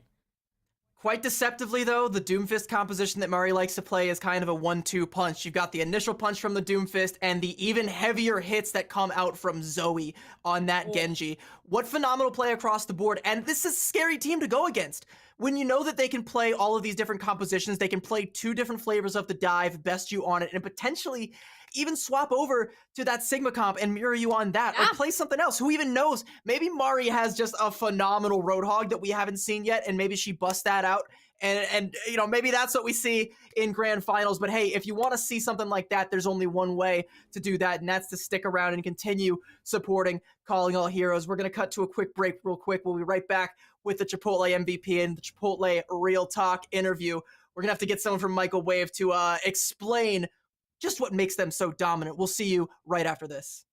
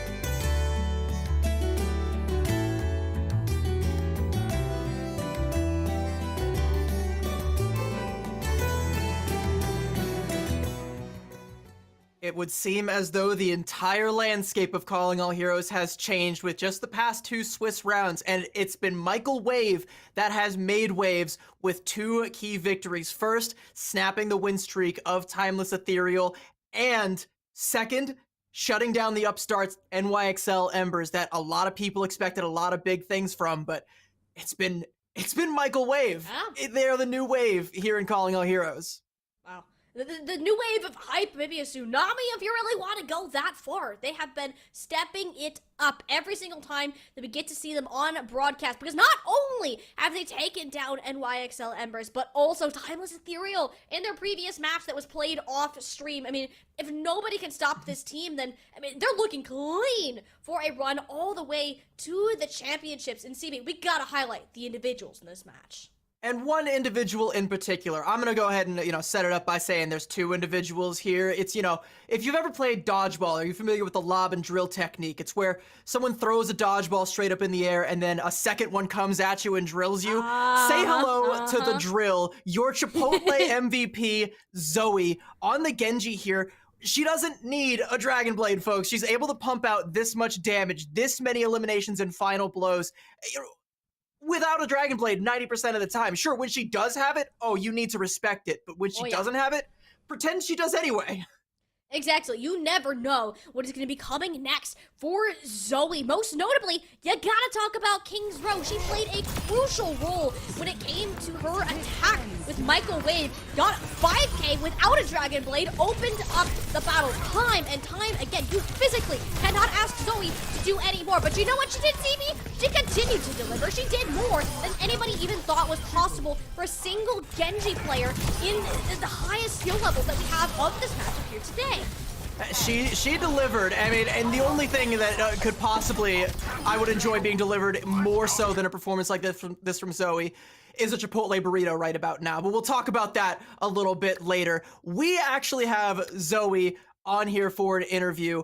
We're gonna talk with her. We're gonna see exactly what this all is. See how she's feeling. I mean, hey Zoe, how are you feeling? How are you doing? Hello, hi. Hello. I'm very ecstatic. My hands are shaking. It was a fun game. Yes. I mean, yeah. As it should be. Sorry, I don't know We're what to say. both a little bit flustered here. Yeah, I mean, right? yeah, it was a fun game, but we didn't even see it, on the stream because it happened off stream that you guys beat Timeless Ethereal 2-0, and then you come and you take out NYXL Embers. You are coming for all of the top dogs here, and you have now staked your claim atop the Swiss bracket so far. So how do you feel, taking on all these big names? I feel great. I'm actually pretty new to the scene. I swapped from console in January, and I've just been on the rising grind. And I'm so happy I can actually see the potential. I'm able to show what I'm made for. That's awesome hearing that from a fellow console player myself. It's great to hear those console players start to rise through the ranks here, especially in Calling All Heroes. And I mean, everyone saw your performance today, and my mind is absolutely blown, as with the entirety of the audience, particularly there on King's Row. Can you talk about just kind of what was the plan? What was really going through your head when it came to that map, understanding that you guys had to win?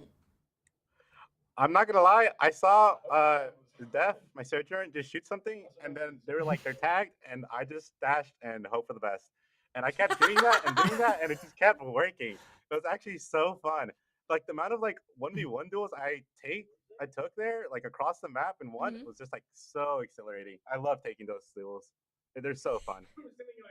Hey, and we love watching you take those duels. An absolute spectacle of a play that you put on for us today. And, I want to talk a little bit more about the event. Similar questions we asked earlier. Of course, you've been playing in this tournament for quite some time. You've been rising through the ranks and now find yourselves here at currently the top of the Calling All Heroes Major 3 Swiss stage. Tell us a little bit about what Calling All Heroes, the event itself, means to you. I'm not gonna lie, I wasn't really interested into the pro scene when I swapped to PC, but I saw Calling Heroes in, I believe it was Major 1 on January, and I was just amazed by it, and I was like, I want to play in here. I want to play with these people. I want to play with people I can relate to, and I found friends. I found a lot of friends here, and I'm happy. I mean, it's a big friendly community. It's honestly, I love Calling All Heroes as well. I love the community here, and I'm glad that you have found your way into the Calling All Heroes family. We are happy to have you, and we're gonna kind of wrap things up here. It's your second Chipotle Real Talk interview. I mean, I hope it's been a pleasure to have you here. But before we send you off, I have one more question I want to hit you with, and it's a bit of a personal one. Are you ready? Yeah. What is your Chipotle order? Funnily enough, I've never ate Chipotle in my life, so I'm so excited to eat Chipotle after this event. Okay, Everyone what has been watching too. recommended to you? Surely someone from your team has been like, So my coach Chimanti was like, you gotta get the burrito bowl, and then you're gonna get an extra tortilla, and then you're gonna make 2 burritos with it. I'm like, okay, Ooh. and that's what I'm doing. that should be illegal. I'm not going to tell any of the Chipotle employees that you're doing that, but I mean, life hack, you just get a burrito bowl and an extra tortilla. Hey, we take those 100%. Well, enjoy dual wielding your burritos, and I'm sure we haven't seen or heard the last of you. Thank you for joining us, Zoe. It's been wonderful to have you. Yeah, thank you. Y'all too. That's not fair. That's just not fair. I have not been hip to the tortilla meta this whole time. I've just been ordering my double meat burrito bowls like a plebeian this whole time. Little did I know, I can have 2 burritos if I just order tortillas and stuff them with my bowl. Hey, you'll live and you'll learn. I love the Chipotle chips that we get here on our Chipotle player interview. That was actually really great to hear from Zoe and some of the insight that she had into kind of the team, how it's been operating, and of course, hearing about these players' journeys up to Calling All Heroes. It's probably got to be like one of my personal favorite things when it comes to these interviews and overall this tournament. Yeah, Calling All Heroes for a lot of these players is not going to be the end goal, but it's going to be an important step in their growth and development. And it's something that I am so grateful that I get to be here and be a part of. And I'm very thankful that all of you in chat get to be here and support it and enjoy it with us. But unfortunately, chat, we have to cut you loose for a quick break before we come back. We've got a third map. We're not quite done yet today, but it's going to be a little bit. We'll get up some more heated, spirited debates about waffles versus pancakes in the chat here. Burritos, clear them both. We'll see you guys on the other side of this break.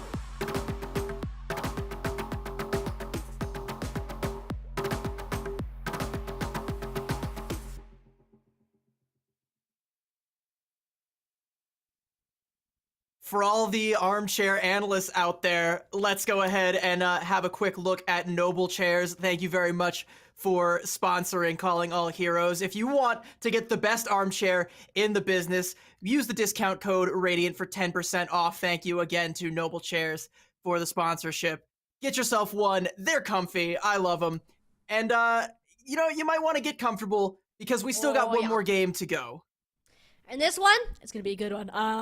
Feel it. We have Timeless Celestial taking on Irizaki versus Tengoku for the 6th and final round of Swiss Stage today, which we're gonna have those standings up for you right about now. So just as a reminder, those top 8 teams, those are the ones that are gonna be qualifying to move on to our double elimination playoff bracket next weekend. Now, if we take a little look at 8th and 10th respectively, we have Timeless Celestial and Irizaki. So, essentially, whoever wins this game is basically guaranteed a spot within the playoffs. And it's gonna get a little bit scary because you saw some of those other teams. There's a lot of 3-2s down there. Some of those are gonna become 4-2s. Some of those are gonna become 3-3s. If you're one of the 3-3s, your playoff spot is not guaranteed. So, for either of these teams, it has massive playoff implications. And again, you want to be in the playoffs for this major because you want to get as many points as you possibly can so you do not have to brave the hellscape that is last chance qualifiers if you want to buy your way into the championships in February. Time is running out. And, speaking of not having time, let's have a look at Timeless Celestial and their roster. Finally, a Timeless roster named after an Ed Sheeran song. They've been receiving my letters in the mail for months now. I've been begging and pleading, and they've picked up a pretty solid roster to fill that out. Okay. I'm liking what I'm seeing out here other than the double Moira, but we'll revisit that if we do see a double Moira. Azure will be coming in onto this roster, a well-known DPS player within the Calling All Heroes scene. Garchomp, as well, has seen their fair share of competition throughout the entire duration of these Calling All Heroes events. And fun fact, everybody, they hear camels. I kid you not. That is what they have written down as their fun fact about them, is they hear camels. Anyone know what that means? They hear camels? What? I mean, okay. Thank you, Garchomp. All right, well, you know what? I'm going to swiftly move on from that because I don't know what to do with that information. That's another... Garchomp is one of those tank players that I would kind of put in the same conversation as someone like Avery, who, is a little bit underrated, but a very, very strong tank player, a very strong Sigma player, was among the crop of extremely talented Sigma players in the previous minor tournament. For this major, though, I'm wondering if that's what they're going to come out here with, or if Garchomp has another look. And what is this team's identity as a whole? Because, they've got their big brother team, Timeless Ethereal, who's, still doing pretty strong, not as hot as they once were, but something big to live up to. Yeah, I mean, Timeless, just having that title over your head makes it seem like you have to perform, right? And getting a spot in that playoffs, that's where you want to be. But with this squad standing in your way, we'll get a look at the next 5 players coming on in. Yeah, it's going to be an Irizaki x Tengoku, which I've been informed is a Haikyuu ship. I haven't actually watched Haikyuu, but I do love volleyball, so... this team is ready to serve up some big plays. Hopefully we'll be seeing some of this dive composition that this is kind of alluding to, but a lot of these are kind of unknown names, people who haven't really made as big of a splash in the scene as some of the other players, especially, on the other side of Timeless Celestial. Like, we know Azure, we know Garchomp, but we haven't really seen as much from names like Monarch, like Blissful. There is definitely a lot for this team to prove. And hey, a win over a storied team like Timeless Celestial can indeed put you over that edge and also punch your ticket to playoffs. That's a great way to start making a name for yourself. Yeah, I mean, looking at this team is, like you said, it's people that want to prove themselves, taking down a very notable opponent, plus potentially qualifying for the playoffs.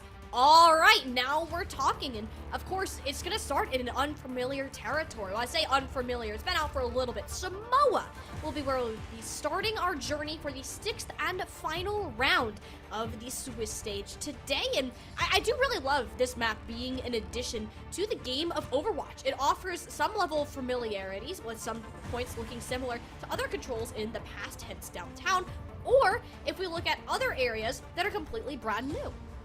Yeah, I mean, Volcano has a lot of identity to it. It's a kind of its own real thing here. Sometimes plays a little bit like Oasis University, but, you know, has that jump pad with the hole in the middle there. And also Lava, a new introduction into Overwatch. I mean, I really like Samoa as a map, and I think it's the first time that we get to see it, you know, at least today.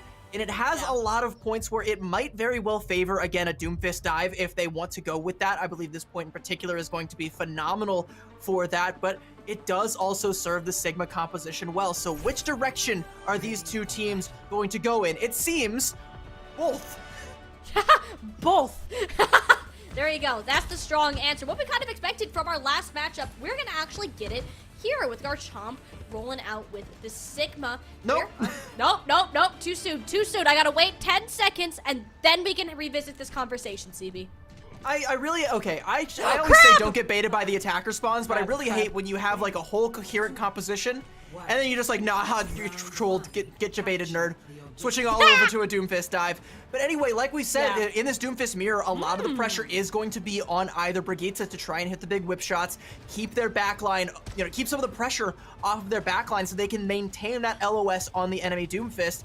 A lot of pressure on the Anas as well to not lose LOS and to not get too distracted by some of the dives. We've got Tracers on either side. We haven't seen as much of her coming out in this composition. No, not at all, but I wish we see more. If this is how Blissful wants to start off the day, snagging Orion. Chinchil, though, firing right back. And that's going to be the thing here. The Timeless, they're going to have a tank to continue to push off of, not the sustain, to keep them alive, though. So, Inarizaki getting a strong start here with that wonderful play from Blissful and Monarch. And it's the pickoff onto Orion. You can tell Garchomp had, you know, Azu had a bullseye on their forehead, and Garchomp wanted to try and capitalize on that, knowing that they didn't have the Ana to sustain. Tried to make a quick play, but got punished for it. But speaking of getting punished, Kuna gets punished for peeking out a little bit too far. Bion takes advantage. You gotta be respecting your opponents, and same thing can be said for Monarch. Saw Orion sitting there nice and juicy for the pickin', but Sleep Dark, you gotta back on out, and in a matter of time, you saw the same thing come out. Garchomp attempted that, but the city assist comes through. That was a sleep and a Bionade onto the tank player. The counterplay has been stellar thus far by Inarizaki. Blissful in particular, picking up a casual triple kill. Blissful's Tracer is already, you know, showing why we're not going with a Genji variant here. What? That's a great pulse bomb. The sleep! Alright, mutually assured destruction. I go down, you're going down with me, says Orion. But you will take that if you are Inarizaki X10 Goku, because your Tracer is going to get back a hell of a lot faster than the enemy Ana is, and you get to keep the percentage ticking up. Early Nano Boost to keep the advantage. Nano Boost coming out. Monarch just to buy more space to go on through. Tell Celestial, they haven't been that close to their ultimate so far. That would really be what this fight is all about for them, and they're not going to have too many coming out afterwards. So I'm a Celestial, it's on them to start to make a move. Orion's got the Nano Boost in tow, assuming that they're going to be able to live through this onslaught of damage of Impending Doom. Another sleep onto Garchomp, forces that Nano Boost a little bit earlier, doesn't really have the cooldowns to push on up a Kuno. Prime for the picket there. Timeless Celestial. This is finally them coming up big, but you have to acknowledge Blissful. Blissful is still alive, and Piggin doing way more than that to the backlines. And now Garchomp moving in on a down. That's Brigitte that should be falling shortly after. This is what Timeless Celestial needed. I mean, in all of the fights that Inarizaki has been winning, it's been that they've been able to isolate and take down Garchomp first, and they're showing why Garchomp is such a threat. You leave them on the field for too long, they're gonna just pick up a 3K, but it does take a lot of time for that to manifest. 97% for Inarizaki X10 Goku, and Timeless Celestial, yeah, sure they have ults to try and stagger this out, but they don't really have a whole lot of room for error anymore. No, and that's kind of what you're pushing out, is knowing that you're on 1 point territory. How well can you pace yourself with this ultimate usage? And for the Timeless Celestial, if they start to get careless, then there's not there to come right back in and strike black. Blissful has yet another pulse bomb to be able to pull our partner with so many other tools, but it'll actually be Timeless Celestial to pull the trigger first, overclock in play, but no heads in sight. So that one goes rather down to waste. We'll see that Inarizaki, they understand that they have time to work with. Pulse bomb doesn't find much, but Bion on the other side gets the Sojourn counterpart once again. Kuna keeps overextending, and with Blissful being shut down here, this has to be a regroup. Yeah, and that's a heavy investment for Inarizaki X10 Goku, especially using that rally there, whereas Timeless Celestial able to hold on to their own there. I mean, they have a Pulse Bomb, they have a Nano coming up. This is getting pretty scary for Inarizaki. It's going to be kind of up to Kuna or Blissful to find an early pick here. Because if Azu gets that nano up, you know, you have something, but you still kind of have to like buy your way into that. You still have a lot going on the other side. Orion's gonna have a nano of their own. Yeah, and last time that this came out, Garchomp worked wonders with it. So whether you were gynoing Garchomp or somebody else, you're gonna be totally fine to win another day, especially with Jinjo on the hunt with that full pump, looking for a sneaky one, and his back catches onto the wall. Oh, so close.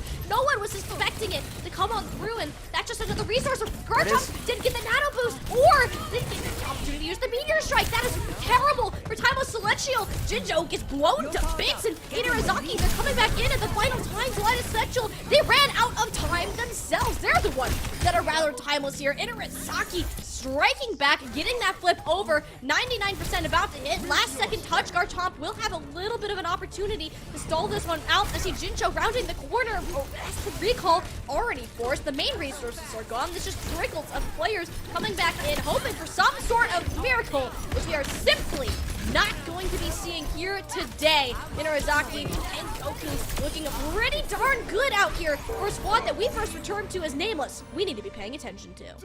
I mean, I would pay greater attention to Blissful, or maybe for the backline you pay less attention to Blissful. I'm not sure, but every single fight that Inarizaki x Team Goku are winning, it's because they're putting Garchomp in the dirt first. And what I feel like is happening here is they're afraid of Blissful on the Tracer, who's going to be constantly pressuring them, but has the blinks to dip and dodge out of cover, just be a distraction. And while their backs are turned, Garchomp is falling. All the punish is there from the other side. It's just the Tracer variation of this composition getting the better. And it's a little bit different from what we see when we see the Genjis, right? We see with the Genjis, it's the slam and then the follow-up, or it's the Sojourn rail body shot and then the follow-up with the dash. It's a completely different variation of this composition, but we're seeing a new way for it to play out, and Garchomp, I think, has had enough of it. Understandably. If you're getting shut down that much, you switch it up. Go over to the hero with the Gut L classic boulder, just chuck it in Monarch's face, and bing, a bada bing, bada boom, right? Should be that simple. Oh, it is not. These characters are going to be fast. They're going to be swarming around Timeless Celestial, so they're going to have a big task ahead of them to slow down the pace of the game with all of these stuns, the CC that they have at their disposal, and get a cap. There's a nice wall to section off Monarch there, and they do actually confirm the kill there. That's going to be massive. That's going to be Timeless Celestial taking the first cap here and the first advantage. And that's what we need, right? Is you need to use the CC to your advantage. You only get one accretion. This May Freeze is going to help at close range and slowing down what Inarizaki wants to do, not allowing Blissful to set up. And finding a good May wall against an enemy Doomfist is really, really difficult. You really have to pin him down into like a corner and also wait for him to bleed out all of his cooldowns to where he only has the power block. If that, Jinjo is able to do just that. Monarch nearly survives with the damage resistance from the power block and the healing that comes through, but without like a Baptiste immortality field on the other side, like once that wall comes down, you know, there's still a lot of damage that's gonna come through. You have such a small bit of opportunity to work with, but Jinjo has been striking back. That's Blissful's head with an icicle in it, and the rest of exactly, they're out. They're not able to play this Doomfist the way that they wanted to. Timeless Celestial read this perfectly with the swaps that they've made and looks so much better as a result. One great way to keep Blissful under control, I guess, is icicle lobotomies, and Jinjo dealing out just that. Almost has that Blizzard, but Garchomp is taking so much damage under so much pressure. 20 HP. What? Okay, there we go. I was like, there's no way that Garchomp managed to live as good as Orion and the Mauler are. That's pushing your luck right now. And Timeless Celestial down on their tank, but May's essentially a second tank. So Jinjo has the ability to close this out, not only with the Blizzard, but the May walls coming in too. All the health in the world. Timeless Celestial, they're going to stall this out, and they're even grabbing Azu. With her going down, this is very much winnable. It has to take some super stellar play to come on back. That's Monarch's Meteor Strike into the back, like the rally on Overclock coming on in. This better be a fight that Inarizaki comes out on top of, because they're not going to get another one like this anytime soon. Monarch and Kuno, they know that, and are finally confirming the Elites. I feel like they waited too long to pick that fight off, though, did Inarizaki x Tengoku. They had the advantage with Garchomp, but Monarch took a lot of damage, and there was a May wall in the face. They needed to try and heal up their Doomfist, and by the time they actually go in, Mauler can use the sound barrier, buy into the fight. Orion can pop that Amp Matrix to try and see if maybe Timeless Celestial have another way back in. But, I mean, aside from the sound barrier, that's an expendable ultimate. And an early pickoff like that means now you can press your ult advantage and go in. And Inarizaki, they have to respond. They have to. The nano boost on to Monarch, who isn't able to do anything, especially with their other support stuck up in the sky. And Timeless Celestial, they took that opportunity relatively for free right now. And They've looked so good here on this map. Moving over to the Sigma, they've slowed down the pace, and now it's on Irizaki to attempt to touch. Kuna's gonna touch. I don't know if that was in the window to trigger OT, but Azu being on point is going to be able to. Are they? They do. Okay, they do find the Lucio there, but it's just Stagger City. Huge pick off on the biome though. Maybe there's something here.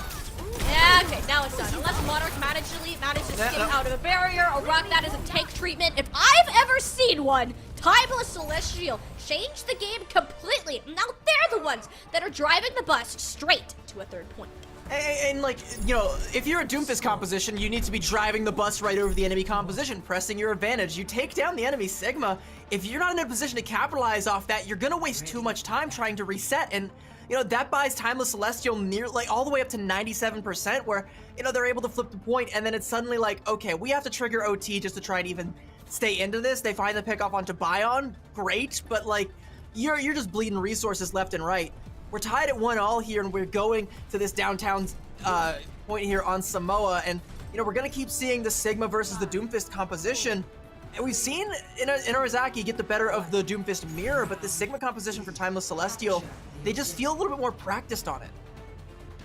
Yeah, and I'm not sure why we saw the Doom before. Perhaps they were expecting just to play that map a little bit different, just because of course quarters. But when you look at other things like the City Center here, you're looking darn good to pull this together. Our top right now has all of the shields to set up Bion. Allows relations to come through. Monarch tries to dive in. We'll expect a Maywall at your back. Timeless, they have all bases covered, except maybe the one that includes a Bionade right now. The Tracer attempted to pick one of those off, but Blissful recalled out of danger. The off angle, slowly, they're starting to be surrounded. Lovely headshot. Kuna opening this one wide open. Finally, Monarch can dive on in with Blissful to look for a little bit more and get Irizaki under control. And just all the life from Timeless Celestial gets squeezed out of them from every angle. At one side, you've got Blissful pumping in damage on your backline. From the other, you got a Bionade and a follow-up Doomfist. And from a third angle, you've got an off-angle Kuna with that charged overshot that's going to find the hit pick off onto the Mauler. And, you know, once you lose your Lucio there, you can't really weasel your way out of that corner that you've trapped yourself into there. Great play overall from Narizaki x Tengoku. They have to try and pin down Timeless Celestial's approach here. Keep doing that. Monarch takes a bit of damage and has to get out, should get healed up, and should be looking for an opportunity to go back in here.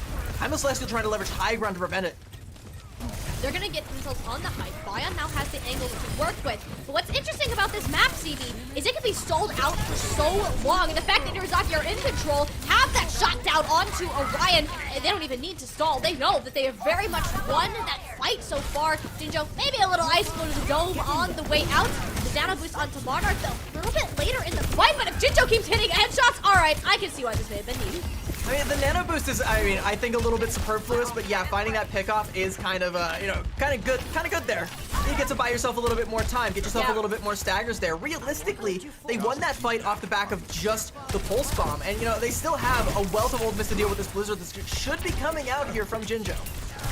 Yeah, and Jinjo has a lot of power with this blizzard. There isn't necessarily going to be a counter. The hardest part is going to be catching people into that trap, especially if you don't have a team. Kuna overclocked to the backline. Bion goes down looking for the Mauler too. Immortality had to be committed to that one as well. The blizzard doesn't get anywhere at all. I believe it even got canceled as a matter of fact. Irizaki, there's flying colors moving through this battle. We're not even going to see Timeless Celestial get percentage on this point if this is the way that it keeps on going.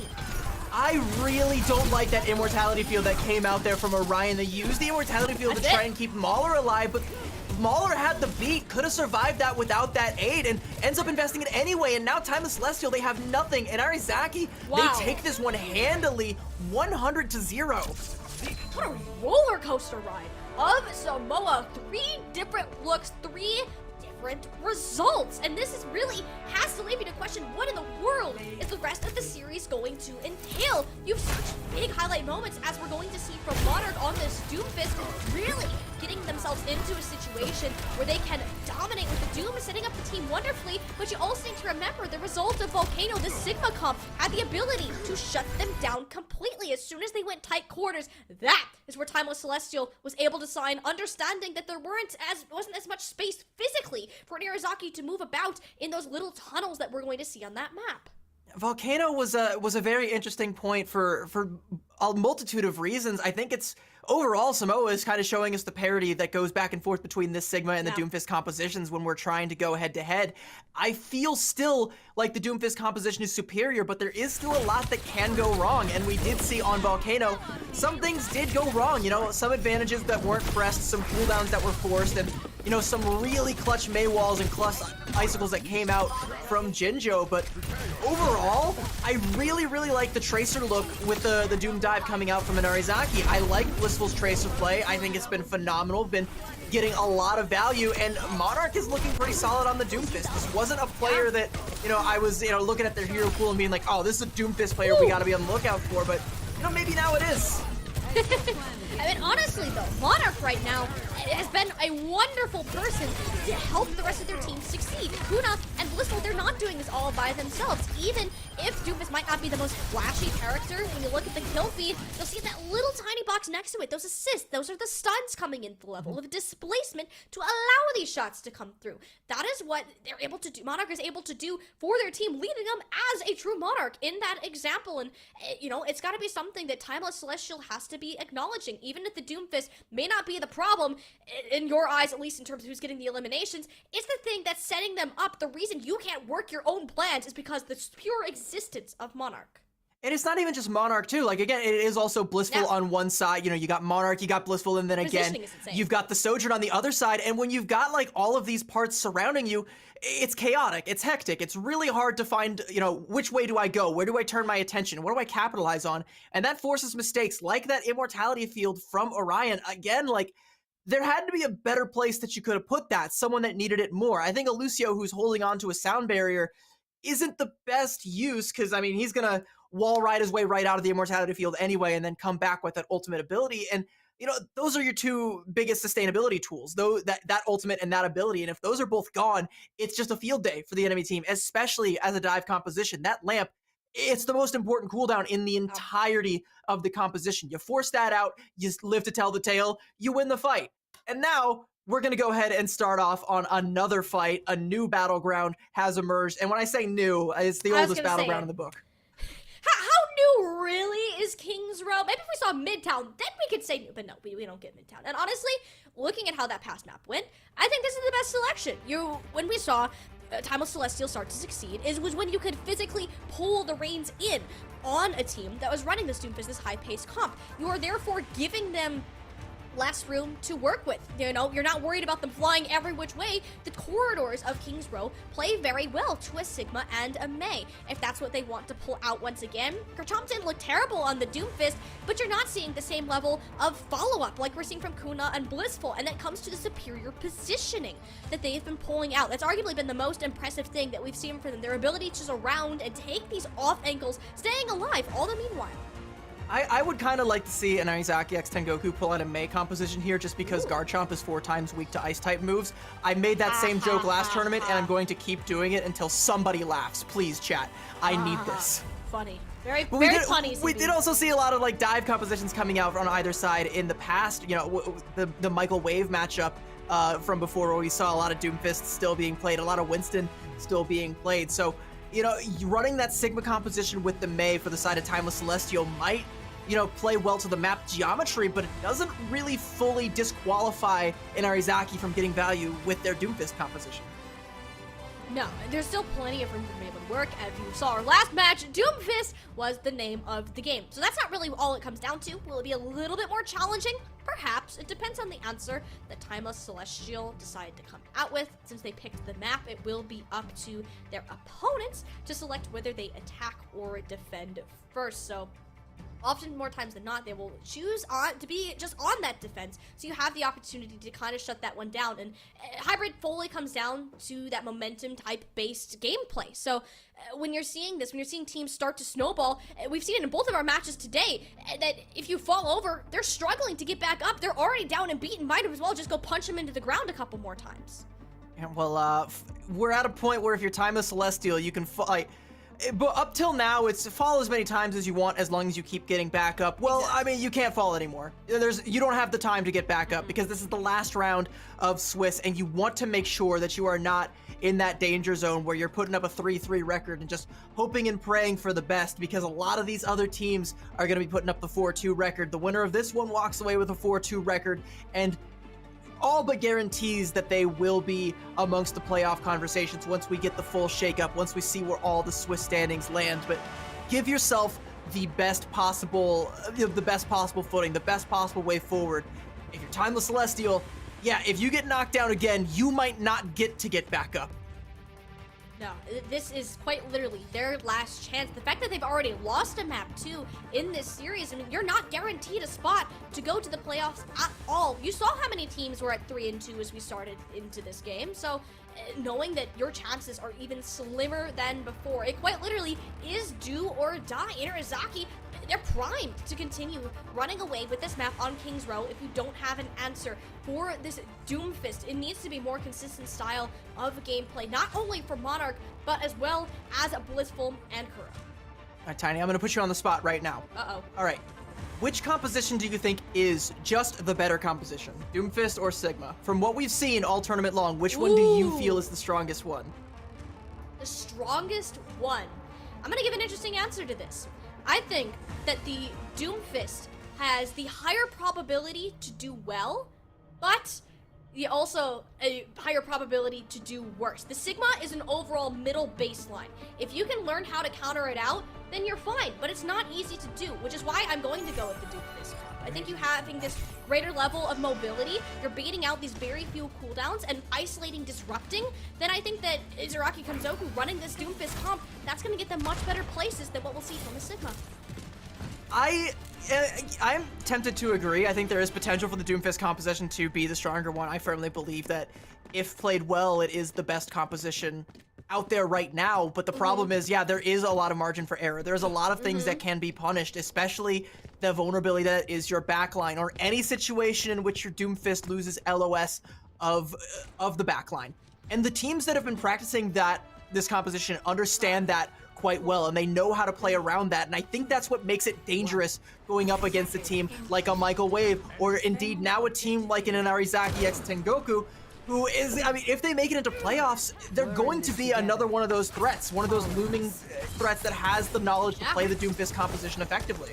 And there's so few in and out of them out there, so when you see a team like that, you need to be scared. And Garchomp and the rest of the time, they're sticking on this team. They're going to be more consistent with that. What else is consistent is Kuna knocking the head off of Jincho, and a beautiful thing to see from Inarizaki Tengoku. There's not really anyone from Time of Celestial that's going to contest the high ground, so Jincho takes a completely different approach. It's not entirely clean. Blissful has to try and be the spearhead right now as Monarch isn't available to be just that. Jinjo has been sitting in spawn as the Widow this whole time, and they weren't able to get a whole lot of purchase with it. They do find that pickoff there, but Monarch is back. Timeless Celestial, they've taken some presence on the point, but they've swapped their composition to the Doomfist of their own. I like it. They've taken a bit of positioning here. Yeah, you got Bayan now on the high ground. Izaki, they can come back in and contest should they choose to do so. That's exactly the plan coming out today, but that Bionade onto Garchomp, so incredibly low, has to look for the Mauler, and Orion, just a little bit of healing, and just like that, they're backing off. That percentage has stopped ticking up, and both teams, they're waiting for the other to make a decisive move, and it's once again Kuna to strike first, and Blissful Beast DPS duo has been ridiculous for their team coming up. As soon as we see these fights come to a standstill, they're usually the ones to find the picks. That was really, really slow and methodical from both sides, which is not something that you typically see when it comes to these Doomfist versus Doomfist compositions. And Time the Celestial has decided, nope, we're gonna go back over onto the Sigma. But the backline isn't equipped to keep Sigma alive the same way that they're equipped to keep a Doomfist alive. So now they're playing it because they have the Nano Boost and the Rally. But who do you use that on? Or do you even need it if Jinjo just finds a kill? I mean, Jinjo getting that one off, that's excellent. And maybe a Nano Boost onto that can help a little bit further, but the rest of the team, they're locked up at the choke, and it has to be Jinjo to keep getting these eliminations. The power that Izaki has, they have all the ultimates to pull out and work with. Blissful gets 1 and 2 cut down, and Time of Celestial, that was their prime opportunity, but their competition, once again, is so slow. In Izaki, they have this Doomfist, again, all these fast-paced heroes to just keep pumping it in, never giving up, never surrendering, and what looks like it would be the chance for them to work with Time of Celestial, but they're back at the choke. everything that Jinjo found, which was a fair bit, Timeless Celestial's composition is just too slow to capitalize on it, like you said. And, you know, sure, they're finding all this positioning on Statue. They still have the threat of that nano boost and that overclock out, but they're going to go ahead and just kite it, play back. There we go. There's a nano overclock, and Kuna is going to fall. Yep, Kuno's gonna fall along with the rest. Minarizaki X Tengoku here. Timeless Celestial, that took them so much to break through the choke, and it brings back to that question, is the Doomfist better in this scenario? I mean, I think in this scenario where Timeless Celestial are very compositionally just in the weeds, I would like to see the switch up here from the backline, like go onto the BAP and the Lucio so you actually have the ability to play, you know, play something else, or maybe switch Garchomp back over onto the Doomfist. It feels very discordant here where we are, because we don't have to worry about the immortality field. Sure, we kind of have to worry about the sleep dart, but I mean, if you sleep dart a Doomfist, 9 times out of 10, he's gonna wake right back up and be really, really cross about it. So that doesn't really work out all that well. Like Timeless Celestial, they have to try and keep the momentum going, leverage the angles with the Sigma here and see if they can find something. Jinjo has been the master of finding something for his team. No, but searched a little too deep. A little bit too deep, more like way too deep. That was 3 players that Jinjo was trying to distract throughout that time, and going down there, you don't have that same frontline pressure. As you said, Timeless Celestial, they're in the weeds when it comes to compositions, and it has to be up to these decisive moves to make it happen. You got them all, bait, hook, and sinker. Within that small bookstore, easy pickings for Garchomp, that Gravitic Flux, massive.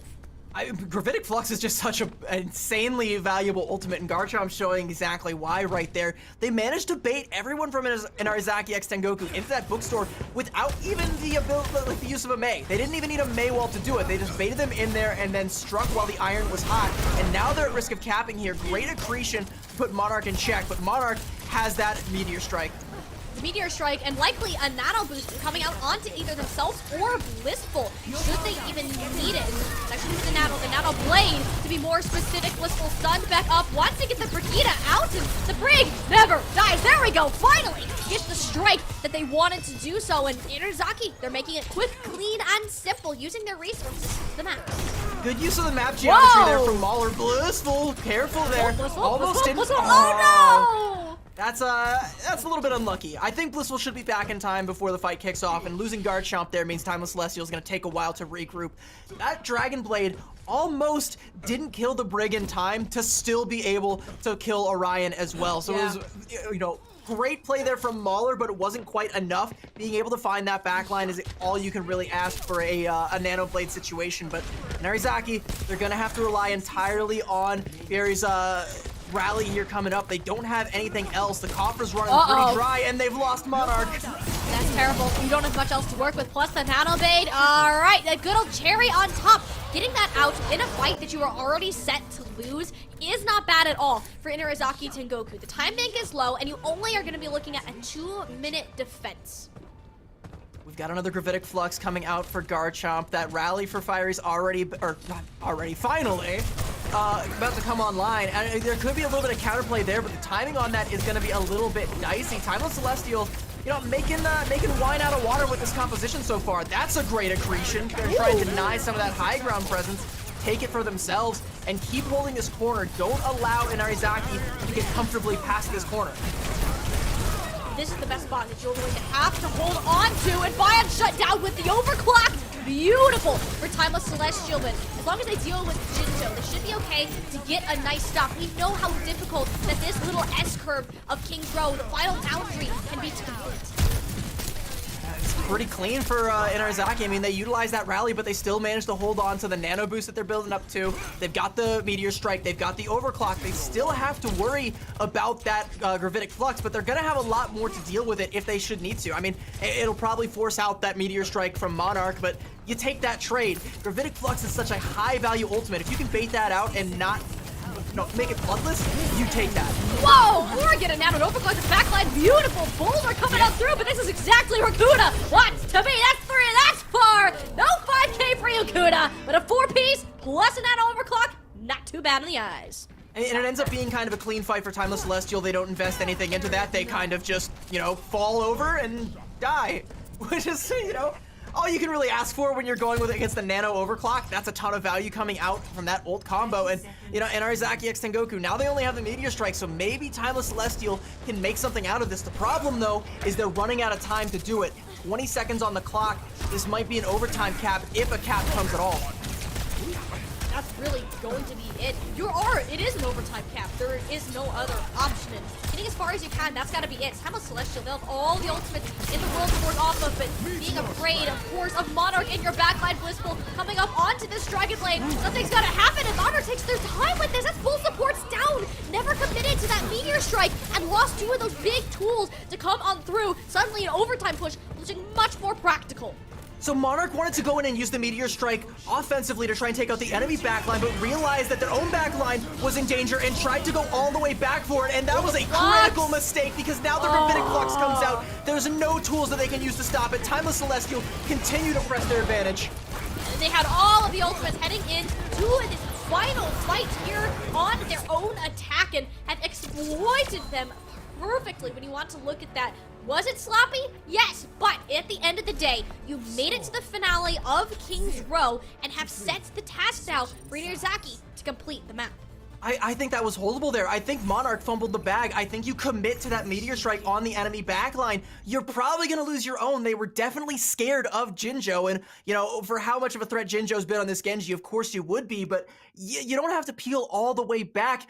Bring your Meteor Strike from one end of the point to the other just to try and deal with that threat. I definitely think the better choice there was to try and keep the pressure up onto the enemy backline, try and stop the follow-up that would inevitably come through, because Jinjo builds with that Dragon Blade, sure, you kind of deal with that, you take it as it comes. You're going to have your support ultimates when you come out of the spawn, or any support abilities, anything you can use. It's very scary there. That's a critical error there, and yeah. I mean, if we end up going into extra innings and Inarizaki don't put time up on the bank on their attack, I think they're going to be kicking themselves for that one.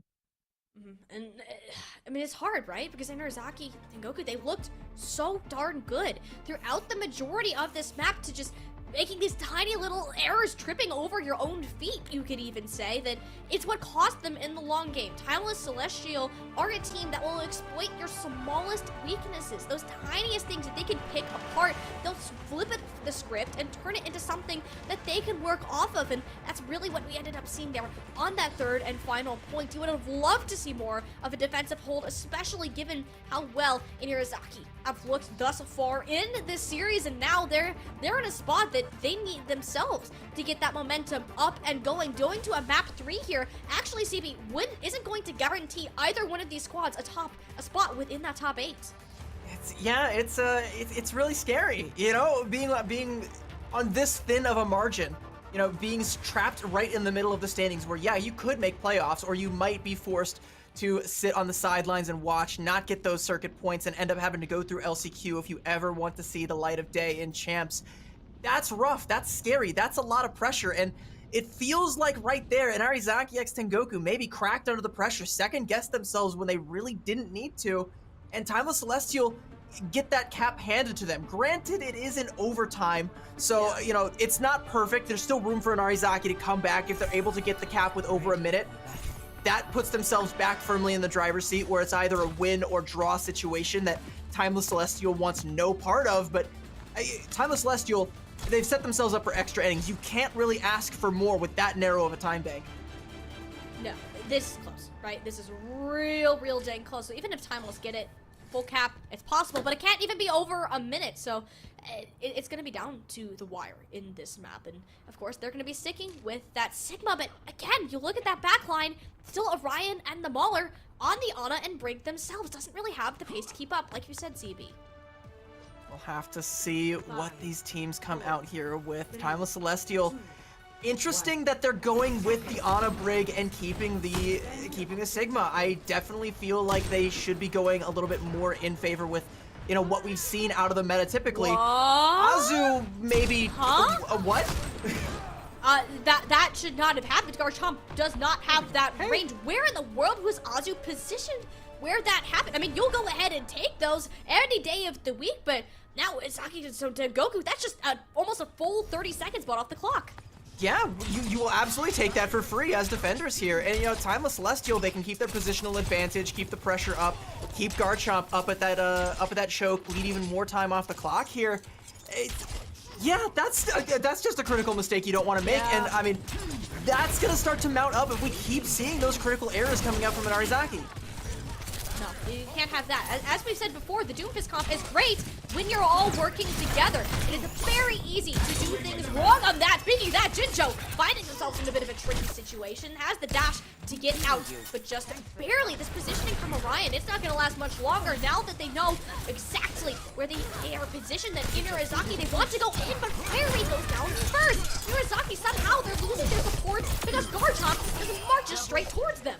And it's also a huge bio-nade from Orion from way up there on high that ends up setting that up, and the follow-through damage that does come through from both Jinjo and Garchomp to close that one out. And there's not really a way that they can effectively dislodge Orion up there, so it's a great play for them to keep the Ana up on the high ground there. You're going to be looking at Kuna to maybe try and pressure the Ana out, or maybe Blissful to go in with a dash, but at that point, you're committed if you go in with that cooldown. You can't, like, you're at risk of falling to an accretion, you're at risk of baiting out cooldowns yourself. You gotta go in as a collective.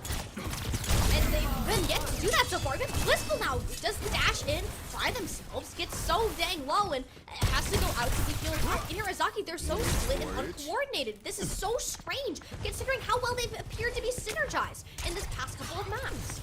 Yeah, it feels like the wheels might be falling off here, but there's still time for them to come up with something. Blissful may have just found it, but they can't confirm the kill onto Jinjo, and I mean, we're still positioned kind of all over the place for Narizaki, but we're still alive, and that's something. There we go, they're inching forward step after step, and with the nano boost built up, that is how you break and enter, smashing the door to bits. Even just defeating Garchomp in a small rookie elimination would be great, sure, but if there's a nano blade unleashed on your backline, it doesn't even matter if the tank is alive or not. Triple kill for the Genji, looking for even more, and what looks so good, Inarizaki and Goku, they still appear to be crumbling under the pressure. They look so lost right now. They have no access to Orion. The only time that they're able to get access to the backline, yeah, they find the pick up there onto Bion, but the Nano Blade still comes out. There's nothing they can do about it. They don't have the ults because they haven't gotten enough work done. Ults are now starting to come online. There's the Dragon Blade, but there's no Nano. It's a naked blade, and yup, just the shield bash away. This blade's gonna find nothing. That's it, and Blissful thankfully gets to keep their life for the sake of Inarizaki, but you're looking at a Gravitic Flux and an Overclock on the side of Timeless Celestial, and it's only going to take one of those things to shut you down. It's going to be Bion, hits that first shot. Everyone else is stuck up in the sky, even if Garchomp may not get that certain value. This is still Final Flight, and that was 5 ultimates in the past 2 from Inarizaki. Yeah, Rally, Overclock, and Dragon Blade all invested, and you don't get squat for it. They're gonna make some compositional swaps. They're swapping over onto the Sigma. This is a more traditional composition, but this feels too little too late. They're not gonna have any time to build up to anything. Their only real hope here is if Blissful gets a big wall onto Garchomp, or Kuna finds some sort of pick somewhere. One of those two things needs to happen, or this is game over, and we go to map 3. And the mail was already placed out onto the high ground, so it has to be Kuna! There you go! Magic pickoff! They need to snowball it towards a second for Kuna. Maybe the composition swap, all that they needed for Kuna to finally have the support to land and charge these shots necessarily. Inarizaki, against all odds, squeaked their way past the first point of King's Road. Ideally, this should force swaps out from Timeless Celestial, because now Inarizaki X and Goku just have a firm compositional advantage. They're able to find the pickoffs onto Kuna, and yeah, you can see Timeless Celestial, they're gonna pull out a May of their own.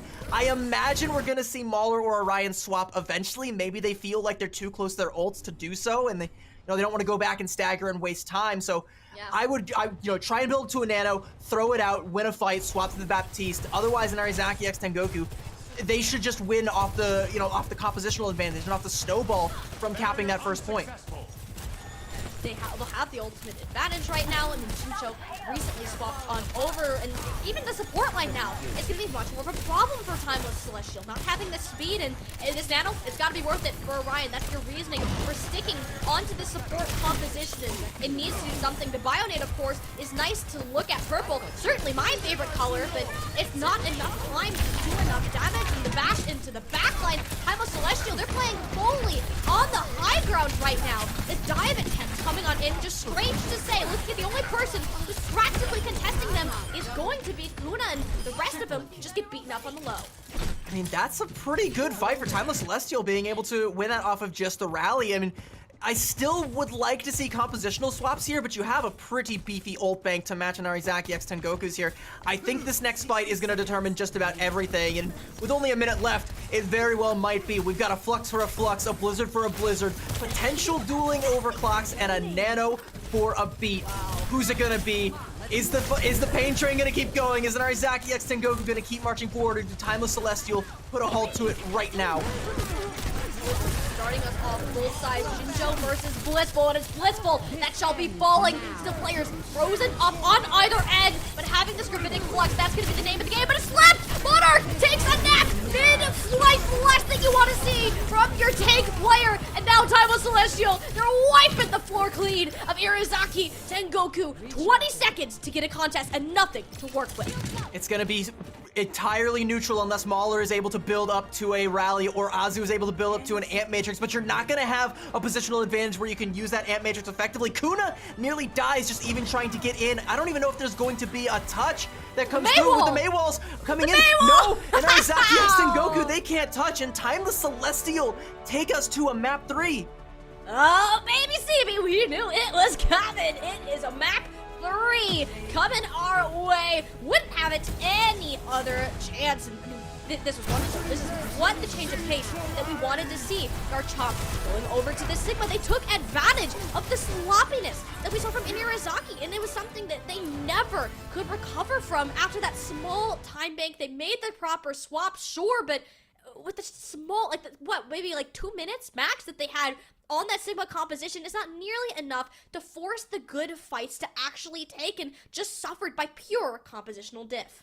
And towards the tail end there, you know, I highlighted how great of a Sigma player Garchomp has been in the past. They showed a lot of discipline as well when it came to utilizing that gravitic flux. We came to that situation where it was nearly identical ult banks across the board, but on one side you had a Lucio Bap, and the Lucio had a sound barrier. On the other side, you had an Ana Brig that had nothing. That sound barrier very well could have turned it for an Arizaki X Tengoku, but that got forced out, and Garchomp waited until that overhealth had depleted before letting the gravitic flux rip, and there was nothing left to try and weather that storm because it had all been used to try and keep everybody alive throughout the blizzard. And I don't even know how Timeless Celestial were able to withstand the blizzard that came out from the other side, but they did, and because they did, and because Garchomp waited for the exact right moment to pop that gravitic flux, even if it didn't look flashy, it was clutch, it was key, and it helped seal the win.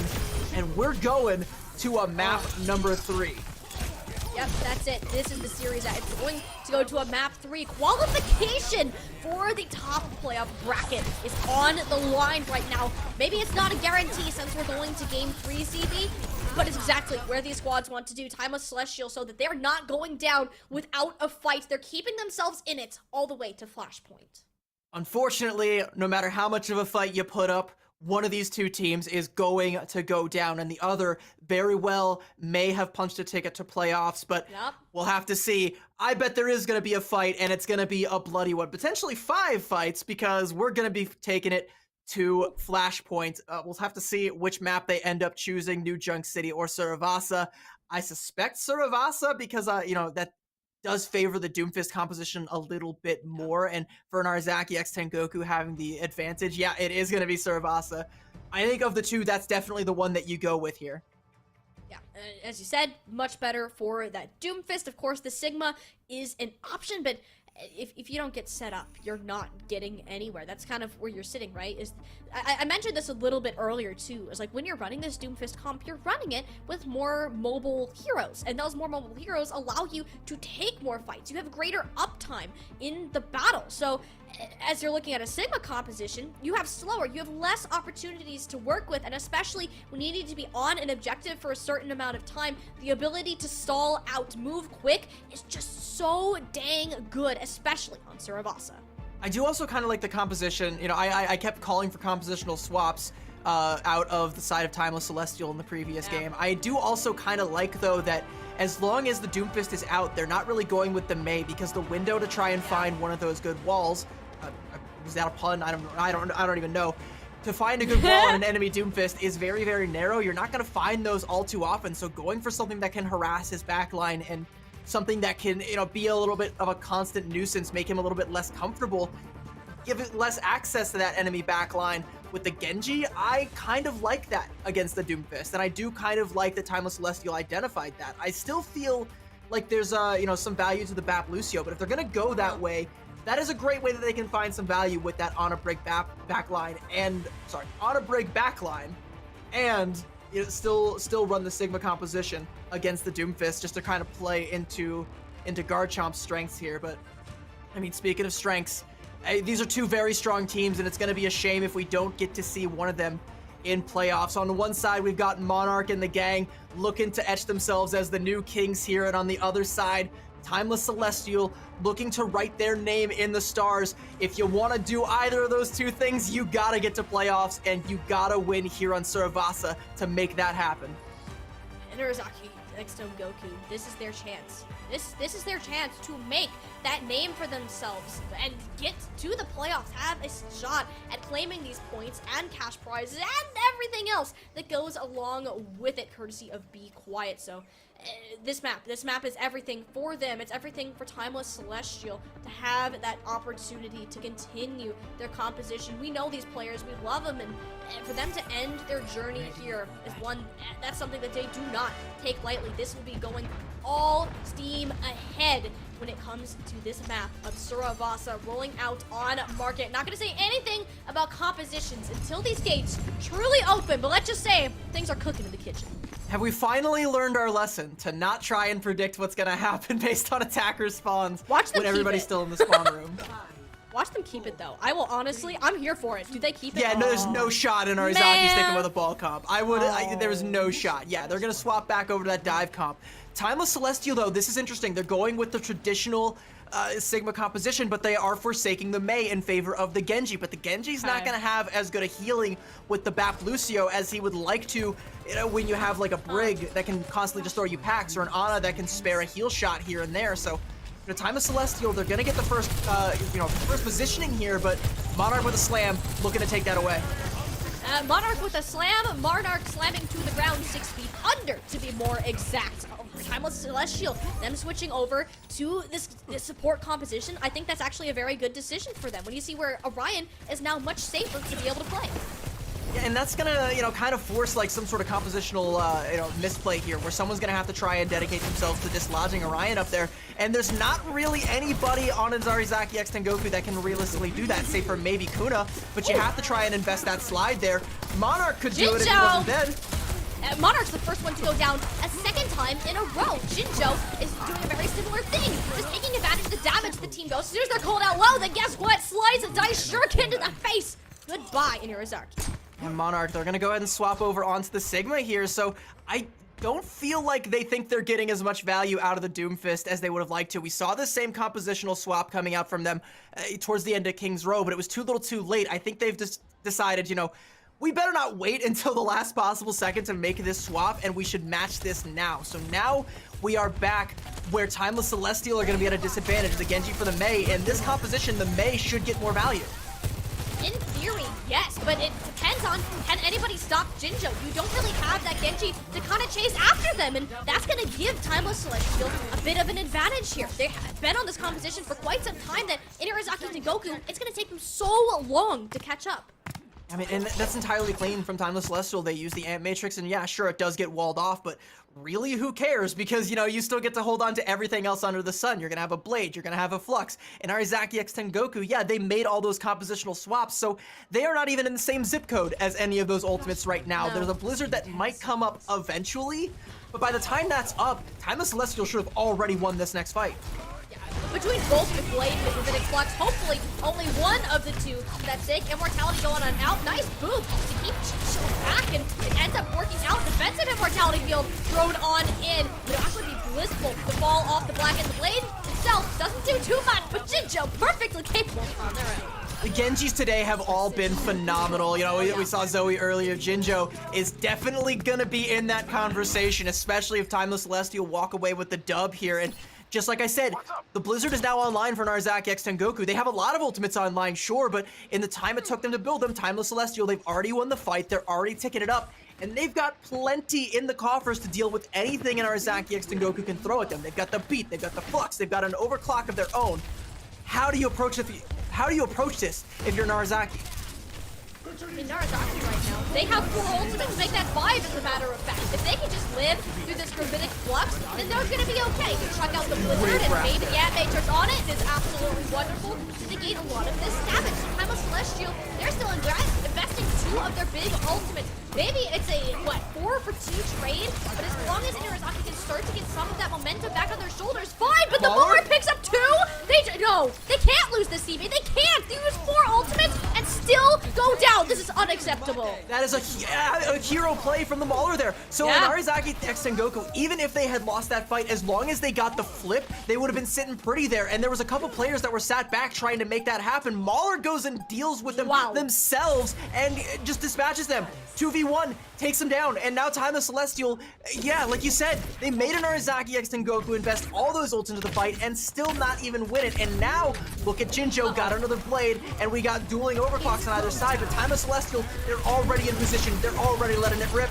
And speed, they're going on in, Busan knocking down these shields. And Narazaki, they're not gonna get anywhere near this objective for the first capture. And that in on itself is enough for Time of Celestial to be able to work off of, unless Kuna can find an opportunity to strike on back from the high wall. Meanwhile, putting their face top, trying to sneak on away, but the Space Grandpa too slow, float away from Blissful's Ice Beam. The Brave went in 2 from Jinjo. All right, Time of Celestial, that is not what you wanted to get out of your DPS ults, and it allows Narazaki to come back in a fight that they arguably should not have won.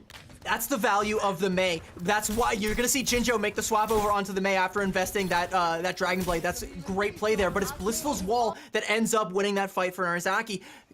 The fight was taken so far up by Timeless Celestial that when that overclock came out, they knew they had to kite it, and they kite themselves right back to the point, but Garchomp gets split off, and now here comes the Blizzard.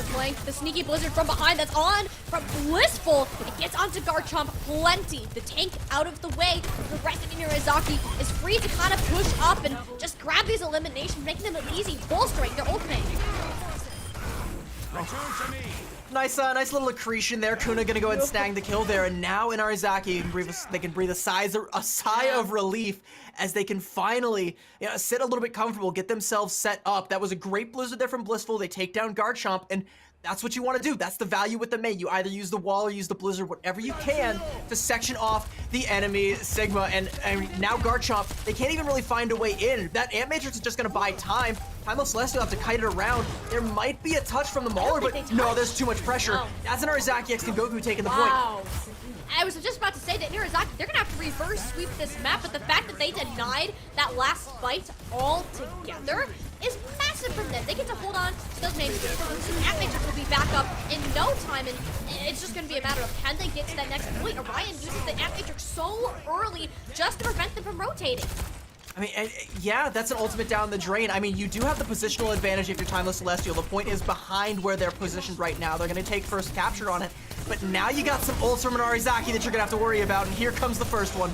Yep, Flux going on out, not willing to keep their head around the corner. Immortality Field, though, still in play. You didn't get to keep cooldown out of the picture, and even then, you still end up losing out on Jinjo. This is what I'm talking about with that positioning. Kuna is always on this off angle, ready to fire those shots at anybody who is unsuspecting.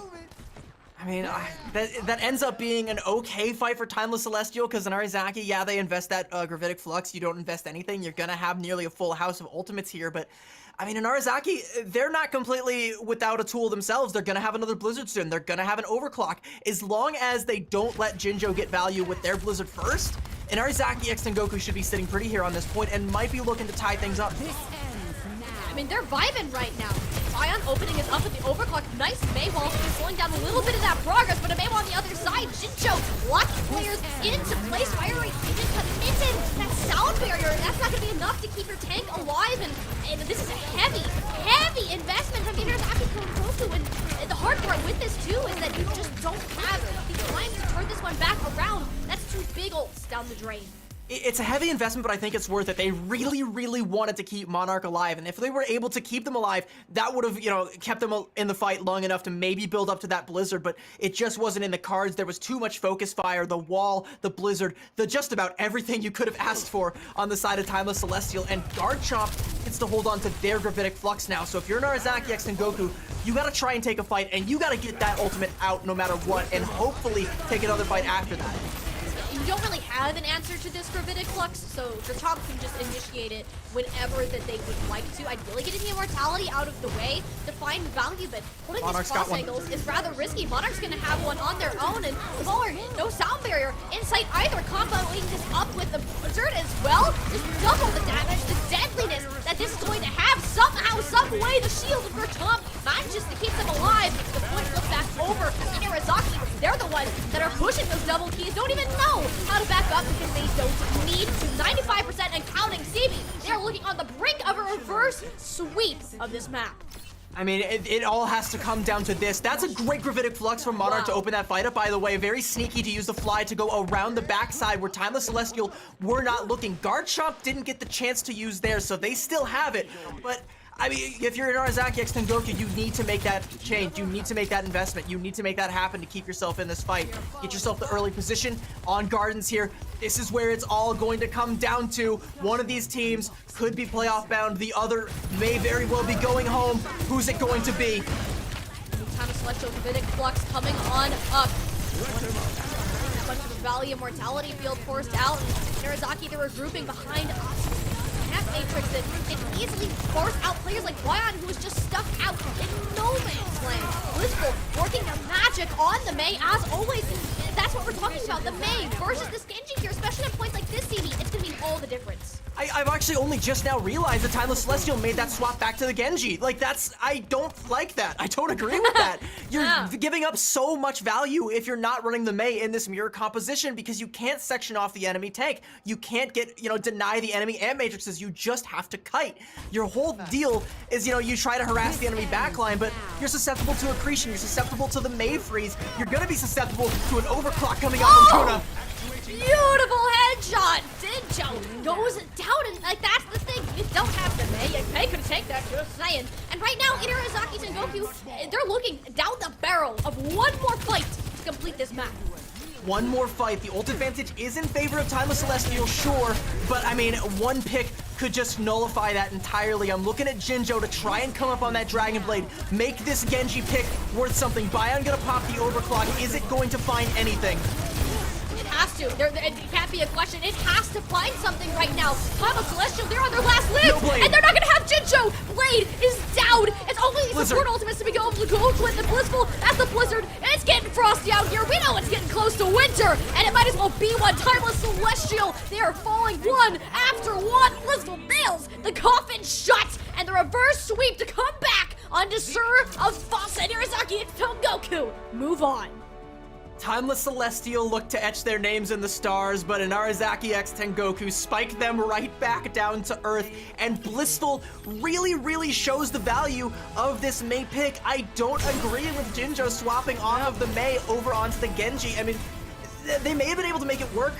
Timeless Celestial could have maybe gotten some value out of it, but falling before that Dragon Blade comes up is crucial, and Blissful living to get the Blizzard is the final death nail in the coffin, and that might be the entire tournament run put to bed for Timeless Celestial. It was a great fight.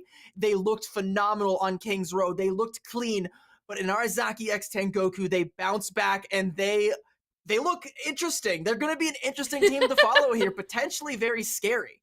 Interesting is the word to put it, but we know who they are. We know that this is a team that you want to keep an eye on because of their level of unpredictability. They're one of those squads that can look good on either one of these compositions, and that is going to be one of their strong points as we look forward to seeing them potentially qualify for those playoffs. Of course, we're not going to know that final Swiss stage until all of these teams wrap up their matches, and we'll get a better idea of that after this break. But before we look at that, we want to see what really went on in this final map that we kind of saw here. Jinjo, again, an excellent Genji player, we don't doubt that at all, but the value that's being lost between the Mei, between the Genji, it's enough to turn an entire map and lose an entire series. Yeah, and it's just kind of this compositional thing. I don't think Genji and Sigma work all that well together. Especially going up against an enemy Sigma and a Mei. If you're playing against a Doomfist composition, sure, because you're not going to get as much value out of the Mei. You want to try and put some pressure onto Doomfist backline, but against the Sigma composition that's going to be playing this tightly, that you're going to have a Lucio, a Baptiste, an Immortality field you have to go against. You're going to have the boops coming out from the Lucio, and the entire time your backline doesn't have access to heal you to try and keep that pressure up. They don't care about you. They don't, you are Genji, we don't care. We don't even need to deal with you. You know, No. even a Genji as strong as Jinjo couldn't get as much value, and I think that is a compositional misstep that happened from Timeless Celestial at the absolute worst time, and Inarizaki X Tengoku are able to reap the benefits. That has been a phenomenal game, a lot of back and forth, and a new name that we might need to keep on the tip of our tongues as we go into next weekend. And Inarizaki X Tengoku may very well have punched their ticket through the playoffs. We're going to have to see how things shake out. We'll take a look at that, as well as have our Chipotle MVP and Real Talk interview on the other side of this break. Chat, don't go anywhere. We'll see you on the other side.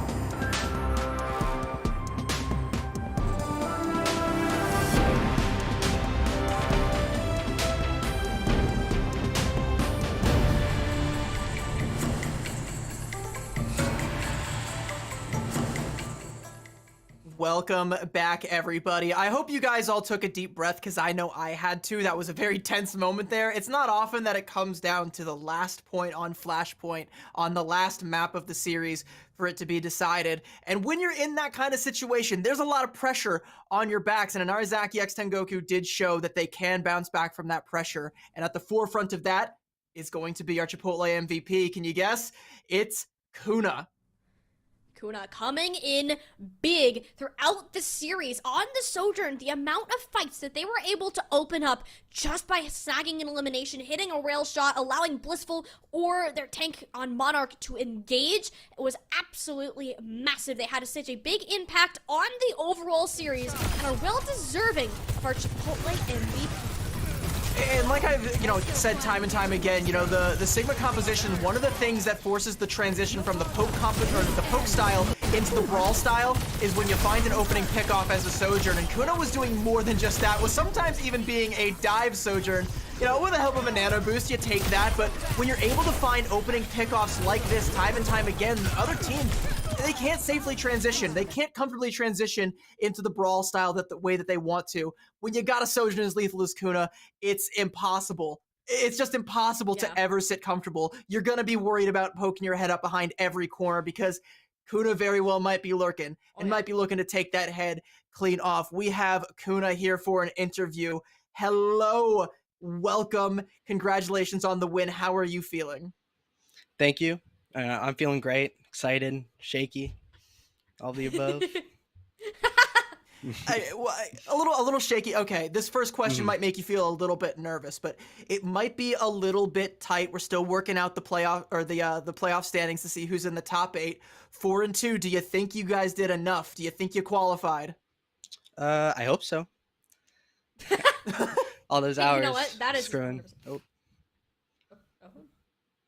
See, that's 100% fair, especially with that map coming on through. That was a very close series that you guys had to fight through, and especially after we saw those first two rounds, I'm not gonna lie to you, I thought it was done. I thought it was Jover after that, and it's like timeless were looking so good, but you guys made the swap to that Sigma composition, which I kind of want to talk about because you guys are one of those teams that CB and I really like to see because you have the ability to both pull out kind of this Doomfist, this dive, and also that hybrid style with the Sigma. Is that something? Have you been practicing both of them? Have been leaning into one more than the other? What's that look like?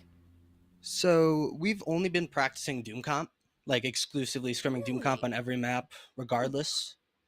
But we came into the match today after our last match versus the other timeless team, and we kind of came to the conclusion that on certain points and certain maps, especially on that last Flashpoint Surasa, that it's impossible sometimes to get our Doomfist set up in time and our backline set up. So we decided, let's just go Sig Comp and mirror it. And honestly, hey, you guys looked great for not practicing that really at all. We would not have guessed that whatsoever. And it was really great to see you, Kuna, especially shine on that Sojourn in particular. And I kind of want to ask you, can you walk us through kind of what your journey is to get yourself to Calling All Heroes on the stage today? So I mean, I used to play a lot back in Overwatch 1, but then I kind of quit and took a break for a while. And I came back for the release of Overwatch 2, and I joined a team called Neko Cafe and got like a top 16 in a Pro-Am Open qualifier. And then I heard about Calling All Heroes, and I then applied and joined a team with friends that I previously played in open divisions and stuff like that. And we decided to form a team and play in Calling All Heroes and just try our best. Your best definitely seems to be pretty damn good. It's paying dividends so far. It's been great to get to see you guys playing. We definitely haven't seen the last of you. I shouldn't say definitely because we're still working out the Swiss standings, but let's assume, right? Let's go ahead and assume that you guys did make playoffs because I'm feeling pretty good about that, right? Do you have a message you wanna send to any of the other teams that might have made it? Are you coming for them? You coming for their titles? Well, we're gonna try our best. I like to stay humble, but definitely gonna shoot for as many wins as I can get. Keep playing like this and you'll probably net at least a good few more. I believe in that. All right. Congratulations on being our Chipotle MVP. This has been the Chipotle Real Talk interview, but I got one more question for you before we send you off. I think chat knows what's coming. What is your Chipotle order? So it depends. When I'm on a cut, I get a Chipotle bowl with chicken, rice, pinto beans. I get light lettuce and light cheese, and then if I not really care at all, I get a burrito, but the same thing but a burrito. If I don't care, whatever, I'm not cutting, whatever. Yeah, give me the carbs, I don't care.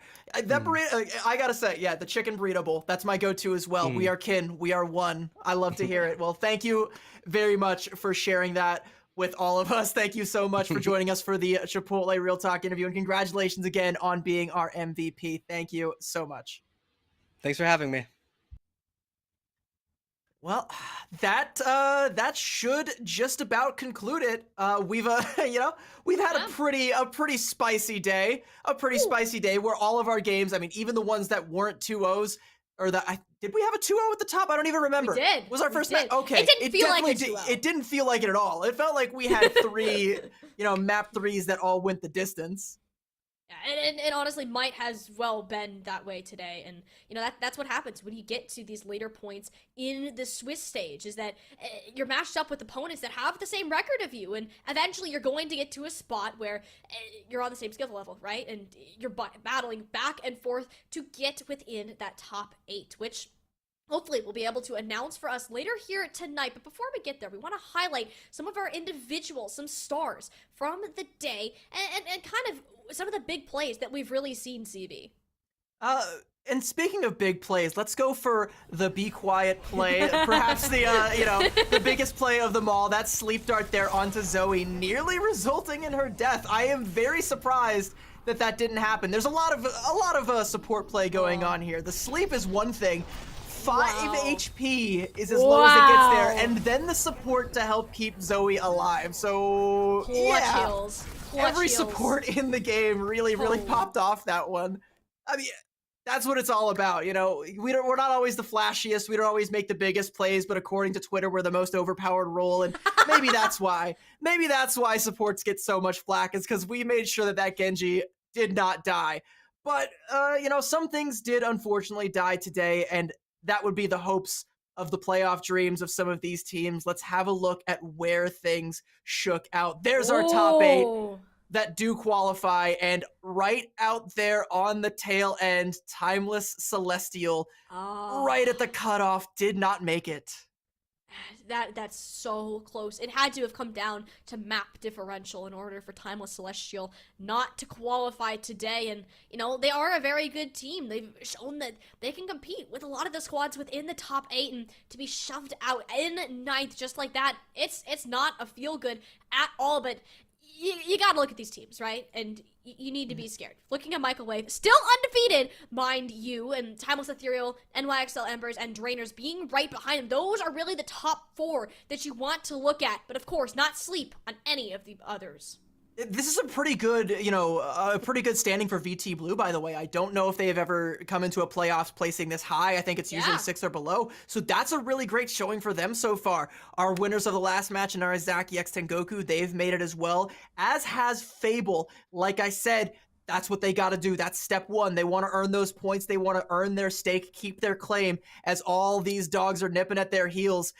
They want to make sure that they qualify for champs, and this has been step 1. Unfortunately, we have to say sayonara to the teams 9 through 16, as well as those that didn't quite make the cut for the leaderboard here. It has been quite the Swiss weekend here, and a lot of storylines coming out, especially out of that top 8, and there's only one way to follow those storylines, and that's to stay tuned in and come out and support us again next weekend. Yep, still plenty more Calling All Heroes action to happen. You saw the top 8 teams, and guess what? They'll be returning for that double elimination playoff bracket. Not only competing for $10,000, but an opportunity to qualify for our championships coming up on Fairy. Plenty of action that you are not going to want to miss throughout the day. Thank you so much to Calling All Heroes, and of course, Radiant, putting on this lovely broadcast, making us look pretty. Pleasure to work with you, as always, CSB. It's been Tiny Shiny, myself, and CB on the broadcast, and we'll go ahead and see you next weekend.